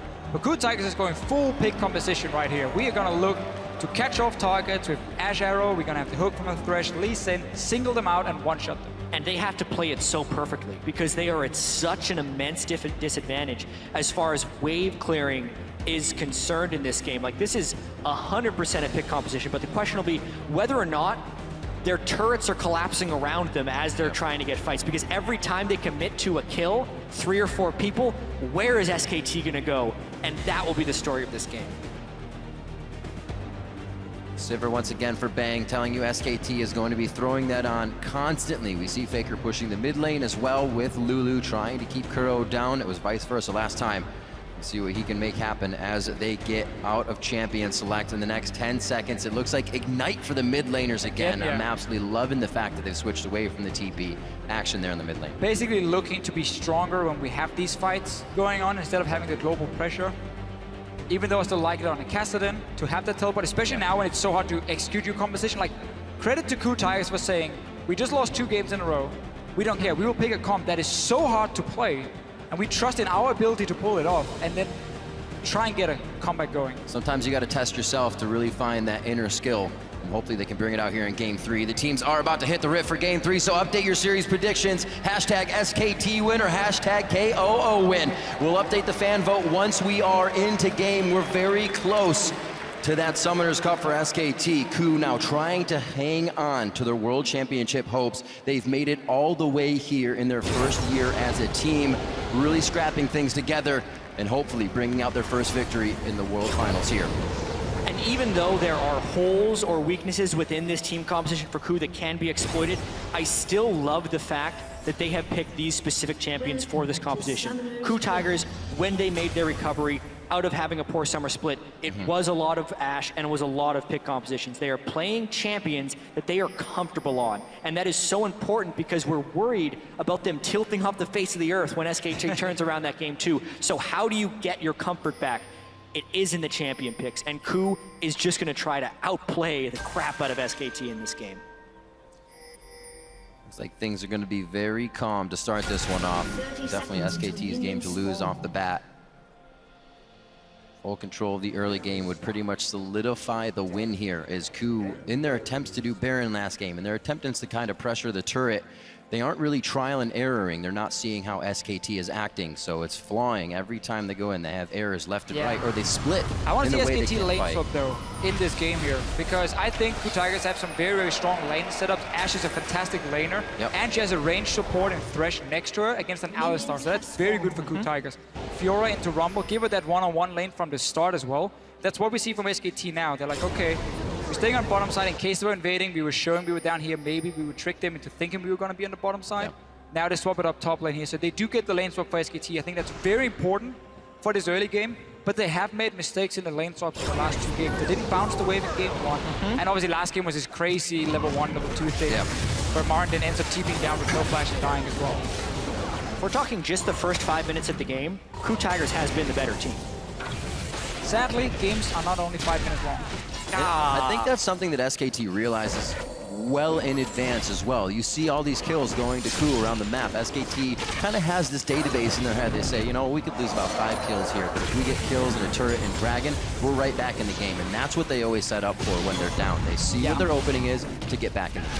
Well, SKT is actually doing about the same play they did earlier because they're sending an invade in to the double jungler. It's just on the different side of the map. I don't know if they're going to be getting over walls on this one. They know what mistake they made last time. Now they're getting away with a bit more resources. No flashes being used there, but they do push KOO off that top side of the jungle. So again, KOO Tigers, they keep starting in the jungle where the enemy AD carry and support is supposed to be, or at least on that side of the map. So they take away their own 2 camps on top side, which was supposed to belong to SKT, because SK Telecom always start in their own jungle. They start really defensively, so they don't deny anything. And now once again, there will be more camps to take for KOO Tigers down on the bottom side of the map. So SKT just instantly want to go up and start pushing down this tower, swap around, get this lane swap rolling, so you can't just fall further behind. They don't value getting early experience on Marin by taking multiple jungle camps. They just want you safe and then push down the tower as fast as possible. This top lane going a bit faster. It took Smeb some time to get down to that bottom tier turret, so SKT are going to be able to move a bit quicker here. Those few seconds they get to themselves to back first, get in position, get their wards ready, and start being aggressive on the bottom side of the map is really what puts them ahead. Smeb being late here leaves still a third of this turret up. Yeah, and they're going to teleport in and actually try and save this one. This will be a big question of how quickly Alistar gets down there. And KOO took enough damage from the minion wave that they can't actually threaten a dive. Also a weird move up top. Bang didn't bounce the wave into the top side. See what Hojin does here, but the reason they didn't bounce the wave was because they realized they could TP down bottom lane. So they just wanted to push it out, get some farm going, and then force someone for KOO Tigers to recall and go up to top side and catch that wave, so there's not going, these minions are going to waste. So because they saw how slow KOO Tigers were at the bottom side of the map, they felt like we can defend it. Bengi moved all the way down, TP in as well to stop it. Hojin should have been in a position, in my opinion, where he could either threaten then the 4v2 dive super quick, or just go down and realize we were behind him pushing the tower. I need to join in as well before this play even happened and just 4-man kill this tower, because you never want to fall behind when it comes to fast pushing. Well, they have all the pressure on the bot side. They have to watch for Prey to come up in the bottom side of the jungle here. Kuro in a bad spot. He walks right in with FLICKR on his tail. They're on Bengi though. The flay back, very nice from Gorilla. Ignite and Flash used to make that happen. FLICKR now in a real sore spot. It looks like he'll be the next to go down. A bit of a fumble Ruski here coming in from SKT. And Ku are going to pick up some very nice kills all around the board. 3 assists to Gorilla. It's working out perfectly. Distributing the kills, nice. Bang trying to come in now. A huge, I think I can situation from SKT to pick up the little outside experience that would ever happen. They just got 4 kills for Hojin in the early game. 1 goes to Prey. One person and another person, and who wants to die next? And who wants to die next? SKT, another early game fumble here against Ku, and they pick it up big. 4 kills onto Hojin. So what will he do now? Warrior Enchantment completed 5.5 minutes into the game. I feel like we've seen this before in this series here. SKT makes a lot of mistakes and Hojin picks up all the kills. Yeah, Gorilla's not actually level 1 in this fight, so the rest of this here, Hojin goes in big, level 3 Lee Sin spike. They kill Bengi right at the start. FLICKR was low on mana and actually had no business stopping that either. Prey, again, not level 1, is able to come in and finish those guys off. And why do Sivir and Rumble come up here when their entire team is already dead? Additionally, Fjord doesn't even have to be involved in this. This was 5 kills by 3 people on the Ku Tigers. This is, you know how we said in the first game, there's no way SKT falls as far behind early game as they did in game 2? There is a way. That's the way. 4 kills on a Hojin and a Warrior Enchantment already. Not calculating the HP bars quite well in that situation. Possibly a bit of a play. He's got no flash. This could be the finalizer. Hojin holds the resonating strike to cancel out the rest of FLICKR. And every time we have some of these extremely weird plays where there's no real reason for them to make it, we've got to look at what could be the objective. Why would SKT move in there in the first place? Well, in this case, it was to place a deep ward. And then they realized Gorilla face checks onto Bengi, and they're like, oh, maybe we can take a fight here. You know, support just face check. We could get 1 kill. But they don't realize how FLICKR has no mana. They don't realize how everyone from Ku Tigers could move so quickly there. And really just such a sloppy decision. And also, SKT didn't have the wave clear advantage. So this is exactly what Ku wants to do. They want to find fights in neutral territory when they don't lose objectives. SKT's way of stopping those things from happening is to keep the waves managed. And this becomes extremely volatile for SKT now. Ku already set up to take down FLICKR behind a 2nd-tier turret, but they want to go to the bot lane, looking now at Bang and Wolf. Marin's going to clear top. Smeb's going to have to respect that and stay for the TP. It's down anyways, but we're going to see something happen in that bottom lane, possibly, as teams disperse a bit. It doesn't look like anything came out of it, rightfully so. Ku would have had to make a pretty big dive. Ku can just sit in the lanes and wait for Hojin to show up on this Lee Sin. Because he's so far ahead, he can take any fight he wants. And he can burst you down as soon as he hits level 6 in this Lee Sin. So wait for him to make that play. Because then you know there's no counter gank from Bengi available. He will be too far behind. And these types of plays are the exact plays that Ku needs. They said they want the crowd to be chanting their name, and that's what they're getting right now. It'll lift the pressure off their shoulders. They know the crowd is behind them, but more so that their strats are working right now. We did see that Hojin was 2-0-2 on Rek'Sai in the early game in game 2. 5-0-1. Hopefully he can continue to spread his experience to the rest of the lanes and keep this snowball going, because they did slow down after they got all those big plays in game 2. And now it's also about slowing down the game if you were SKT. You know Lee Sin is going crazy. FLICKR also doesn't have that much lane pressure on Curl because he's been down his flash and also died twice, plus he doesn't have teleport, so it's kind of the worst situation you can be in as a mid laner. But SKT still has a lot of wave clear advantages, and they have a Rek'Sai who can give himself Tremor Sense in the jungle, line up to counter ganks, and more so than actually counter ganking, just tip someone off that they're coming so SKT can run away. They really just want to wave clear for a little while until Ku would make a mistake. We do need to see Hojin, they'll be a bit more aggressive now in this Lee Sin. You have so many kills, you need to almost live in the enemy jungle. And say, I could take any fight possible against this Rek'Sai. Obviously nothing completing for Bengi so far other than the Sidestone. SKT right now though have been able to push the top over and over and open up Just take the Raptors. And Hojin's going super aggressive. Not only did he complete his Warrior enchantment 5 minutes in, he had enough gold for a Sightstone, but instead started building Hex Drinker components. Now he's got no wards left. One ward there, Trinket ward to jump out. He actually can't ward jump to pull any type of trickery off. Really would have liked to see Sightstone. I think agree. One of the best ways to kind of snowball a jungle matchup is not necessarily by trying to kill the other jungler, but by getting wards in his jungle so you can spot him. Arrow onto FLICKR though. This is a play we're gonna see quite often from Prey. He's very good at leaving his own lane in this Ashe here, moving towards mid or top lane, set up a possible pick. This time, Hojin gets into the jungle though. This is what we like to see. I just wish he had some wards to be placed in here as well now, so he can spot the Rek'Sai next time. Relying a little too much on Lantern Escape. I think Lee Sin's one of the best champions who can turn utility into offense. Sightstone increases the offensive capabilities of Lee Sin.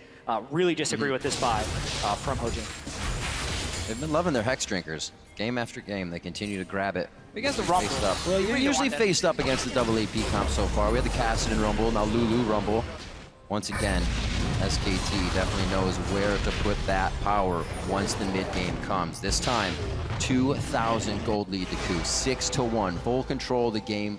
Haven't really been able to keep their deep wards in the side of SKT, so that's slowing them down a little bit. But we know SKT be the vision denial team. The flash play as soon as he gets it again. Hooks in FLICKR, the dragon kick back, and that's going to be a dead FLICKR once again. Nobody's in the back pocket to help him this time. FLICKR tried to save his flash until all the CC were down first, but then obviously Lee Sin shows up with the Thresh here, kicks him back, and then it's too late for him to do anything.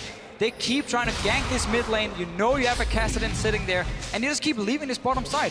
Roam up through the river, go for the gank. I think it's also critical that they were able to get the kill on a Kassadin here. So much of the kill distribution is on Hojin, which is why he needs to snowball the game right now, because otherwise his gold at the end of the game will not mean that much, and that's why SKT needs to stall this one out. So using the Lee Sin, Thresh, the power of the chain CC right there to punish FLICKR's greed of not using flash was very well done. Now, to question a bit of this, do they start spreading some love to Smeb in the top lane of the Fiora, or is he perfectly fine holding off Marin for as long as possible? I mean, at the moment, if you want to gank Marin, you should realize Bengi will be nearby, because every time Marin pushes up, Bengi shows himself, gets a ward in the jungle, and she's kind of there for safety. So they're just going to say, no, we can just keep camping this mid lane. We have double CC, we have the Astral and the Arrow in case we need that one as well. But yes, they could definitely also go and gank Marin. It's just easier to rotate from bottom lane with your support straight to mid lane. That's a quick one, easy gank to set up. It's so hard for Ku to create picks though, because they're still running without a Sightstone on their whole team. He didn't even buy a ward when he went Gorilla back. didn't buy Sightstone, he built Boost Mobility, so they're trying to go in blind and make plays with superior combat stats right now. It is absurdly aggressive and incredibly unreliable, but Ku is going all out right here, trying to pull this off. Big change of strategy from Ku Tigers in this game than in prior. It's very clear in the pick and ban phase. Coming into this game, Ku Tigers said, okay, it's all or nothing. Just pick some champions where we can pick them off, skirmish really well, and go crazy. I feel like in the game though, once you get the 5 kills early on, you can then adapt that and say, okay, we don't have to go all in crazy now, because we just got 5 kills. We can play it out normal and just have a big advantage. Get the 5 kills, place the wards, and make it easier to pick with all of your pick abilities. Instead of Ku, what they're trying to do is run through SKT, force, run into someone randomly, and get the kill. Well, but they have so much brute force. Blips of vision, right? A Hawkshot will go out here, a Hawkshot will go out there. They'll have somewhat vision, and they'll work off of that bit. But you're right. They don't know who's around the corner after Hawkshot's gone. This is why coaches really want to be able to talk in-game. And see the Arrow misses, but Nofa's been like, guys, go crazy, man. Go all in. We're going to do this. And then when all this happens, he just wants to stand back and be like, okay, slow down. All right, get vision, then we play it out. No way to tell them to slow down right now. Nope. And the wave clear will be punished eventually. They're continuing to keep the pressure on mid lane, and because they are so strong right now with straight up item advantages, Hex Drinker completed, Tiamat completed, they haven't been punished yet for this craziness that they're doing.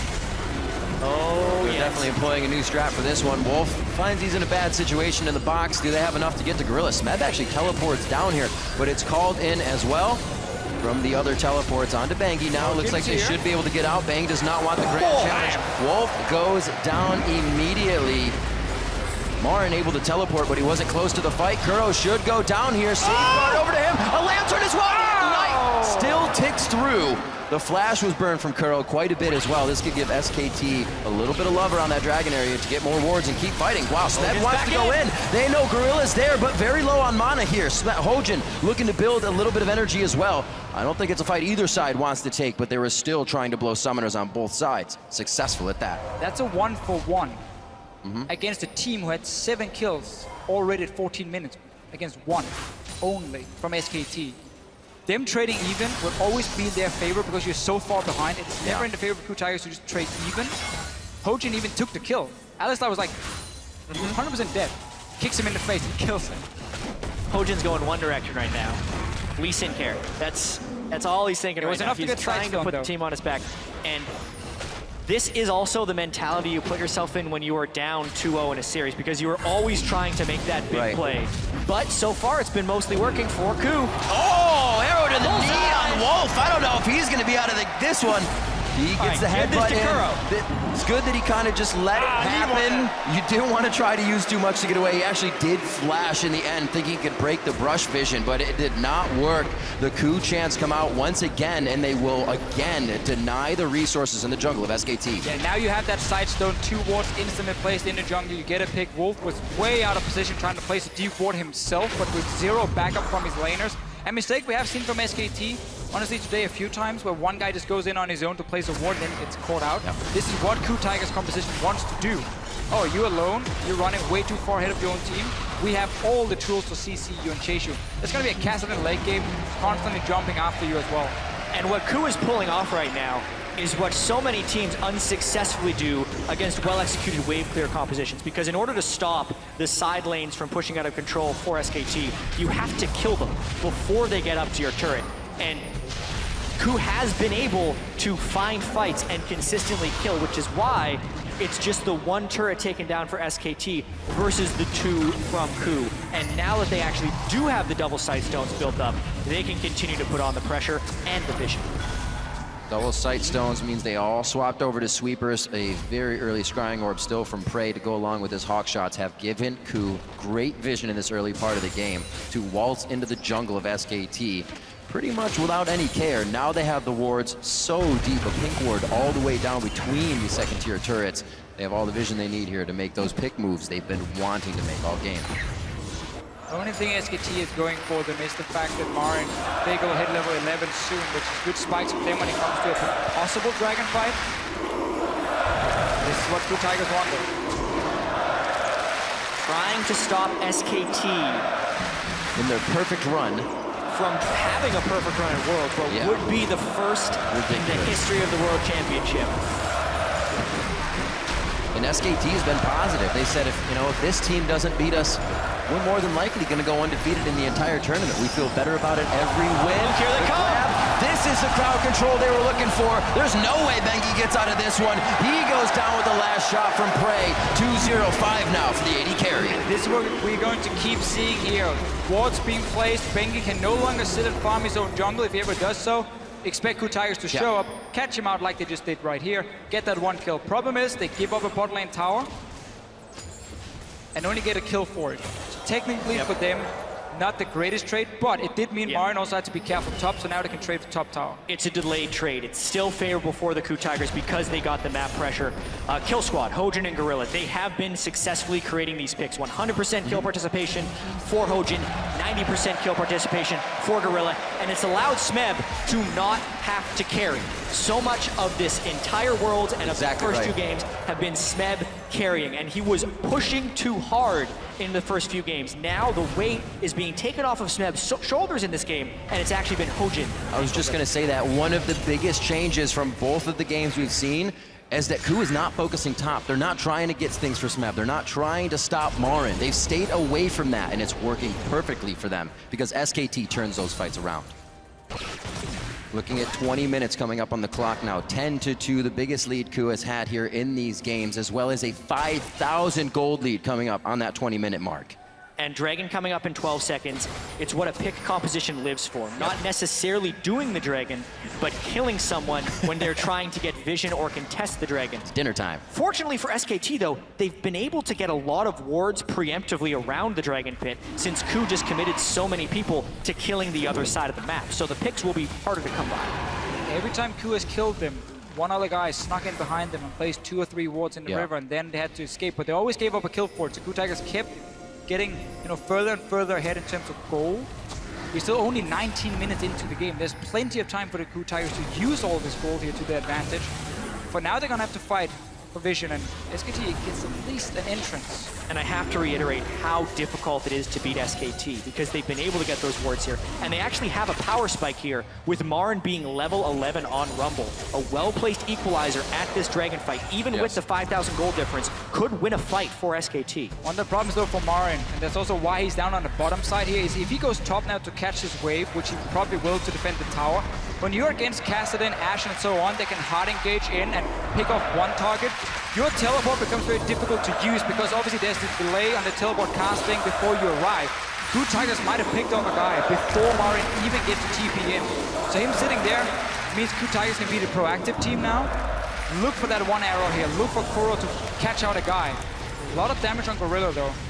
If they start the Dragon, that's going to mean even more damage. They don't necessarily have someone who can tank the Dragon without taking any pain. Maybe this turns into a steal opportunity because Bengi would be able to tunnel in and try and get something. Ku is forcing really hard to try and get a fight. Ku Tigers chants resonating through the halls of the Mercedes-Benz Arena here in Berlin. Hojin takes the Dragon. Smeb TP's into the backside. They're still getting out. This is where the picks come in. Wild growth on the Bengi. The focus is Marin. He's away from the team. Smeb wants to keep everybody in range, but he's gone on a one-man mission over here. Bengi gets out. Smeb lunges back. Gorilla is a 1 health from being taken down right now, and Ku doesn't get enough of the picks that they want, but Marin does go down from being in the thick of the fight. Wow, and how close this fight really was. It is an advantage for Ku to get the Dragon and the kill. Absolutely. But if we're thinking about total damage dealt in that team fight, SKT actually did more. Pretty much everyone on Ku took 80% or more of their health bar. They can absolutely bring the pain, especially if SKT funnels in like that, chasing kills. See it again. You can see how SKT knows they don't want to risk someone going down before Marin arrives, so he goes in fairly early with teleport and beautiful ulti on 3 guys from the Ku Tigers. This delays everything. They're trying to chase, but they're so split up now. Smeb doesn't even get Bengi down, but in the end, they win the fight. They get this Dragon here like they're supposed to. Bang was very, very close to suddenly being able to get a few kills. Absolutely. Bang maybe could have played that a little more aggressive, but still, when you're down 11 kills to 2, your aggressive moves have been biting you time and time again, and Ku is really looking to take this series back. Gorilla surviving that fight with 6 HP, some thick skin there to keep him alive. Ignite still up, kill pressure from him to come into the next fight if necessary, and this may be that time again. Ku starts to taunt Baron, but more of a trial and error here. See how SKT reacts, and then act on that. It's the time for Ku Tigers to start getting the pink wards, upgrade your sweepers here, both on Gorilla and Hojin, because you need to be able to deny vision at the Baron, force SKT to face check in, and then again, create this pick where you just shoot an arrow in their face. SKT have all 5 members nearby. Kuro taking a bit of damage, but you can see how they're fighting, because SKT knows if they give up that jungle, it's over. Because then the Baron will be started, they're completely blind, and then they will die in the next team fight. So that's why they're here so early, to fight just for vision. There's always these pre-fights before the big team fight where you fight all the small advantages. Who can see who? Can they start the Baron safely? There's no tank in the lineup of Ku Tigers. That makes it tricky, and that's why they need a kill first. A little game of cat and mouse here. Are you going to approach? How do you approach? Can we cut you off? Can we get that pick when you're rotating towards the Baron? Ku have a lot of room to work with right here, outside the vision of SKT. Marin should not be on the bottom side of the map at the moment. He has no TP. This just gave Ku Tigers the jungle, and they're pushing him for top tower. Yeah, because now SKT can't actually hold this turret with wave clear in fear of a dive. The wave going through, the crowd has been cheering for Ku, and it looks like the arrow hits Bang. The spell shield was on, he does not get crowd controlled. That's the grand challenge on Bengi. Thrust, parry, and he gets the kill. 13 to 2 as they start cleaning up SKT without losing any members on the side of Ku. Ku Tigers has successfully put an element of chaos into this game, which is making SKT make bad decisions. That was a bad decision. Marin wasn't able to defend. The dive is very real with an Ash Arrow initiate plus a Lee Sin with Flash, and they are rightfully punished for that move. And now with 2 Death Timers looming, the Baron becomes another problem. Crowd started chants, people standing up and creating these chants for Ku. It's exactly what Ku wants. Oh, FLICKR flash into the wall. Wolf's gonna go down now. Gorilla has gone down to Marin, but it's Kuro and Marin now. Marin knows he's not gonna get out of this one safely. Slowed once again. I don't believe the volley just yet, but they're gonna be in range. Who are they gonna give it to? Merry Christmas, an early Christmas to Prey. SKT managed to stop the Baron, but that was about it. 3 kills again for Ku Tigers. Summoner spells used. This is looking so bad, and really this game exploded. I'd say it's looking good for Ku. It looked great for Ku, obviously bad for SKT, but really, we had the 5 kills early on, and then Ku Tigers got a few kills here and there, but it really exploded when they started getting into that jungle, get down the vision, and been able to create these picks here. FLICKR, even FLICKR, can flash into the wall. When you have FLICKR failing a flash over a wall, you know something is amiss within the SKT team. They've been making bad calls. FLICKR, I can't remember the last time I've seen him miss a flash. Just reminds us that he's human. And if there's ever a time for SKT to drop a game, guys, it's now.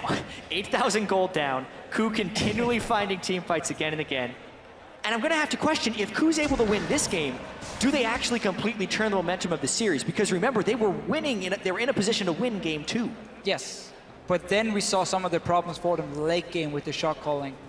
Right. This game, that should not be an issue when you're so far ahead now. Your composition, at this point, is gonna be straightforward to play because you just keep baiting around the Baron and then you just fire that arrow from Prey and you take that team fight.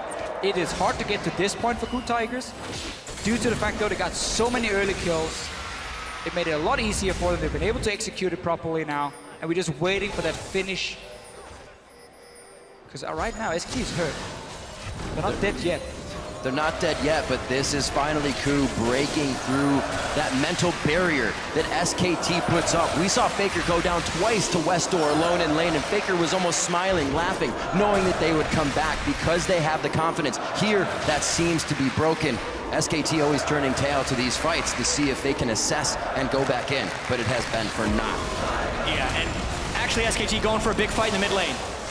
Arrow straight to the face of Bang, stops Gorilla from going down. Initiations on both sides of On the Hunt. Crystalline Arrow and Box are down. And something we actually have to talk about, SKT ran Lulu Sivir frequently throughout the regular season, and they use as a mid-game power spiking team that got picks. But when it falls behind, it is really difficult for it to come back since it has to move as a unit. Now that Sivir ulti is gone, it could have opened up for Ku Tigers to maybe make a play on the bottom side against Marin, send down Hojin, just 2v1 dive him. Instead, they're returning to the Baron. Back away from the bot lane here with Smep. Ku has not hesitated on any of their calls this game. That's a risky call though because they are on a scrying orb. And now the teleport's coming in. Marin down. Their target is actually to stop Ku and their flank back. We see FLICKR and Wolf messing with Meb down here, but it is not working out for them. Lunging over the wall. Ku is instantly back in position. This should not hurt them too much. A lot of ultimates are already being used by SKT. Remember, Wolf's ult is down from that second tier turret in mid, so they can't afford to go back in. Remember that this team does not have a tank who's gonna stack armor that can safely stand in front of this Baron here. It was Kassadin and so on. Try and bounce it with Hojin. Both of them took a lot of damage, and you're against the Rumble. You never want to start a fight low against the Rumble because that's just gonna be terrible for you. Instead, here's a fight. It's a bit of a flank here. Prey very low on mana, but you don't need that to auto attack. That's gonna be Wolf down. We also lost Meb in the fight. Marin holding tight in the middle. They get the turret, so they'll be able to fight under it now. Hojin doing what he can with such an awesome score in this game, and it looks like it's gonna be a lot for the team. That's a double. FLICKR gets hit by the arrow. That's gonna be a kill for Prey as well. Is there a triple coming in here? No, it's a double-double for Kuro and Prey. Another on SKT. Team fight win there by the Ku Tigers. And honestly, if there was ever a fight that SKT is going to win there, it would have been that one. Ku was so low on resources beforehand, but SKT had such a gargantuan gold deficit. and Hojin is playing out of his mind on Lee Sin with a beautiful kick on to Bang back into the team. This gives him bearing too. Wow. Hojin is a jungler that's been criticized for a very poor early game coming into this final.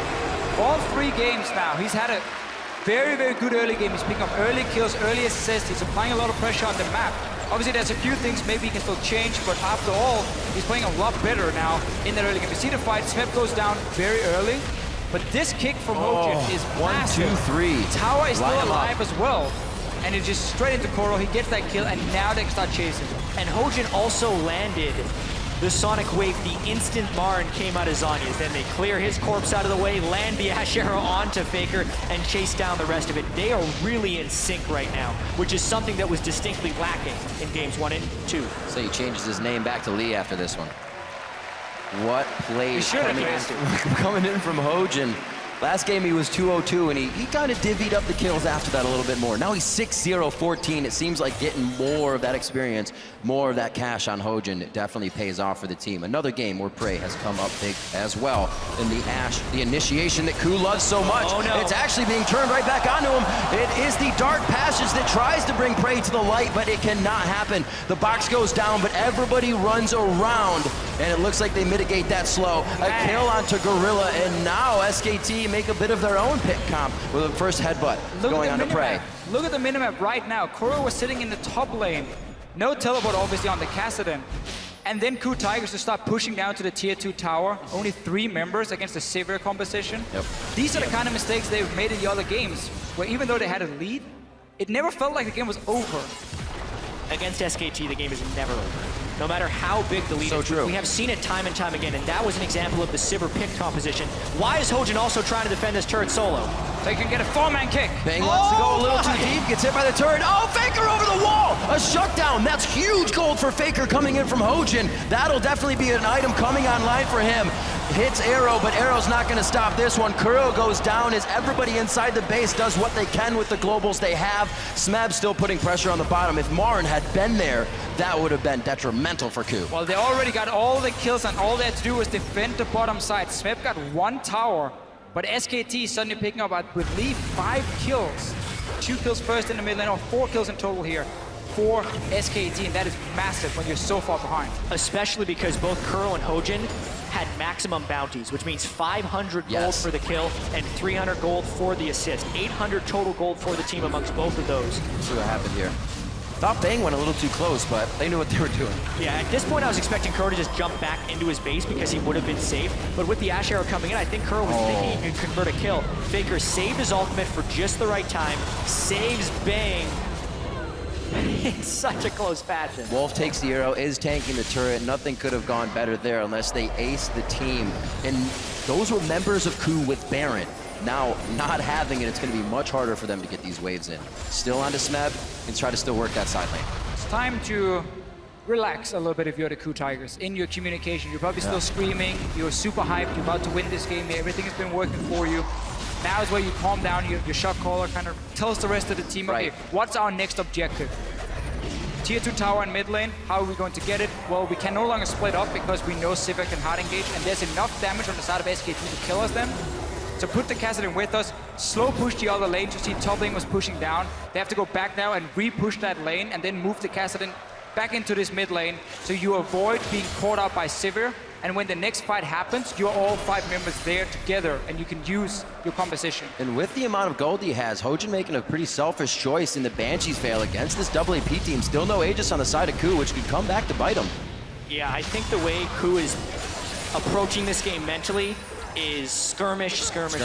Yeah. And if they're trapped in a big team fight where they're sitting on an equalizer, they're probably thinking they've lost anyway. I still would like to see the Aegis in there for Hojin, but with the Banshee's Veil, when he jumps in and kicks someone backwards, it's much harder for them to get him out of there. Wolf can't headbutt him with first spell. Faker can't polymorph him. They have to burn 2 spells in order to stop him from doing that. So it's actually kind of an offensive pickup as well. It's still so greedy though, because Banshees is one of these items that look good on paper and It's then so one great. ability hit you before the fight starts and it does really nothing for him.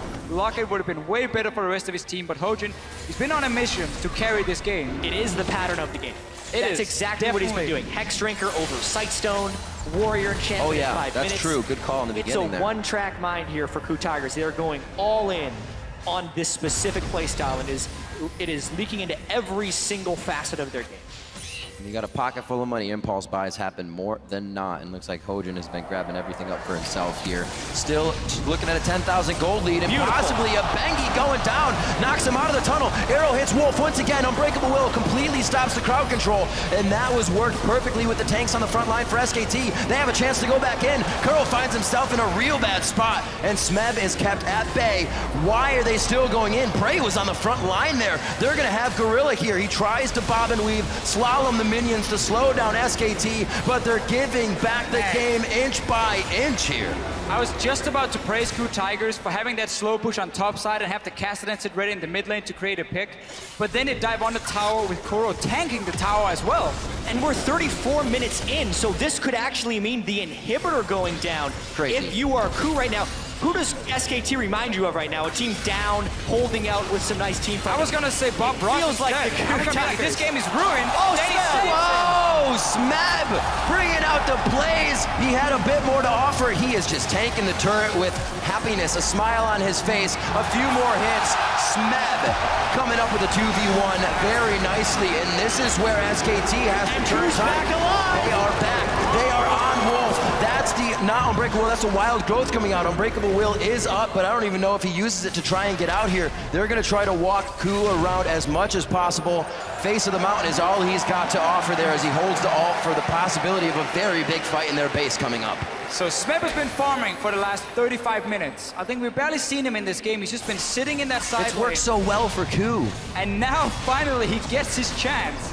1 versus 2, kills them. That was so huge because SKT were pushing in the base. They were gonna get inhibitor, get more kills, get back in the game, and then the outplay happens. After such a turning moment, this is what Crew Tigers talk about when they talk about their team chemistry, honestly, because how many teams at Worlds this year have we seen go down 2-0 and been able to bounce back in the third game? Absolutely nope. And then after making multiple mistakes in the third game, be able to still go for the play and have it work. They have the trust in each other, and they've said even when they make a bad play, they can move on from it. That is a perfect example of it working in the game. But still, they're yet to close, and they still haven't taken a single game off SKT. And I'm 100% sure SKT after this game, if they do end up losing it, they're gonna sit down and talk about the first 5 minutes of these games. Of all because games, every single absolutely. one. There have been some crazy aggressive plays from SKT where they get punished, plays they didn't have to make in the first place. Why set yourself behind, or why risk setting yourself behind when you've shown that shot calling wise, late game, you are the better team? That is something they're gonna have to change for the next game if they lose this one. Think of what would happen, though, if those plays had worked. Your mentality to be crushed that hard in the first 5 minutes of the game. Luckily for Ku, it hasn't for SKT, and they have been falling behind, which is really giving them a chance to be in this game. And they're not even on a thread right now. They are in the lead, pretty much just walking down the road. It's been plays that you couldn't win. Flashing forward on the tower to get a first spot is just you trading a kill for kill, but using your flash. So like, you're basically lost no matter what you do. You talk about trying to be calm as well on a stage like this, World Finals, even though SKT has been there before. It's Marin's first Worlds as well. That's true. There is a moment of the spectacle. Here we go. Oh, what a hit on the Faker. Eyes focused onto him. He's forced to flash over the wall, but it doesn't save him. Kuro gets the shot necessary. A double kill for the Cassidy, and this spells very bad things for SKT. The bottom inhibitor is already broken, feeding super minions into the base. This is going to be Marin going down as well as he's too far from home. Over the wall. Bang's going to go down now. The fly in. The lunge from Smeb. A few more hits. The parry is great. The thrust is better. And he goes down. Huge kills for Kuro. They're on the Nexus turrets, and it looks like they could thwart the perfect record of SKT at Worlds. The first Nexus turret to go down, the ace of SKT in their own base, and the Crew Tigers will break the perfect record at Worlds for SKT. We're going to a Game 4.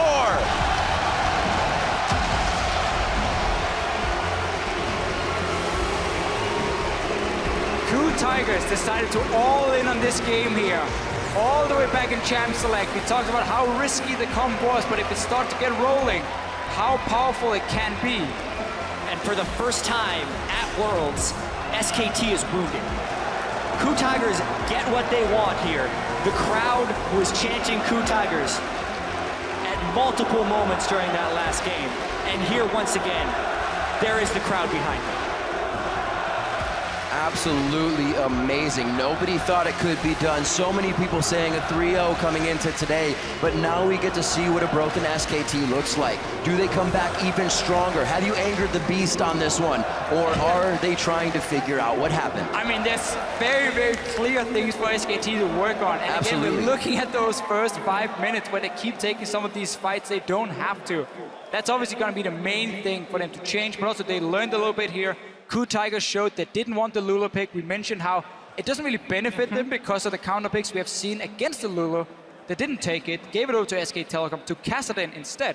Ended up getting 10 kills on the side of Koro as soon as we got to these fights, and he kept picking off the kills. They picked up the pace of the game. Coup Tigers, something they haven't been able to do for most of Worlds. They've been sitting on the back foot. It was very clear that wasn't going to work against SKT. And yes, SKT made missteps, but the pace of the game was increased. So the chance for errors was greatly increased. And with that, SKT made more errors. Huge credit to Coup Tigers for going all in with their back completely against the wall. One of the biggest things coming into every world is you see the Korean teams will always do something different. They'll always try to change up the strategy so they're not setting a precedent. You don't know what they're going to do next time. Coup went off of their books that time. That was something we really have not seen from them at Group Worlds. stage Coup Tigers, right there. Yeah, they're coming back very, very strong, and now SKT has a lot to think about as they come into Game 4. Right now, we're going to throw it over to our analyst desk to break down Coup Tigers' win. Thank you, gentlemen, and we have ourselves a series, finally. And before we get into anything, I feel like we just have to rewatch this 5-for-1 craziness that happens at the beginning of the game. Now, bear with us. The Ashe spectator bug is still going to be in this, so please ignore it as we go. Yeah, as we see here, it just starts off with this little bit of the skirmish. Kuro makes a little bit of a dangerous play, but Pulverize is already down. And then Hojin going to come in and start to clean up this fight. And FLICKR goes a little bit too deep. And Mother FLICKR, you can't act like you forgot about Prey. Comes over the wall, takes the kill in the end. And that's going to be the end of that team fight. Yeah, for me, just two Not yet! Yeah, it's not the end of that team two fight. very big mistakes here. Wolf failing the combo, and then SKT still continuing with the play. You could bail there, you can sacrifice your support.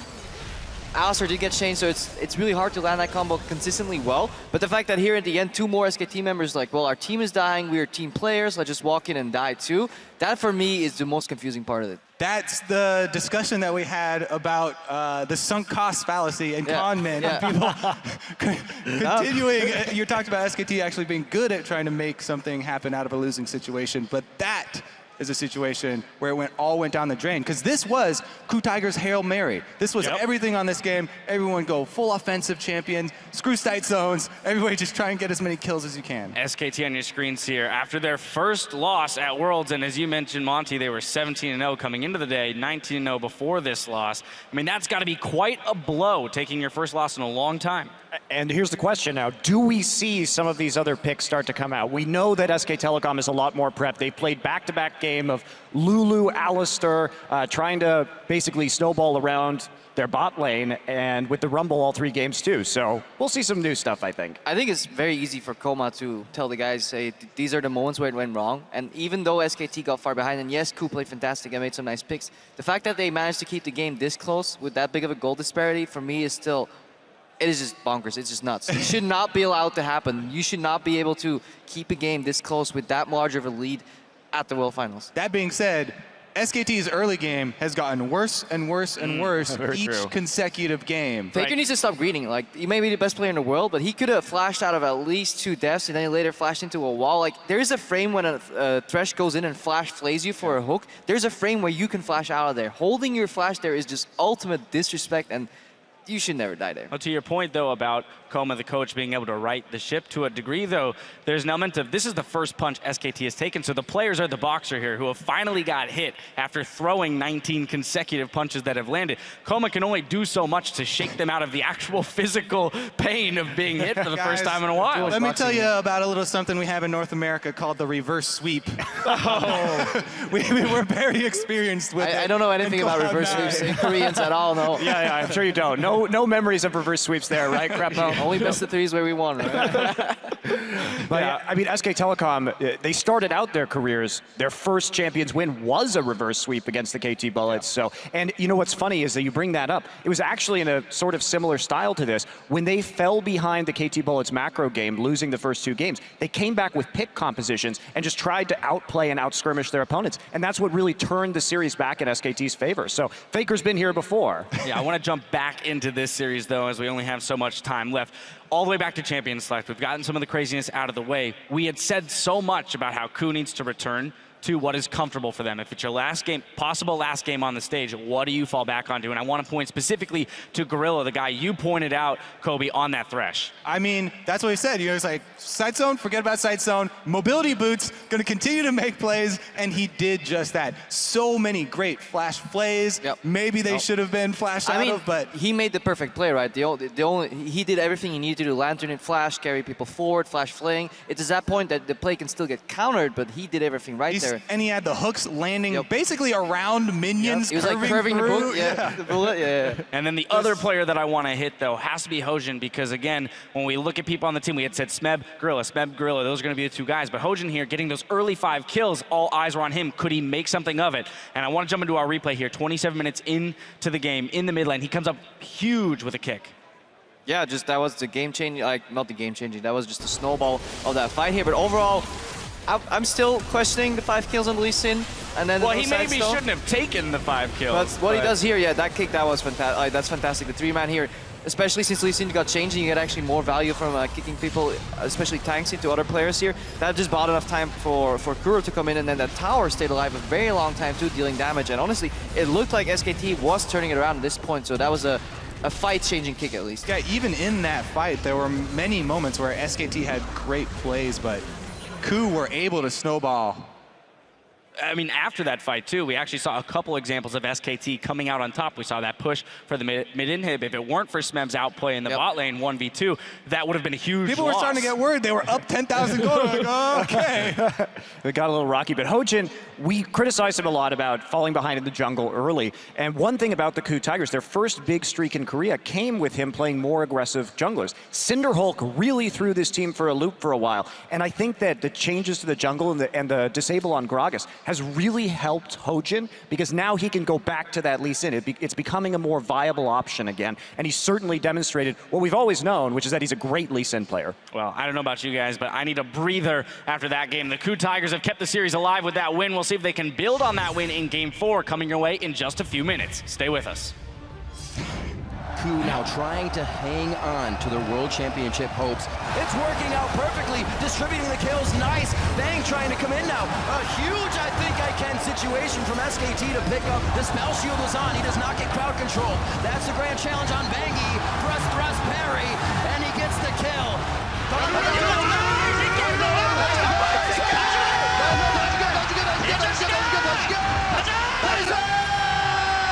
Bang wants to go a little too deep, gets hit by the turret. Oh, Faker over the wall! A shutdown, that's huge gold for Faker coming in from Hojin. This is gonna be Marin going down as well, as he's too far from home. Over the wall, Bang's gonna go down now. We're going to a Game 4.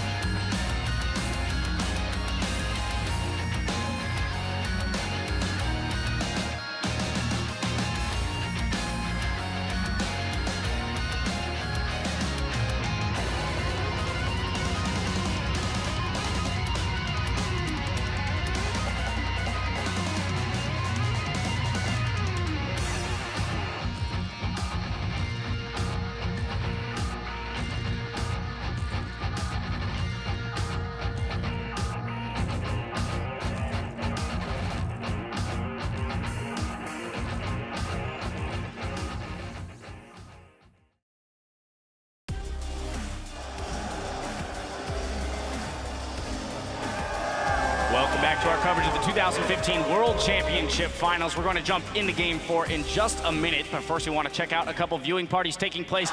And we start in the Philippines, where they're doing the wave in between team fights. We were doing those here too in our audience, so it's nice to see some synergy between audiences. Then we'll head to Poland, and the crowd are fired up and following every gank and wombo combo of the showdown taking place in Berlin. But let's get back into the game. You know, I want to focus in on the KOO Tigers. Earlier in the day, we saw a video clip where all they said was, we would like to see a crowd cheer for us just once. Well, they've done it. They secured that first goal. One here. of the most epic cheers that I've ever heard. Too. Yeah, it was absolutely a amazing. sweet cheer. You know, I taught the European audience how to cheer for the KOO Tigers in Brussels. So. You're not really trying to take credit for this, are you, Monty? You know who it was? It was some fine gentlemen up here in this section who were doing a fabulous job of starting it, and then it erupted around the arena. It really was a lot of fun to be a part of. But if we do turn our attention back to it, 2-1, KOO still has an uphill battle to climb because it's game point for SKT. So they have to use this momentum moving forward. What are going to be their keys to victory? They can't necessarily rely on a 5-1 trade 5 minutes into the game every time around. As much as I'd love to say that's a possibility. What was that? I'm sure Monty would attest to the fact that KO style is the win to... Let's just not go into that at all. All right, that's fair. I will avoid that for you, Monty. As much trouble as you've given me in life, I will avoid trouble for you. Somebody I want to point to specifically on the team, we did hit on him, Hojin. 89% kill participation today. Highest in the finals so far of any player. Yeah. He went back in time. Yeah, and 62% only in the semifinals and before for Hojin. But not only that, it's very important to know that out of all of the KOO Tigers games coming into this World Championship, he was only participating in 2 out of 13 first bloods in the games that they had played. So very low early aggression, very low kill participation. But man, he has showed up way bigger than I thought he would today. Yeah, I mean, usually we're talking about Hojin's, extracurricular activities and how he brings so much shot calling to the team. He's the charismatic guy. He keeps everybody upbeat. Nice to see him be able to perform in game and crush after getting so many early kills. Making their way to the stage right now, taking a little longer than they have between the previous games, so might be indicative of the fact that they have a little bit more to figure out this time around. There are definitely some questions raised, as you mentioned, with their early game, because it is very uncharacteristic of them to fall behind as they did. I mean, or they're just choosing their weapon and they go like full strong Belwa style, and they let them cut you first one time and then smash you anyways. Because I mean, first one wasn't deep enough. Yeah. SKT just overall, I think they can easily bounce back because it's really simple to shore up those problems. It's literally like, don't blind invade. And you've seen what you can do when you're playing 10k down. Why not just go even with the KOO Tigers until the mid game? And at that point, you still have the superior shot calling. Yes, you're playing against a team that were renowned as the comeback kings, but SKT have shown they have superior mid to late game shot calling. So it's even means ahead for SKT. So that's a very simple strategy to go into, and just at that point, I think the KOO Tigers will just start overextending to match that aggression they had in that victory, and then at that point, it can all come crumbling down relatively quickly. Now, if they want to do that, though, they're going to have to avoid giving up first bloods. They've given up 3 today in the series. That's more first bloods than they've given up the entire World Championship, aside from today. So again, as you mentioned, they need to. Well, I'll pose this question to you: if that is their goal, looking at champion select here, what would be the style of composition that they need to draft, and then the play style that needs to accompany it in order to make it through that mid game? It's a loaded question. No, I don't think it matters what they play, because they won convincingly with the similar composition game 1, and they just went for the blind aggression. And then, if your combo fails, if your CC is not efficient and not effective, then get the hell out of there. Worst case, sacrifice your support. You're allowed to do that, and then you can walk away and just try it another time, but don't try to chase the loss. This is the first time that we actually saw SKT go into the sunk cost fallacy there, where they just try to chase the loss too much and try to make up for it immediately instead of just taking a step back. Yeah, we misplayed that, let's go back, get everything even again, start pushing the lane, set up vision, and then make the play again. All right, well, the teams are ready. We'll see if KOO can do it again. Can they take down the Titans SKT? Let's hand it off to Riv, Jat, and Officio for the play-by-play. Thank you very much, gentlemen, and we are headed to a Game 4. KOO was able to take down SKT, ruining that perfect run through World so far. It would have been the only one we've ever seen but it's not going to happen this time. And the Coup Tigers are definitely feeling the love from the crowd. You saw Hojin possibly on your screen kind of pumping everybody up as that Coup Tigers chant started again during the analyst desk.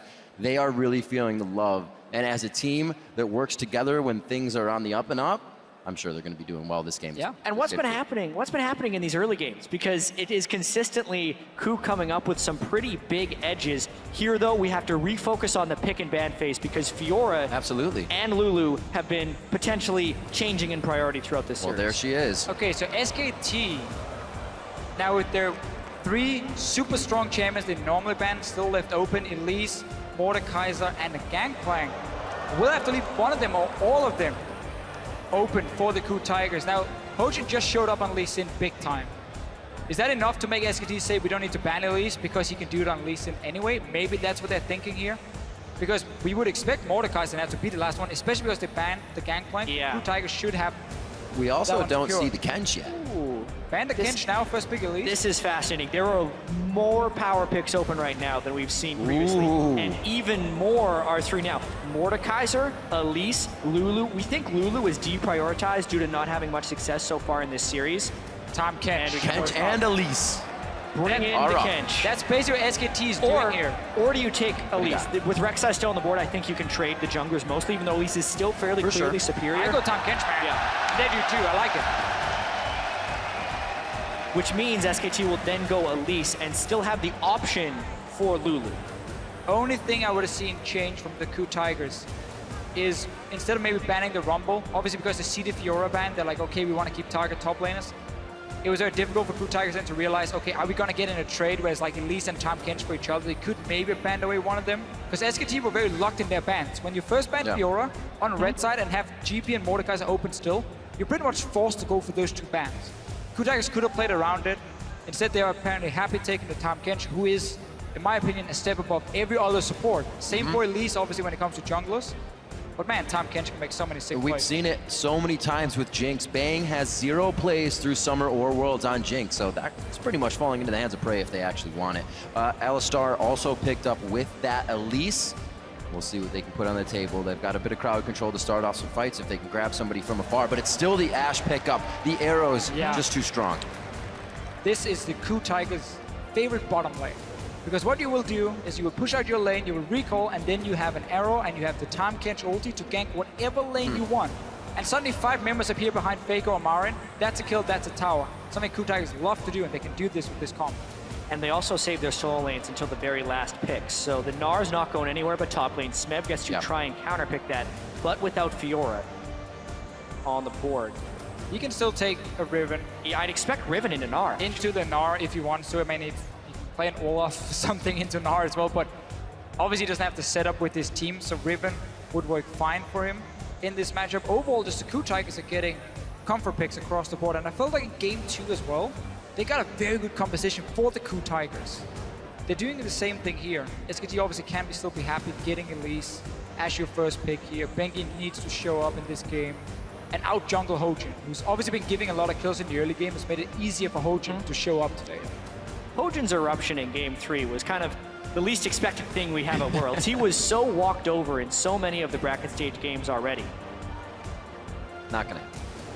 It Or could. maybe. I mean, would we see Lulu top? Smeb on Lulu top? That's actually true. I was gonna say no, they have a support, but Hasn't been the case for a long while.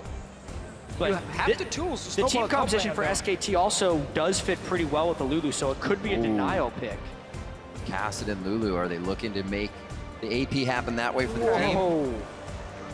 It is locked in, so Lulu is going towards that top lane for Smeb. Gorilla is going to be giving that Cassidon over to Kuro. We'll see what SKT has for their counter pick here. So it now is you going also to be for just, FLICKR. You just blind pick Cassidon as well. Yep, that. I'm just gonna throw it out Glad there. you pointed that out. FLICKR is the guy who wants to play Riven mid.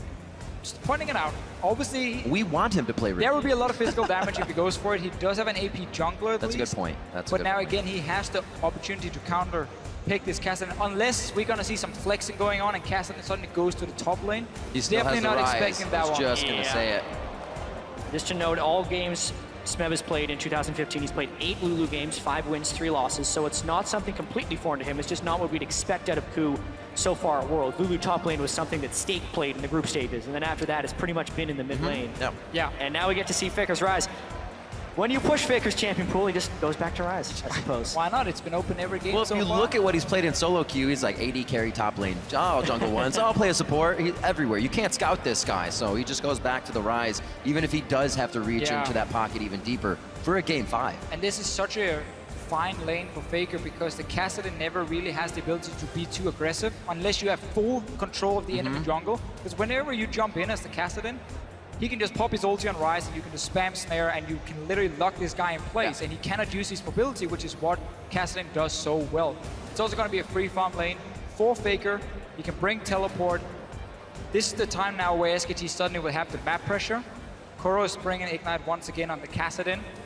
So they cannot start falling behind because they will not be able to stop what's going to happen in the side lanes. We know Nara is going to be really, really strong as well as a spec pusher. And this is another one of these matchups, though, where Ku Tigers brings global ultimates in support and jungle, whereas SKT will then bring the extra teleport in the mid lane. It's the same juxtaposition we saw in Game 1, just swapped for which teams had the globals. We're going to see what happens. Loading up for game 4 with the Summoners Cup on the line. Tweet hashtag KOOWin or hashtag SKTWin to @LOL Esports. We'll be tallying your votes up throughout the game to see where you stand on this one.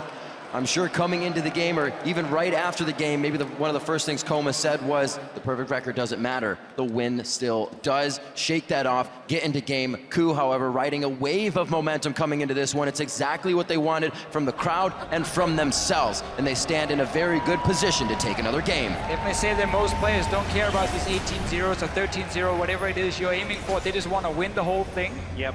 It's more the casters who care about who you undefeated. All that will matter is which team hoists the Summoners Cup. That's exactly That is right. so beautifully on display on the stage right there. And SKT, just like they were in Game 3, are one game away It still hangs from in the that balance. moment. And for Faker and Bengi, it would be their second time doing such, and they would be the first people to ever have that privilege to do it twice.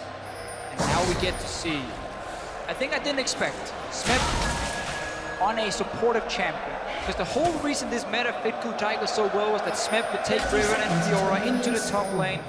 He would outduel the enemy top laner and do really, really well. We haven't seen him show up too much this time around. Last game he needed 30 minutes of farming. Then we saw a big play. It was massive and allowed Ku Tigers to win the game, obviously. But now he's on supported champions that can't really snowball. That's one of the problems about Lulu. TP ganks are not very effective for her. Ganking her lane doesn't do a whole lot. You'd rather want to leave the Lulu alone and just let her sit and farm up. It's true, and actually before the last game, it had been a really long time since Ku Tigers had defeated SKT. I mean, you mentioned the summer split that they were 0-4. Yeah. They were 3-0'd in the spring final. They were 2-0'd later on in their second best of 3 in the spring split. But in doing that, how much will that get in the mind of SKT?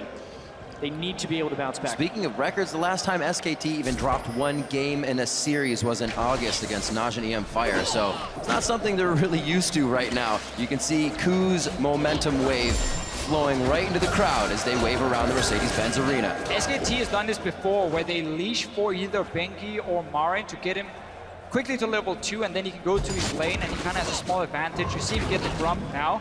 It got delayed a little bit because Ku Tigers had invaded, but that was very smart. And he's gonna, he's gonna kill it. I mean, half a second away, actually, from not killing that thing. They know he's going to be recalling, so Smeb will be able to make it up there level 2. Yeah. Neither of the bottom lanes actually gain experience off that. And Smeb can run because he started on top side of the map. It's very important in these matchups here. If you start on the top side as a jungles and top lane duo, taking that camp, get level 2, even got blue buff on the side of Smith, you can run up there and save your teleport. Because Marin had to do this play around the Grump, wanted to try and rush it down and then TP it up. He's now down a summon as well, and that's going to be key when it comes to poking away. You can always go back to the turn. And even though Smeb has been performing so well on carry top laners, it's not like he hasn't been effective on utility or tank type top laners in the past. 5-3 this year on Lulu. He was a good Maokai player. He was a great Gnar player. He can still play those styles. It's just more throwback for Ku Tigers and kind of a mix of the old and the new with this team composition. A lot of Korean players, when you are on Incredible Miracle, you don't really perform too well. But when he leaves, a lot of players tend to do really, really well. Smith is one of the guys. Didn't have much of a name before he joined the Ku Tigers. And then slowly but surely got better. Was actually considered one of the worst top laners previously, so a very big step up for him. heard the Korean casters saying it was almost impossible that SKT themselves slumped, but each player on KOO Tigers has faced that individually and then come back to be fantastic players here now at Worlds, aiming for the second spot. And this game will also be so much about how SKT can recover from the early game. You can see Bengi missing his cocoon on the Scuttle Crab. Not the best start, losing some early pressure there because that revealed him to Gorilla and Prey as well. SKT really needs to kind of reset, make sure they're safe in the early game, and then make KOO beat them. Have to keep an eye this game if they do kind of forego the sight stones again, use the hawk shot, get their vision through different means, or if they go back to kind of a regular play. The aggression they had last game took SKT off guard, but I'm sure SKT's ready for that another time. Yeah, for sure. They've been talking about the first 5 minutes. We haven't seen SKT rush into the enemy jungle all of a sudden and take a stupid fight. We just saw a jungler miss on the wrist scuttler. Much more patience. That was about it. That's about the amount of action we have seen so far. So it's a lot slower pace now for SKT. There is a lane that's going to be annoying for them. I always liked Ashen to Sivir because of the fact that you can just constantly trade it with her. It's very hard for Sivir to trade back these quick trades. You're just going to boomerang you step to the side. But when that happens, Time Kench will eat the Ashe. Then suddenly the trade damage is really going. There we go. Thank you very much, by the way, KOO Tigers, for showing it. So you can have these very quick trades. Exhibit then A. you get that level 6 and you can start making plays across the map. Well, the wave kind of sitting in their favor here, if there any is. Jungle pressure down bottom. Hojin is there, but there is going to be no presence of Bengi as the wave kind of crashes in and starts to build. Yeah, and there was a slight early edge in that lane for KOO because SKT did try and pull for Marin, but we're not seeing the fruits of that labor in any of the lanes. The top lane is still losing to Smeb, although it is small, and then Prey and Gorilla, even with the wave being in their turret, were up about 8 or 9 CS, so nice stuff all around. Hojin, though, he sees, ooh, it's a pretty risky invade. Bengi just pulled off. He moved it on his own. Kassadin couldn't move down. The lane was pushed in. Gorilla and Prey down here is having control of the 2v2 as well. They could easily have collapsed on Bengi, but they didn't see him before it was too late. He got very early side stone. Has a few deep wards down. That's going to be important at least, so he gets away with it. Yep. That could have been very, very risky. Smeb using that blue buff as much as possible to make sure Marin stays down, activating his Gnar off the minion wave as well, so he can't get pressure, but Marin just dodged, didn't take too much damage. Another condition that SKT will have to fight under is that Gnar bar. We'll see how they get around that once the time comes. A very early sight stone for Bengi to get more vision in. Looks like Hojin was towards the mid lane, but FLICKR pulled back, so they're not going to get anything out of it. Low on mana. Not in a great spot. He's been pushing with that blue buff. Without it now, he gets himself out. The repel does not hit. That's exactly what Smeb needed to do right there. So often you see Lulu's greed and not successfully flash the cocoon away there, but he knew he couldn't speed himself up very well. You knew he was low on mana, and it's just, aside from getting caught in the first place because you're pushed up at 6.5 minutes without wards, the gank escape was perfectly done. A little bit annoying for Bengi as well. He knew the minion wave was coming. He's like, either I fire the cocoon now, or the minion wave will arrive and I can't do it, and he can hide behind them and so on. But pulling the trigger. Well, that flash is down. Bengi wants to at least get coverage up here, or since Marin is pushed up pretty low health, they want to see if Hojin's going to make a move. Hojin, however, likes to counter gank himself, so make him up here very, very slow. Not get himself in any trouble. Actually goes down bottom, knows Smeb is safe, he's going to get some vision of his own inside the jungle. This is a little... At least knowledge. This is a little bit more of the bracket stage Hojin that was looking ineffective. He's wasted a lot of time so far in this game. Not only in the bottom lane beforehand, when the ward is spotted him by Bengi, even though before the art is in place, he canceled his recall, cleared an extra ward, went back to base, and then a very late counter gank attempt in the top lane when Smeb really couldn't have even been died since he just teleported back to his turret at absolute full health. So some inefficiencies coming up. And as soon as you show yourself as a jungler in the early game, you give so much information to your team. Because okay, he's top side, suddenly it's open for you to go into the enemy jungle on the bottom side. If you want to reduce some of the rewards, you can keep control that way. So whenever a jungler wastes time by showing a lane to street map, it ends up costing 4 in the long run. Because of their vision, you lose. And one of the bigger costs of that is the fact that FLICKR still gets to farm up freely on Rise. We knew it was going to be an easy lane. but when he's able to dodge the jungle pressure so easily, he's gone tier into a Mana Crystal. He's going to be going Catalyst next. He is completely maxing out on damage early on here. And you can see it's almost told as well. If you look at the items in the side of Smeb and Kuro, they both have Catalyst, which means they'll be doing stacking as well. The Cocoon comes out. Hojin flashes in and gets the knockup, saving Smeb's life. Can they retaliate here? It looks like Bengi and Marin have gone too far away, but what a save for Smeb. A lot of things happened right there. FLICKR tried to TP in behind as well, but Kuro managed to interrupt the teleport from FLICKR, and then obviously we had this no flash Lulu running from the river. SKT thinking, oh, this is gonna be a kill, and Hojin shows up to save the day. Everyone had to do the right thing to avoid dying there, which is a little bit dangerous. Flashes were blown in the mid lane as well. Looks like FLICKR and Kuro went hard, so there's no flash for this. Hojin in a real bad situation with the last bit of mana. FLICKR takes him down 2v1. This was one of the problems we mentioned a little bit in Champ Select, how Kassadin in the early game with the Catalyst, he can't really burst down the Ryze, and then whenever you jump in for any fights, Ryze can just turn it around. I figured there wouldn't be any fights right now. You're going up against FLICKR, charging things up. Of course he knows how to play that, and it's a tell to have two Catalysts to say, we want to hang. And it remains to be the greatest mystery of worlds, how FLICKR is the only one playing Ryze in the mid lane. But so true, it really is. We're learning more and more about why that's the case. It really feels like he's the only one that truly understands Ryze. Because that was easy for FLICKR. He burned Ignite in a 1v2 and got an easy kill. And Flash was already down from a 1v1 that they just had as the teleports went towards top, so. Yeah, really bad playing it by very Hogan well. and Kuro there. So KOO Tigers in the last few games, on average at 10 minutes, they were 1,084 gold ahead of SKT. This game, we have not seen the same SKT Telecom run in head first and just risk losing members, giving up kills they shouldn't have in the early game. They're playing a lot slower. Bengi has been getting some deep wards, and this time around it's SKT who has the lead at 10 minutes. We also know they have the better late game shot calling. Yes. As a team, we have seen that now. Suddenly it's looking a lot different. Very controlled from SKT, not trying to get themselves into crazy engages behind tier 2 turrets at the start of the game. Already setting the pace that they want and that they can control. Yeah, and here's what SKT is trying to do. They want FLICKR to scale up a little bit more into a Rod of Ages. They want Marin to stack magic resist so he's nearly unkillable by the Lulu and Kassadin. Those are two very low sustained damage mages, and Ashe doesn't do big damage until later in the game. They're gonna fight a mid though.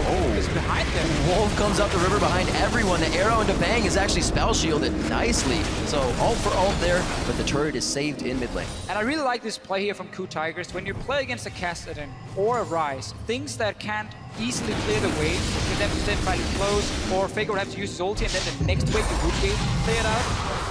You gotta be able to move in your AD carry and your support to that mid lane, pressure that tower, because so often you get so much free damage before the other team reacts and send in their AD carry to defend. KOO Tigers had pushed out the bottom lane.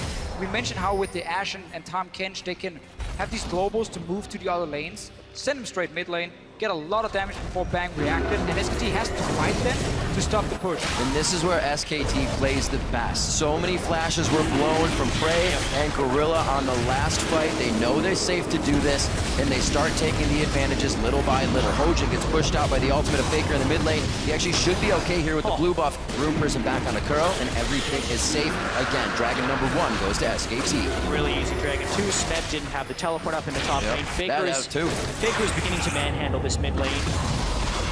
Abyssal Voyage towards mid. This isn't to kill FLICKR, this is to pressure. kill the turret. They already know the turret is low, and FLICKR can't clear the wave well. Exactly the same play we just saw before from KOO Tigers. They know FLICKR on the Ryze cannot lit. He already used the ulti. Safe play from KOO Tigers. Very low risk, and obviously gives a great reward because you get a mid tower down in 12 minutes. So I really like those two plays, and it's one of the things that Tahm Kench offers.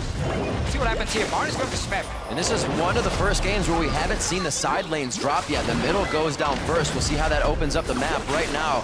That wet noodle fight in the top lane. Looks like Hojin wants to participate. Nars back Smeb so he can't slow him anymore. But the pop-up from Hojin may keep him in range. Smeb does have flash. Will he utilize it? I think Marin's made too much ground already, and he gets out safe. They were thinking about going hard up there. Kuro already roamed halfway up the lane, which leaves this window. Wolf can dive on Alistar. He has his ult. That's the hit. Gorilla's going to be pushed back, but that's a lot of great health he has to work with to get out of this situation. Pops it at the last second, and beautiful. Wolf waits until the last moment when he can headbutt, knowing Gorilla's flash is down, and make it look easy. Good decision from Wolf going for the Tahm Kench. Don't go for the AD carry. He can just eat him then.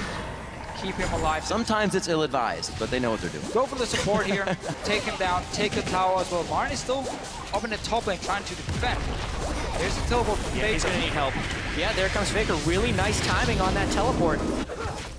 TP and ult as he makes his way out there. Getting a few stacks on the... Oh, wait a minute. He's going to be in range a little bit more. Spams out those rune prisons. That's the tower hitting. Marin trying to give him the time of day, but it's a hit from Faker. The teleport and flash. Hashtag worth. And right here is why Faker makes Rise work. He knows exactly when he can flash forward and just unleash his entire combo, keep you basically locked in place. The fact that he knew he could gap close the entire lane against the Lulu is incredible. Yeah, you have very small windows of power on Rise, and Faker is able to show up in these situations where the enemy isn't tracking the Rise cooldowns as well as Faker is. And really, his flash to kill ratio on Rise is nearing 100%. All the time. It's truly impressive. Nicely played by Marin to escape any danger there from Kuro. Been roaming a little bit now. Loses pressure on his mid lane. We'll see if he can get back quickly. Faker's already there stacking it up, so SKT could be pressuring mid now. Praying Gorilla should have been mid already. Now they end up having to use the ulti in here. Let's see what happens. Oh, hello, the AD carry of Abyssal Voyage. Gorilla and Prey come popping out as Hojin on the other side, and that's going to call Marin down, so a little bit of a fight in the mid lane that nobody wants to take until everyone arrives. When you play with a Kassadin, as soon as the laning phase seems to be over and we have these roams happening, skirmish all over the place, you need to get that Kassadin away from the mid lane. Because again, he will not be able to defend if SKT groups on him. So you have to move Ashe and Top Kench earlier to mid lane, so you don't have to use the ulti here from Gorilla either. You have that now global pressure because Top Kench can go to either lane with his ulti, and he can take Prey with him or Hojin with him if needed. But you need that AD carry to sit with the supporter to be the defensive mid. Obviously, it's not insane wave clear from an Ashe, but at least long range.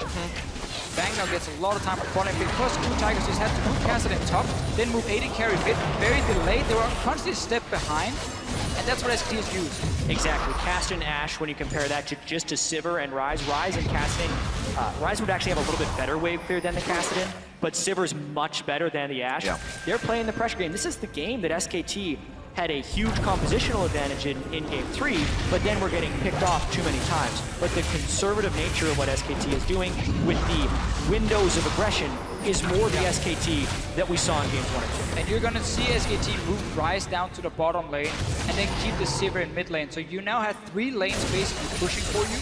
Sivir can instant wave clear in here. Mid always get it down to towers of Prey stuck there, defending their full vision of where Prey is on the map. Rise is not going to be challenged by anyone in a 1v1. We've seen what happens when Kassadin jumps forward. Lulu is not going to do it. So there's going to be 3 lanes where SKT can push them down. That means they can be proactive outside of Blue Tigers trying to fire an arrow and surprise them. But then SKT should be in a position where they push up the wave, we can see it happening, and react to double teleport themselves. If any mistakes are made at the same time, they'll get way more than just one turret in that situation. SKT takes a mile when you give them an inch. 3-0 already. This time they have the 2,000 gold lead, and we did see the early sightstones coming in from Ku this time. It wasn't just the run into the jungle, find a target, and make it happen. They don't have that pick anymore to work with. Sivir with the spell shield is hard to catch out for the Ashe. So if you want to make that play, Bang's been so good at spell shielding it. Exactly, and you have Wolf as well with these ultis. So not really any target you're aiming for mid lane. At least being repel up in the air. Yeah, a lot of denial there. Mainly they're trying to hit Faker, who's going to be having some resiliency of his own with the Rod of Ages being completed. And the Seraph Embrace going to come online pretty soon as well. So the arrow targets have to be pretty tricky. Maybe they'd have to hit Bengi before he can repel up. Could be one of them. But it's harder for Ku to find the kills in this game, and their aggression has definitely been toned pretty far back in the last game. And we looked again at this double teleport. Marin once again has gone for the sword very early on. Less cooldown on the teleport. He was one of the first guys to really start bringing home guard when TP top became a big thing, and he's so good at Malphite and so on, always creating flanks with it. Now he's changed that. Distortion is that less cooldown has more value for him in this game. So double TP. Yeah. Less cooldown on one of them, stronger side lanes as well. Well, I also think it's just a smart adaptation to the way the game is being played. So much of the teleports are matching each other's teleports, so when you match, if Marin has distortion boots, his is up sooner, and they can then win that play. But Smep should have noticed that, and he can copy it and do exactly the same. We've seen 3 games in a row now from Marin, and if it's gonna be a problem, which it will be, because again the cooldowns are so important, I feel like you can adapt on the fly. Are they going to dive top? I was going to say Hojin spending a little too much time there for just a ward, but it looks like they do decide to go with it. But they're giving SKT way too much time. Also, a teleport is still up for FLICKR. They're fighting the other teleport in Marin, but they don't have a minion wave. SKT has already mobilized themselves towards top. And I think another thing we haven't talked about, as we saw with Smeb and Marin, just like slapping each other very weakly. Super tank Marin. Kuro can't create any opportunities on his own against Ryze, and Ashe isn't exactly your dueling AD carry. Tigers really needs to wait a long time before this team composition comes online, and they're actually at the mercy of a lot of the power spikes from SKT thus far. FLICKR realizes he is sitting right on a ward, hatching it, and the team wants this right now. Doesn't look like Ku's going to get much, and they lose pressure in the top lane. Smeb went to TP, but he did not go, so he gets this turret. Because SKT keep pushing down all 3 lanes to the towers of Tigers, they can see as soon as people are missing. Like, oh, you just left mid lane. Let's make sure our top laner is aware. Let's make sure FLICKR can teleport up in case it's needed. And we saw all other members from SKT already run through their own jungle towards that top lane in case a dive would happen. I would like to see Bray instead recall, run from the base and then fire an arrow down the lane here. That's very hard to dodge unless you have flash up. And it's also a lot harder to predict. Okay, where's he going? Is he going top? Is he going bot lane? If he moves from mid lane after playing a wave, SKT sees it. Such an advantage as well now with FLICKR having that teleport up. Kuro has to respect the bottom lane push, so he's forced to rift down as the rest of the team tries to hold off middle. Marin's gonna go ahead and pick up red, and that will just create more of a possibility for SKT to kind of reel in these kills. Just farming it up. Marin against the blue buff Lulu, still up in CS there in lane. By a few, but he's doing what he can to stay in this game. Strong Gnar play, good build in this situation he's in too, because he knows it's going to be a very long time before Break can sufficiently hurt him. Nice steal by Benji right now. That hurts. Yeah, SKT is systematically kind of just taking away Ku's win conditions. They're keeping the waves pushed up, the teleports from Smeb are failed, the Tom Kench, if he ever goes missing, SKT is able to fall backwards. And they too scale very well. FLICKR on Ryze will be a late game monster, so they're really making Ku commit into these pretty risky plays in which they haven't been willing to. Honestly, Frey is still sitting on Infinity Edge components, so it's going to take a long time for Tigers to make this play. Not really worried about those fights, worried about being a tank. Stairs Gage, first item. I think it's great when you have a Sivir, when you have an Alistar, something that can set up the fight for you and help you stay in there, give you extra mobility, because you become such a monster once you're in the middle of the fight, and obviously the shield pops, you get the extra AD for yourself. That's going to make him really hard to deal with in the fights. And obviously, again, he's not afraid of the Lulu killing him. He has enough magic resist. I have such a weird feeling with Lulu top lane, because again, it can't really snowball, it can't really assert a whole lot of pressure either. It just wants to go into team fights, but you want to have a split push in this meta. So it's always been a bit of a weird pick, and that's why we've seen it a lot less here this World Championship. I definitely didn't expect it to expect. Backs against the wall, Fiora not in his champion pool there because it was banned away, so I understand why they went for it in this situation, because they had so much success in Game 3 by going with something completely different, a full pick composition. And they are stalling this game out as well. SKT as well as Tigers are kind of playing the slow game. Yeah, simply just not been able to create the pick in this game, because Frey is always spotted where he goes. He's not been able to roam around on this Ashe here. Double teleport makes it so difficult, because all 3 lanes have always been pushing down, slowly chipping away on the power. FLICKR hitting that Saracen brace as well. He's going to be even harder to kill now. 10 stacks towards Kuro's Rod of Ages. Smeb is almost there, so those items coming online now as they put a few more in their pocket. FLICKR almost at 10 stacks on his. This is going to get very, very volatile quite soon. Level 11s are on the board. That means they have their second ultimate. Dragon is going to be up in a minute 40. It'd be a perfect time to get more summoners or ults out of members of SKT here. 22 minutes in, it's a 3,000 gold lead for SKT with 2 dragons already in their favor. Yeah, and this could turn into a 3, 4, maybe even 5 dragon stall game for SKT. It'll be really interesting to see when Tigers tries to contest the dragon, because they really haven't been in strong position to do so. They do have 2 Rod of Ages though, stacking up pretty heavily. Yeah. When they get a death cap onto Smeb, if they get a death cap onto Smeb, and when Kuro completes his Zonias, is there opportunity to create a fight? It is, and that's what they have to pull off. The problem is, SK Telecom, they have no reason to rush in and take a 5-on-5 team fight. Again, when you have the map pressure, you just keep pushing the lanes, and you wait for that moment where Tigers sends someone down to defend the bot lane, tower, and then you make a play on the opposite side of the map. But that's where you rush the dragon while Kassadin is sitting and clearing waves at his own tower down here on the bottom side. And then you always have that small advantage coming into the fight. If SKT suddenly just rushes the dragon for absolutely no reason, that's where Ku Tigers will have an opening. Land an arrow, get the engage, try and win that fight.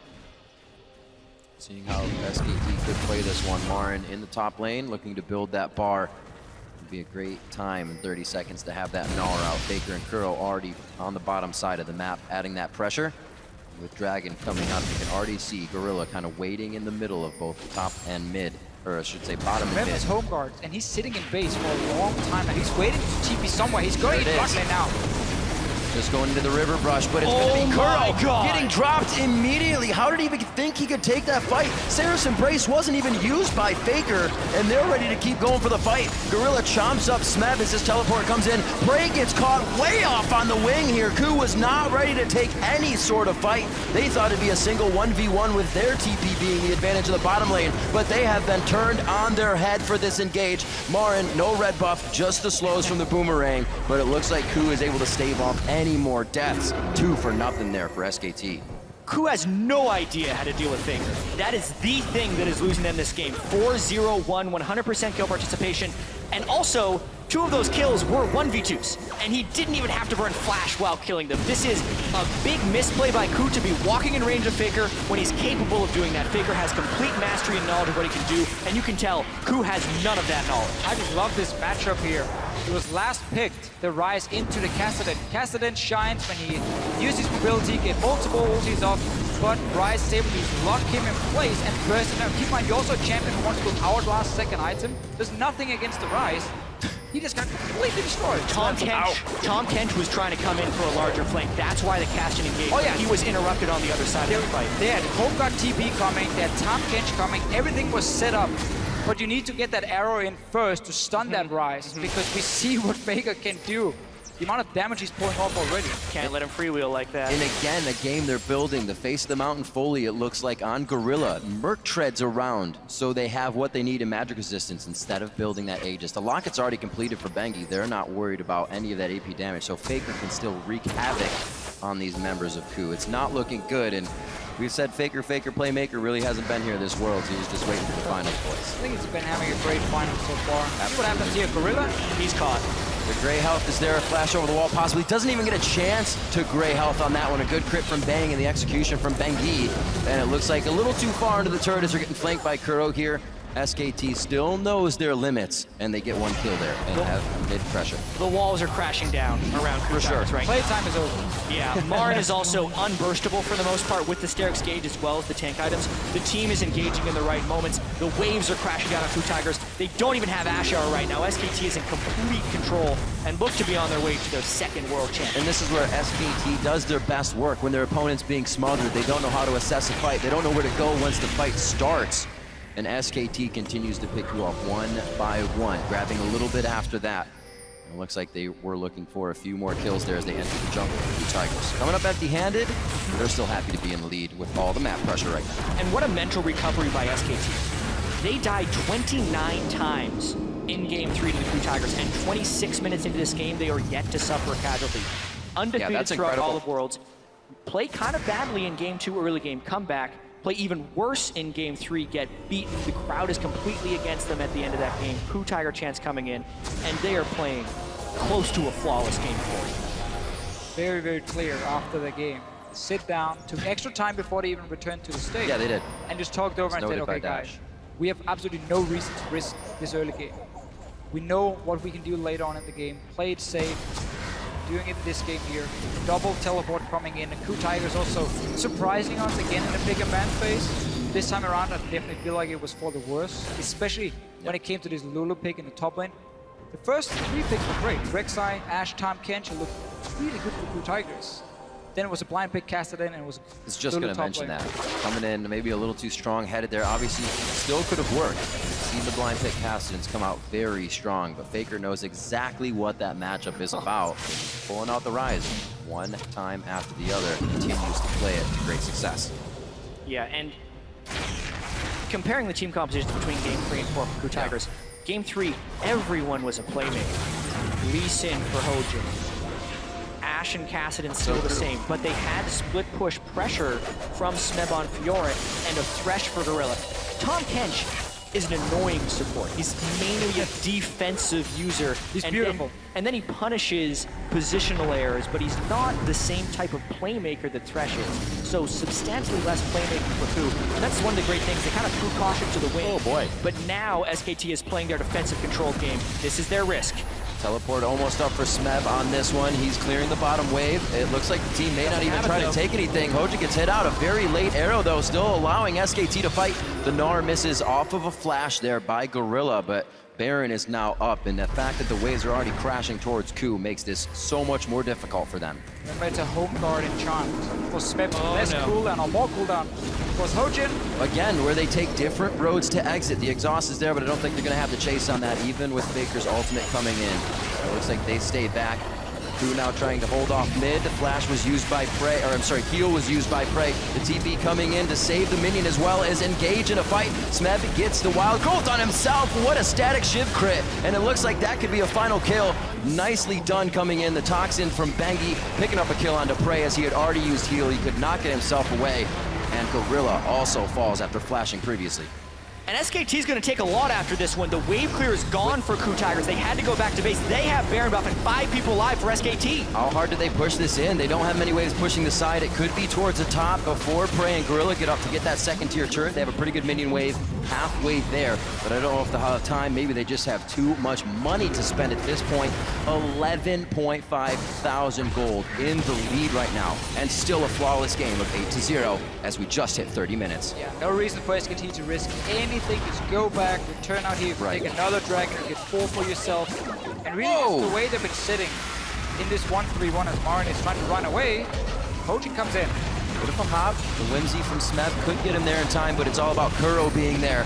That'll take him a lot more time. This gives SKT time to move out on the map. Marin staying alive for quite a bit. Yes, it's going to go to Kuro, and I guess SKT did not get too much out. Thought Marin might make it a little farther, but that was a good pickup.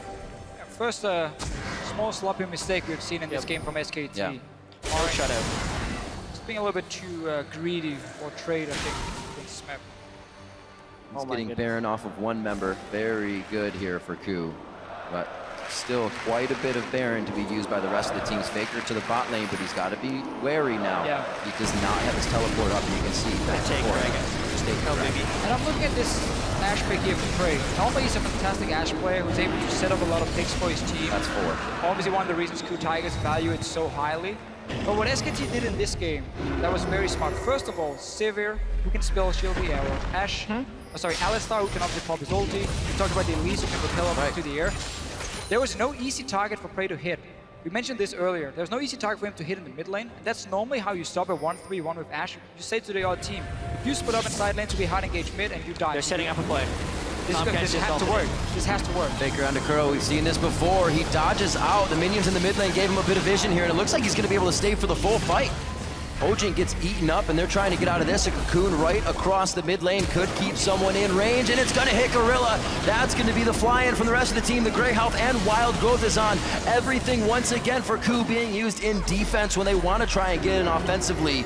And this is more push power coming in from SKT. A minion wave already prepped towards the top side. They're going to be able to do a lot of damage here. Ku literally threw everything they could at FLICKR there, and they didn't even hit him. Nope. With a spell at that fight. This has been strangling from SKT. They're completely starving out Ku Tigers and just putting their stamp on this world champion. Definitely angering the beast with that loss. SKT coming out much stronger. Maybe this is the Pandora's box. We see a Raptor cloak on Wolf as well. They're going to be going for the turret. That's going to be an inhibitor. 45 seconds onto Kuro. Gorilla just came up. Does Ku have what it takes to keep their dreams alive for the Summoner's Cup? And it looks like SKT may give them some breathing room here as they start to back out. They want this one methodically. They are not making any mistakes. Oh, Wolf goes in. I don't know if the team was fully on board with that one, but he does save off any re-engage as well from Ku. Same again for SKT. There's no reason to risk anything. We've seen some of the other games. The team got a little bit too greedy, overextended, ended up dying. Not in this one outside that one misplay Marin made.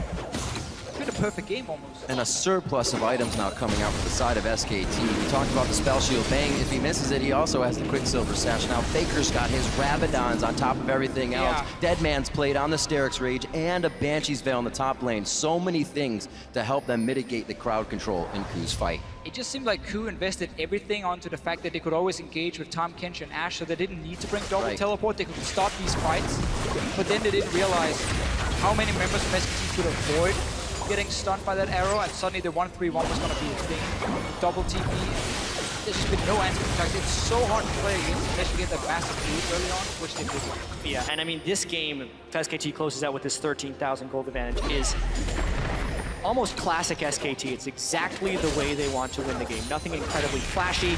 FLICKR dominates the opposition. They still make smart plays after that. They rotate around the map properly, and they just systematically starve out the opponent. Ku Tigers, last stand, 2 inhibitors down. Here SKT comes. On the hunt, goes in. That's going to be Hojin in a real sticky situation. He goes down a full 3-man Gnar ultimate. That's going to be smacked down now. Eyes onto the AD carry, but the support hits. It's going to be Kuro out safely. Prey, however, has to run away from his base. SK Telecom looking to take down the final Nexus turrets. It does not look good for Kuro and his team. Ku Tigers are falling. SKT will be your first ever 2-time World Champions!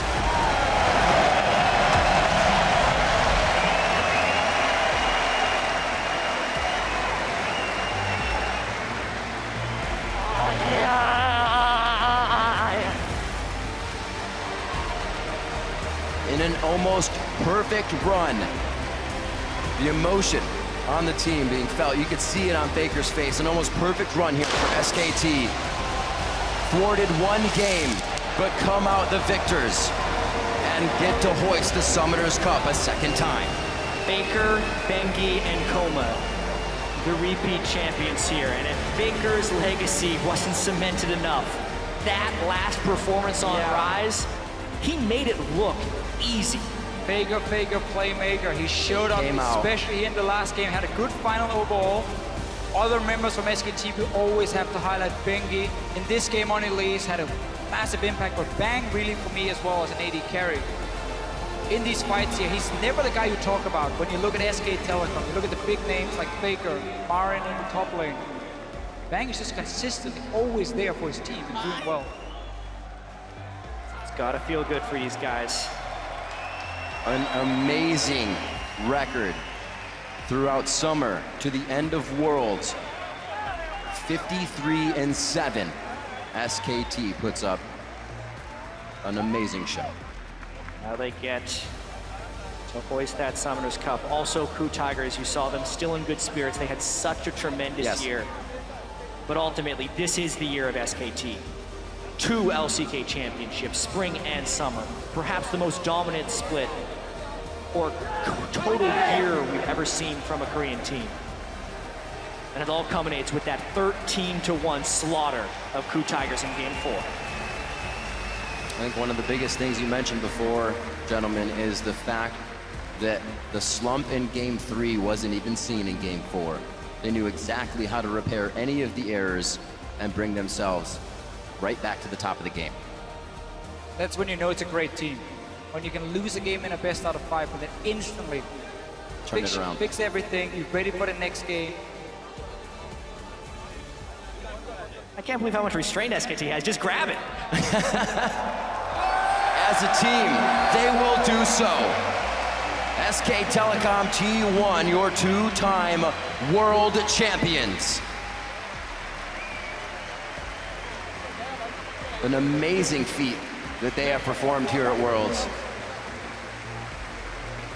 Yeah, because coming into this Worlds, there was a lot of hype for some of the other teams. EDG, LGD, even KT, Fnatic, CLG, all these teams that people thought could make a big appearance, and everyone fell short, except SKT, who I think completely lived up to expectations as the favorite of this tournament, even exceeded them in many of the positions because Marin had huge games, Bengi had big games, Bang had huge games, and it wasn't until the very end that FLICKR actually had his big game.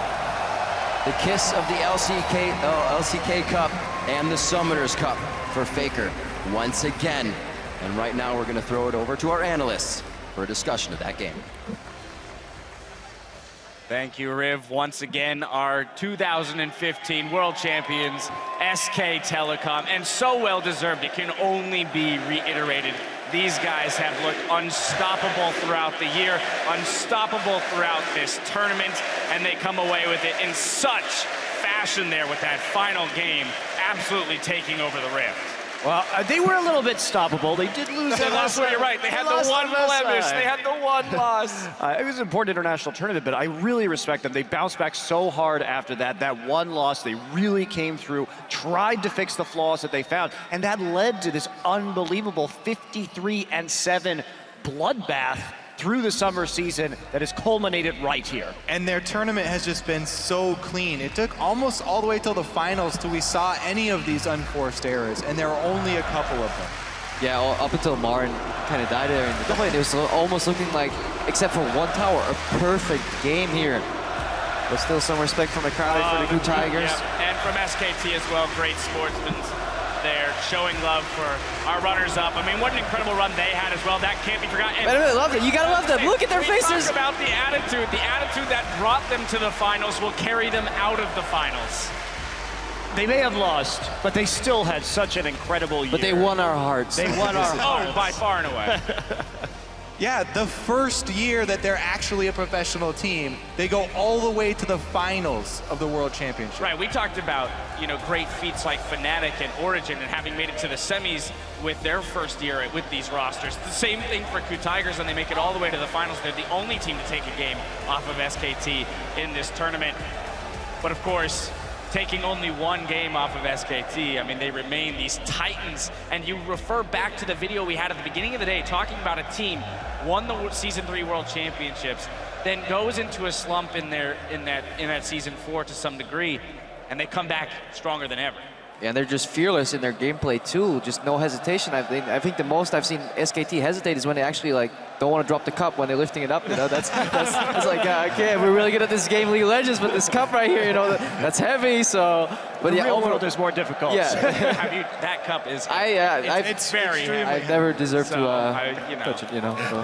They're calculated in the way that they lift the cup, just like they're calculated in the way that they play. Eventually, they'll get used to it. This may not be the last summer's cup that the SKT organization may take home, because there's nothing really showing why they should stop progression. That's the more important part for me, is a team that stays flexible through multiple patches. I mean, they've had 4 OGN titles, 2 Worlds right now, and they've adapted to every meta. They've played to their strengths. They've slumped and came back, which is something barely any team does in League of Legends overall. So that is, for me, most impressive. Their roster is just so well-rounded that the meta shifts. No matter which lane it shifts to, no matter what combo it can shift to, SKT have someone there that can carry. And we really just saw that even in a microcosm in these finals, because look at what happened with FLICKR in this last game. He plays a couple games of Lulu, all right, let's help everybody else out. But then he has one of the most impressive Rise games I have ever seen. He was seemingly everywhere on the map at once. When he teleported mid, is like, did we glitch or something? What is he doing there? SKT getting their swag on right now. Got to get decked out in all of that World Finals gear as the newest champions. But I do want to return to what you guys are saying. This microcosm that we saw in the series itself, and I do want to point again towards Coma and the coaching staff, because we've talked about, one, these are the guys, yes, who are out there doing the work, individually and as a team, but behind them they have this backbone. They have SK Telecom as an organization which is so well established, and it shows in the way that they can rebound from their first loss in Worlds and then have their most dominating game of the series. It helps when you have FLICKR. So. That as well. It's a large advantage. Another fitting way for this series to end was with FLICKR playing Rise and still nobody having an answer for it. The best part is that so many people, even in that game, underestimated what FLICKR could do on Rise. There's so many what the heck moments where people are going to try and kill FLICKR, and he just turns it around in 2-versus-1 scenarios That is something, multiple times. yeah, when you watch SKT as an analyst, very often you see the ideal plays and you just want the teams to make them. Very often when I'm watching SKT, I'm trying to understand what they're doing with the average viewer. Like, even as an analyst, I'm like, that's actually, yeah, it makes sense. It's really smart. And they do that in the moment with only half the vision on the map, shot calling it, everybody on the same page. It's just, it shouldn't be possible. It's not allowed, you know, you shouldn't be that good at League. And Monty, you must find solace in the fact that no team was able to find an answer for Rise. So as I asked you that question, what is the counter? It is still unanswered. Yes. Of course. Now when we look at the tournament holistically, there was one player that distinguished himself from the rest of the field, and that was SKT's unstoppable top laner, Marin. He had a 4.4 KDA over the tournament, the highest GPM of top laners, and the highest average CS lead at the end of all starting players. So really just, you know, being that rock for the team in general, being the shot caller, but two, creating these huge advantages for himself and leading the charge individually. I gotta be honest, this guy does it all. In lane, in the early game, coming into this game here, he had the highest gold advantage of any player at Worlds at 10 minutes. And then he transitioned that into a massive macro game where he's constantly denying information, shoving waves, coordinating with his team when and where to pressure the map and earn these early leads for them. And let's talk about Marin as a player over the course of his career, because when he came into SK Telecom, he was such a hyped solo queue player. This is going to be the Faker of the top lane. He likes to roam, he likes to come into the mid lane and help out the jungler with ganks. But then he came in, and he was a great Rumble player, and he was a great Renekton player, but he didn't have a lot of depth.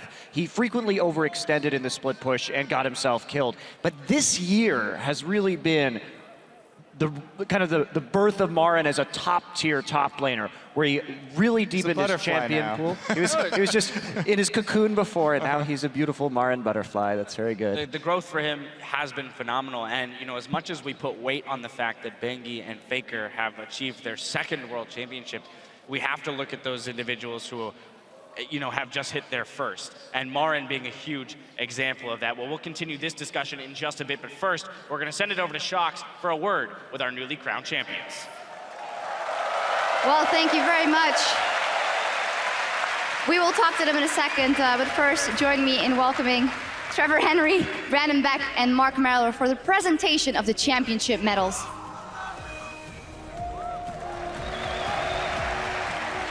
Of course, our champions will get their medals, starting off with FLICKR himself. Fantastic performance all tournament long. Followed up by Bengi, his second world championship, ruling the jungle. And then Marin, what a tournament he's had. Most valuable player. Exceptional tournament. The AD carry bag, a 16 KDA. That's the highest out of all the starting players here.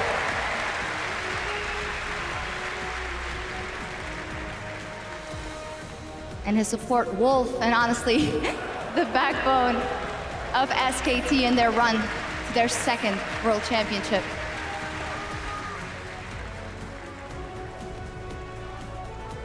Not to forget, Easyhoon stepping up to the plate, a star in his own right, and getting the applause he deserves. Koma, the coach, leading SKT to their second world championship.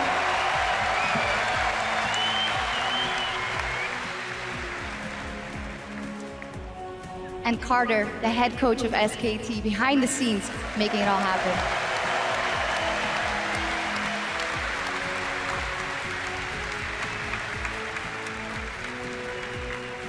Well, we can talk to our champions now. Starting off with FLICKR. We'll just hand over the mic. FLICKR, I mean, congratulations.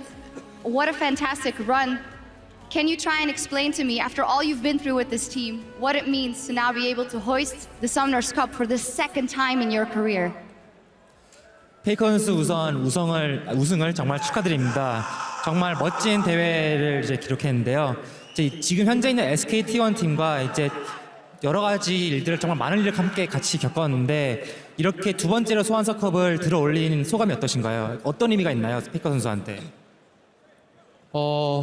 제가 이전에 우승했을 때는 그렇게까지 큰 기쁨이 없었는데 지금은 정말로 기쁘고 또 그때는 과거였지만 지금은 현재라서 더 기쁜 것 같습니다. So back when I won my first Summers Cup, I wasn't as happy as right now, and past is past and this is present, so I feel much happier right now.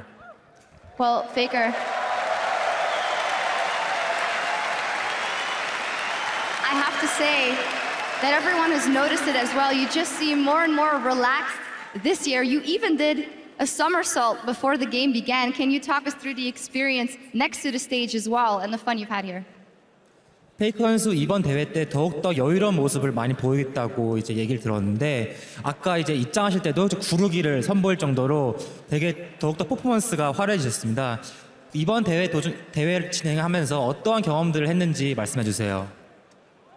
제가 한국에 있을 때는 여기에 있을 때보다 별로 컨디션이 안 좋았었는데 막상 롤드컵을 오고 나니까 한국에 있을 때보다 더 잘 되는 거예요. 그래서 기분도 좋고 또 여러 가지 모습을 보여줬던 것 같습니다.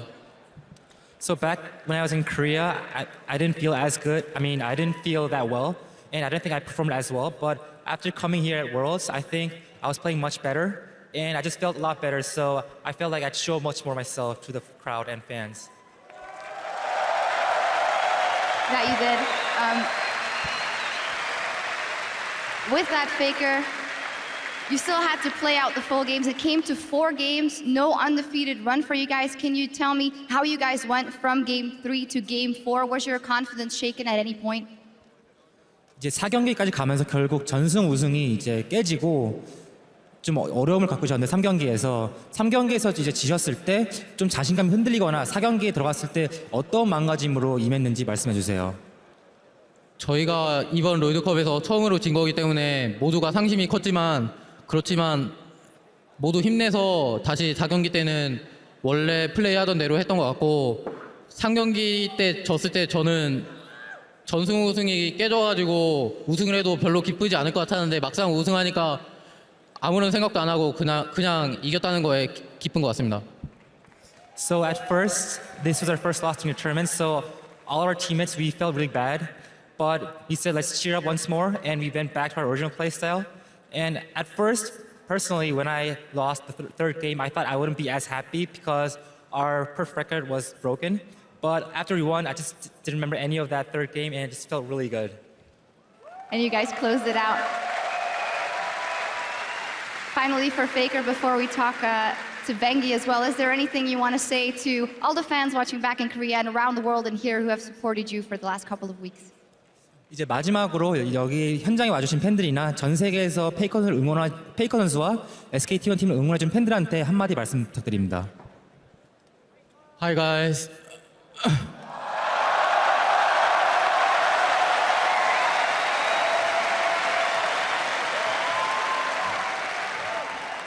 I have so much to tell you, but my English is not good. So thank you and thank you for sharing and always love me.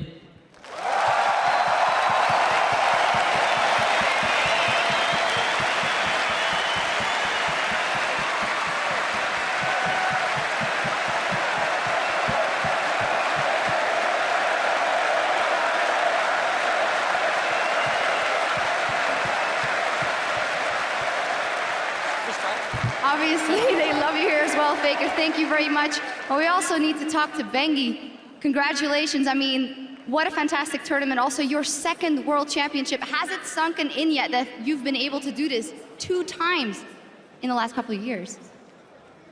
그 뱅기 선수 우승을 축하드리고요. 아직 실감이 안 날 수 있지만 어쨌든 지금 2회째 우승을 차지하셨습니다.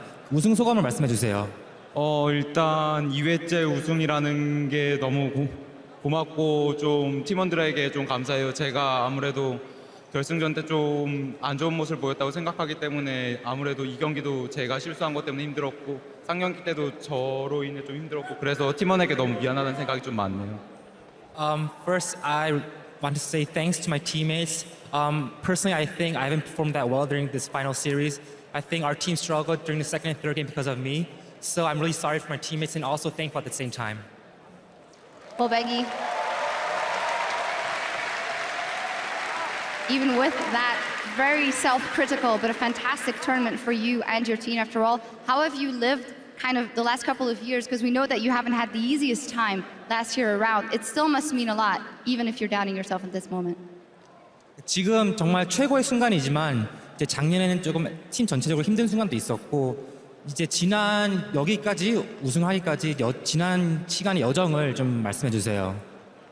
일단 처음에는 지는 게 어렵다고 생각할 정도로 첫 시즌은 잘 보냈어요. 롤드컵 우승되고 그 해를 완벽하게 보냈으니까.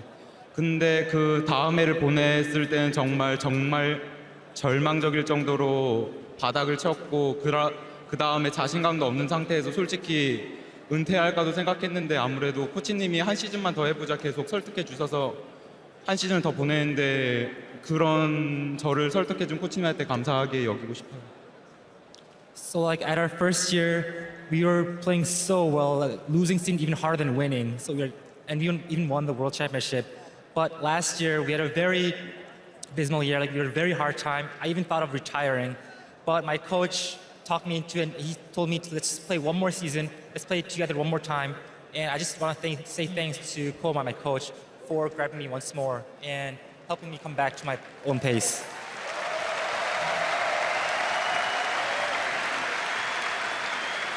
With that, Bengi, is there anything you want to say to all the fans that have been supporting SKT through bad times and very, very good times? 뱅기 선수도 어쨌든 SKT1이 힘든 시절부터 지금까지 응원해준 모든 SKT1 팬들에게 한마디 말씀해 주세요. 일단 저는 영어가 짧아서 영어로는 말 못할 것 같고 저희가 잘할 때나 못할 때나 항상 응원해준 팬분들에게 감사하게 여기고 싶고 또 유럽에서 응원해준 팬분들에게 감사하게 여기고 싶습니다. I wish I could speak in English, but my English is not too good. I want to say thanks to all our fans who supported us during our bad times and good times. And I also want to say thanks to all the European fans who cheered us throughout the whole month. Thank you.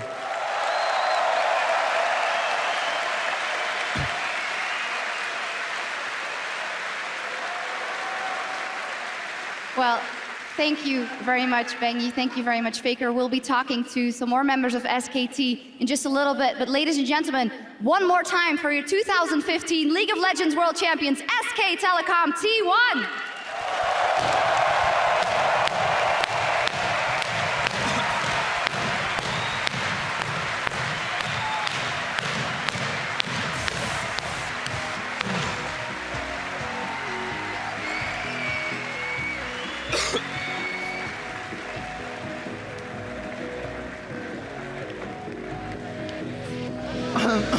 감사합니다.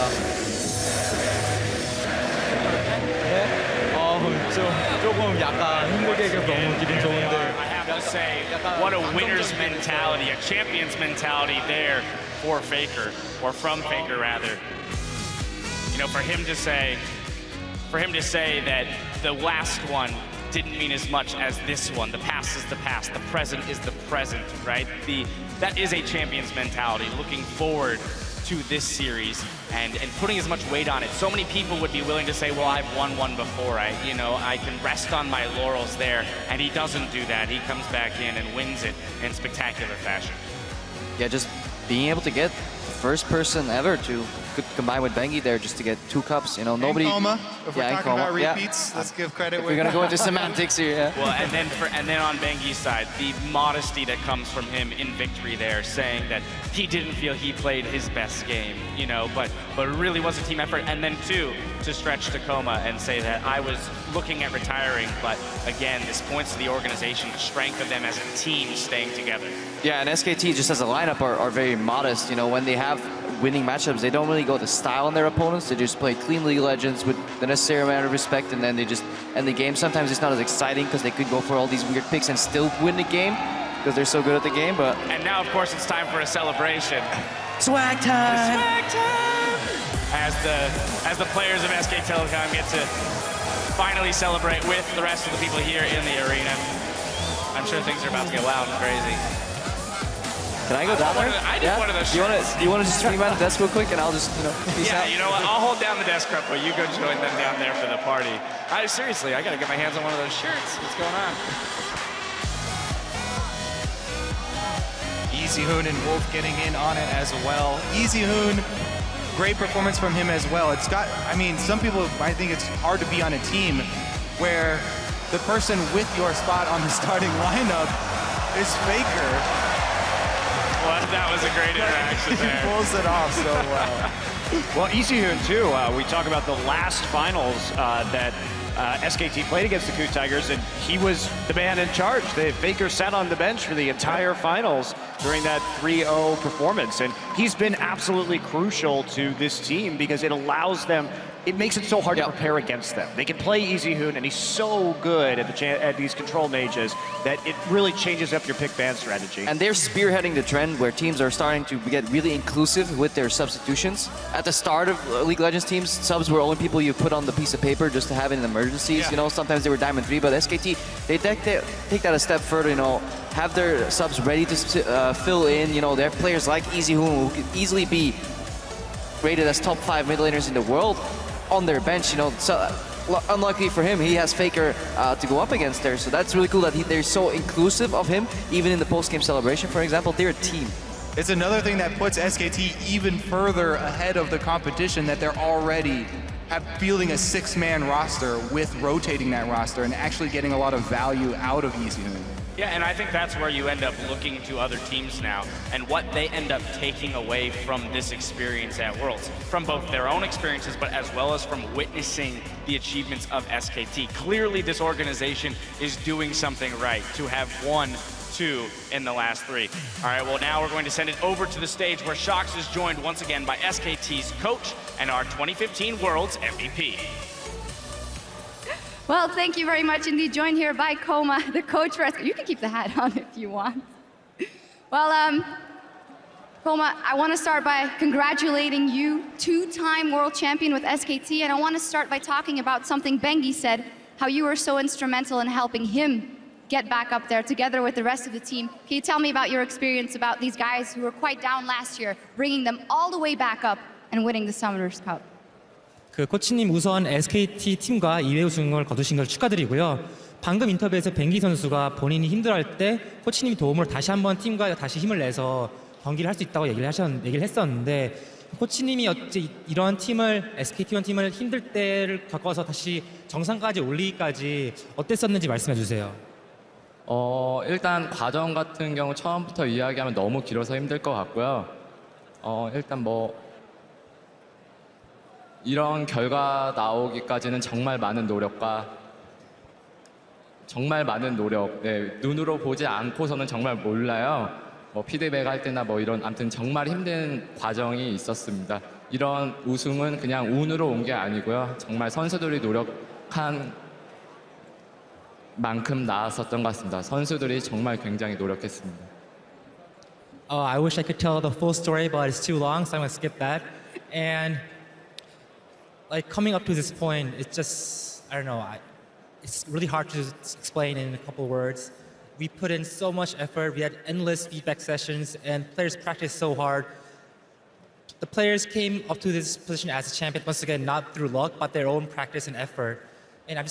And overall, I think it's all because of the players, how much they dedicate themselves into this game and this sport.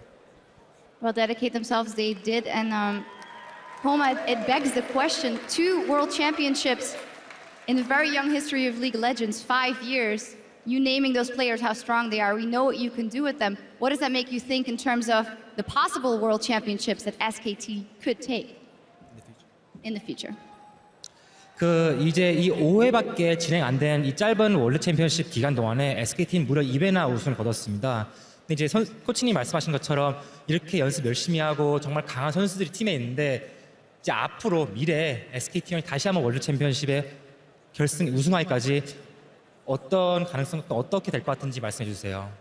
예, 재작년에 윈터 전승 우승하고도 했었던 말인데 물론 내년에 떨어질 수도 긴 하지만 팬분들이 응원을 해주신다면 이 무대에 언제든지 올라오겠습니다. 팬분들 항상 아낌없는 격려와 응원 부탁드리겠습니다. 팬분들이 계신다면 이 자리에 꼭 다시 올라오겠습니다. So after we won Winter 2014 LCK of the perfect record, during the winner interview, I said that even though we're at this top of the mountain, we might fall and we might have some hard times. But if we have the fans there to cheer for us during our bad time and they keep on rooting for us, we can climb back up. I want to say that again. So we're at the top of the mountain right now, but I just want to say that, ask for our fans to keep on cheering for us and keep on rooting for us. So we can, even though we might have some hard times in the future, with those fans, we can also once again bounce back up.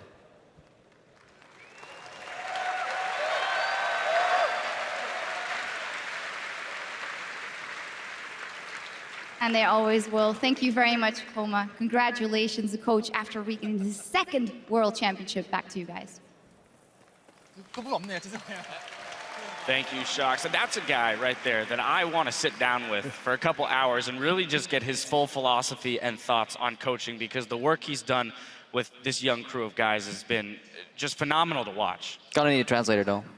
I will need it. I have actually had the joy of talking to Koma in like an informal setting rather, just while getting some translation, and he's like hilarious. He's a super nice guy. Every time you meet him just outside of the venue, he's always smiling. So Koma is just actually so good of a person that it makes you annoyed. You know, why can't I be more like Koma? You're a good human being, you're successful. What is this? You're good at League of Legends. You're everything Crepo isn't. What is going on? Oh, comes full circle. I love you, buddy.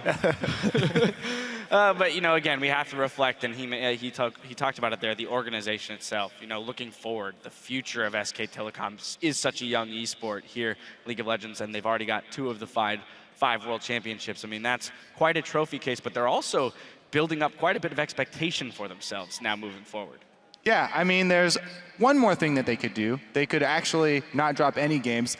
They only dropped a single one, so at least they left room for improvement. I think that was the idea.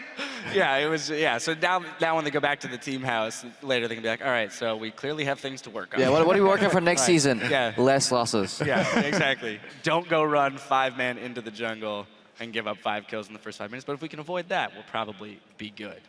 I feel like, you know, aside from that, when we look at the run that this team has made throughout Worlds, you know, they really should walk away, though, even with that blemish, ignoring the fact that it wasn't perfect, because that shouldn't be what they, you know, end up hanging their hats on. It should be that dominating fashion that they won. I mean, they messed up a couple lane swaps, you know. But right. at this point, I'm not sure whether they messed him up or whether I'm too dumb to realize what they're actually doing at that point. I'm like, you didn't bounce the wave, SKT, you made a mistake, but maybe it's, you know, they've shown the late game shot calling is so good that I'm starting to question my own sanity when it comes to like watching them. You're not making a good case for yourself for a new coach. I don't know, man. I'm not looking to coach. I'm looking to stay here. You want to stay right here, where it's okay to be wrong? Yes. So you're just not seeing the long game of the 3-minute setup of the wave bounces back and forth 2 times, and then that's where the play comes in. Of course. It's all calculated. Yeah, It's the 25-minute setup till the Nexus explosion. The entire plan. Well, one last time, we have another interview back down to Shocks, who's standing by with SKT's man in the top lane. Thank you very much, once again, Dash. Woo. Standing by with Maran Asad, the MVP, and well, for FLICKR and Bengi, their second World Championship. It was his very first World Championship, and immediately you win. Congratulations. What are your first thoughts after hoisting that cup, being here for the first time and going all the way with your team? 그 마린 선수 우선 첫 월드 챔피언십 우승을 축하드리고요. 우승 직후에 이제 소환사컵을 처음 들어올렸을 때 무슨 생각을 하셨나요? 네, 일단 저희가 페이커 선수랑 뱅기 선수들은 이제 2회째 우승이긴 한데 나머지 선수들은 이제 첫 우승이라 정말 더 기뻤고, 그래서 소환사컵을 들었을 때 이제 우승했다고 실감이 들었어요. So even though it's FLICKR and Bengi's second World Championship, for the rest of us, it's our first. So we were all so happy and we were we really enjoyed that moment.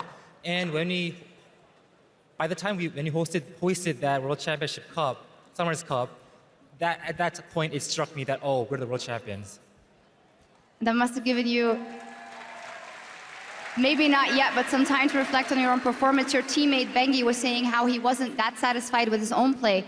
You have been impeccable throughout the tournament. Our analysts crowned you most valuable player. How do you reflect on how you've done? 그 뱅기 선수는 이전 인터뷰에서 이번 결승전 때 그리고 이번 대회 동안 본인의 활약에 대해서 좀 만족하지 못한다고 얘기를 했었는데 마린 선수는 이번 대회 정말 엄청난 활약을 계속 보여줬었고 이번 대회 끝나고 이제 분석가 데스크에서 이번 대회 MVP를 꼽혔습니다. 본인의 활약을 이번 대회 동안에 어떻게 평가하시나요? 네, 일단 제가 이번 시즌 롤드컵에서 잘한 부분도 있고 못한 부분도 있는데 못한 부분이 좀 있음에도 이번 시즌에 MVP로 뽑아주셔서 정말 감사하고요. 내년에도 롤드컵에 나와서 이번 시즌에 아쉬운 점들을 더 보완해서 내년에는 좀 퍼펙트한 마린으로 돌아올 수 있었으면 좋을 것 같아요. So even though I had some good plays and bad plays throughout this tournament, I want to thank everybody for naming me the MVP, the most valuable player of this tournament. And hopefully I want to come back next year once more. And I want to fix my flaws and come back as a more perfect version of Marin. Well, that will be very scary. We'll be waiting for you, Marin. Is there anything you want to say to all the fans here and all the SKT fans around the world? 그 마지막으로 여기 있는 SKT1 팬들과 전 세계에서 응원한 SKT1 팬들에게 한마디 말씀 부탁드립니다. Thank you, everybody. I love you. 영어는 짧아서 이 정도만 하고요. 일단 SKT1이 세계적으로 제일 유명한 팀이 될 수 있었던 거는 그래도 팬분들의 응원이 정말 커서인 것 같고 그래서 정말 감사하다고 전하고 싶어요. 전 세계 팬분들에게. Except for the English part. Yeah. I think without all of our fan support, SKT wouldn't have become like the world top esports pro team. So I want to say thanks to all of our fans.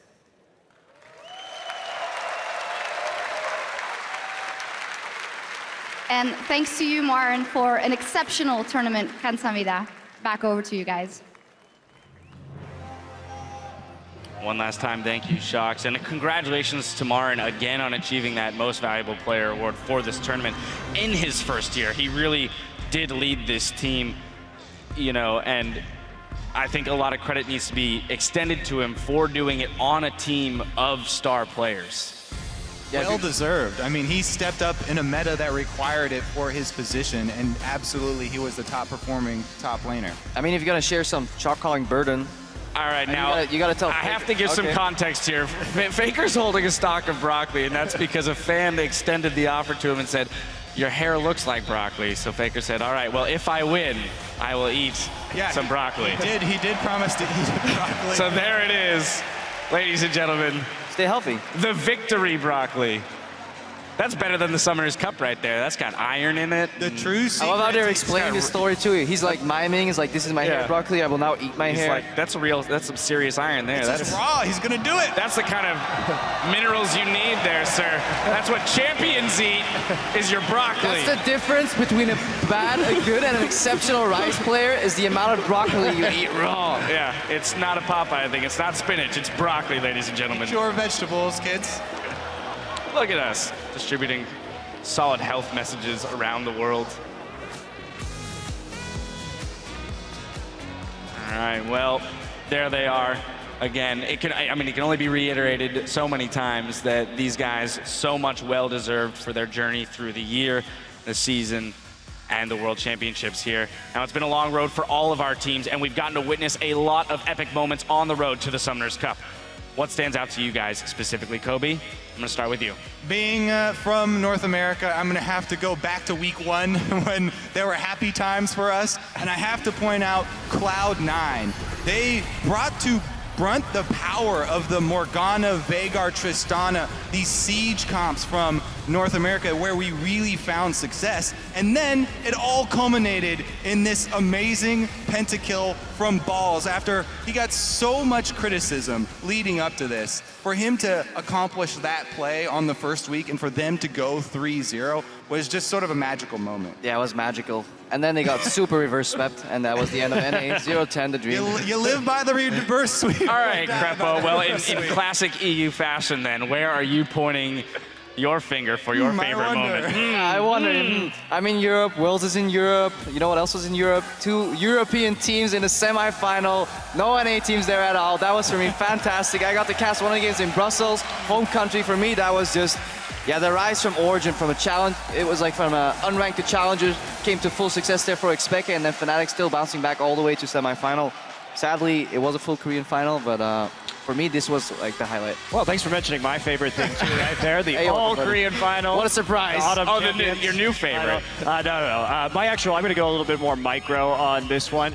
I really liked Gorilla's first Tahm Kench game versus CLG because I had never seen Tahm Kench played at this level before, and the way that they got the early kills, the plays that they made on the map later, the flanks that Gorilla managed to get, were so Choppers combo. Yes, the Flame Choppers combo. I was just so psyched. It's always a pleasure to see new champions come out, and then it takes some time for the pro players to figure them out. But when you start seeing them used at this level, it is such a pleasure for an analyst. Yeah, that's what you call a bit of a schadenfreude.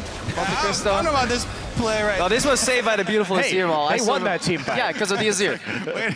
Well, you know, this wasn't necessarily planned, but after hearing your guys' favorite moments, I'd like to hear what some of your favorite moments are at home. So go ahead and tweet into @LOLesports with the hash one last time with #Worlds and let us know what your favorite moments are. You know, again, to reflect on your favorite moments. Of course, I'm with you, Kobe. Being from NA, I've gotta extend my hat to Cloud9 for at least being the pride of NA in week 1. To your point, Crepo, I think absolutely a phenomenal showing from EU. When you look at the takeaways from this tournament, Korea and EU being the 2 regions that really stepped up, and I would look to those 2 teams improving. It's always a fantastic Worlds when 2 European teams can make it to the semifinals, in my opinion. I really have to congratulate all of the teams on the diverse strategies that they brought to this tournament, because there was such a big patch change. There were so many things that they could have gone with. You know, just try and copy SKT, try and copy the best team. Everybody just funnel on one strategy, but that did not happen. Everybody was trying new champions, everybody was trying new strategies, and we eventually filtered out, you know, what was the best. Well, it didn't happen, but it makes you wish the people had just picked up Rise. For the love of God. That will be one of the biggest mysteries of this exactly. Copy one thing from SKT, please. Well, while the Summoners Cup has been claimed for another year, there's still more professional League of Legends to play out in 2015. Mark your calendars, because from December 10th through the 13th, top players from around the world will converge on Los Angeles, California for the 2015 All-Star event. You'll be able to vote for your region's dream team in the coming weeks, so keep an eye out on LOLesports.com. Now, it's been quite the journey, but now it's time to turn out the lights on the 2015 season as we look towards All-Stars and 2016. Congratulations to our champions, SK Telecom, and on behalf of all of us here working to bring the excitement of this year's World Championship to you, thank you for joining us over the last 5 weeks, and until next time, we'll see you on the Rift. Woo.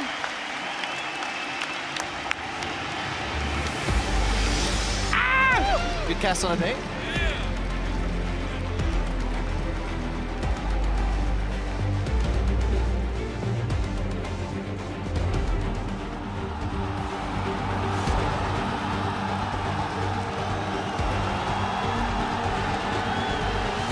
I never thought we would be able to compete at Worlds. Quadra kill! It gets a beautiful shockwave. The trend continues. These guys are looking great. These guys are legit, man. If the defending world champion could start his first week 0-3, LGD have so little time left now.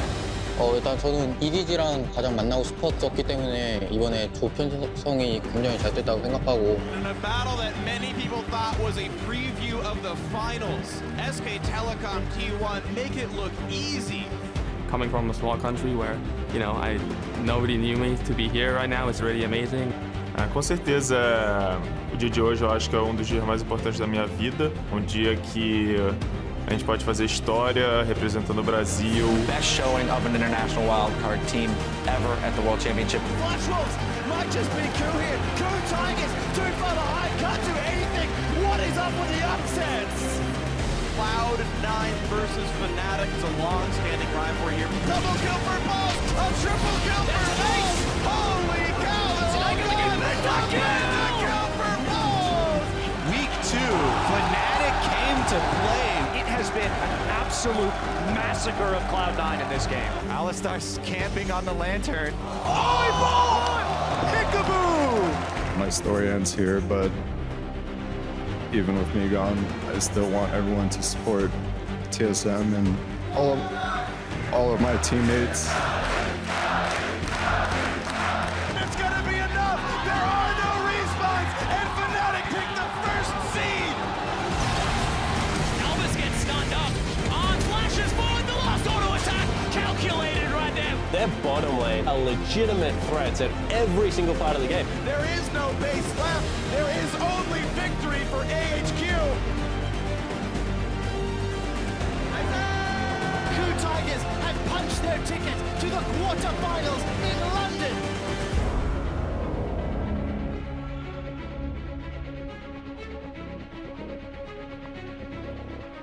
Me on one side and Deft on the other.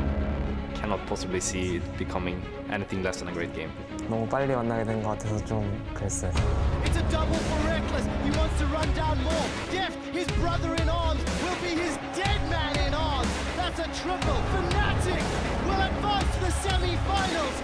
The only team to do that 3 times. 抽到 SKT 也是，如果你要打冠军，总会要遇到的。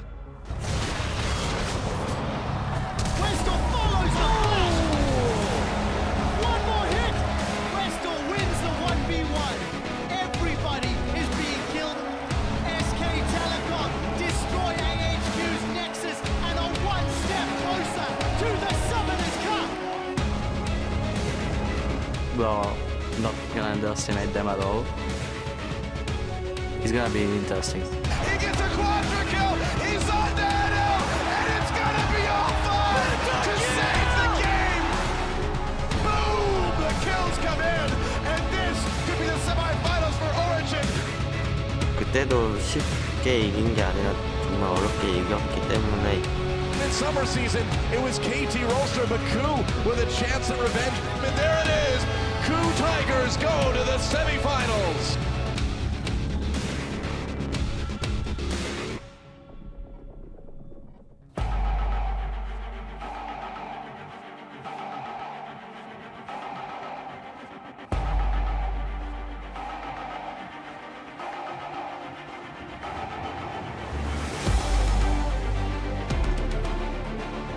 SKT definitely looks like the best team right now. It's the best team, like being the underdog, because you have no pressure. Soaz has to burn it preemptively, and he guesses right. Bingy goes the wrong way. There's no one around right now. He's still running away through the wars. Pops Summoner teleport, and oh my god! Soaz makes the great escape! It's a god! 그 경기에서 많이 잘해서 우리 좀 도서관처럼 만들어버렸으면 좋겠네요. Rooney gonna pick a fight once more with Smith.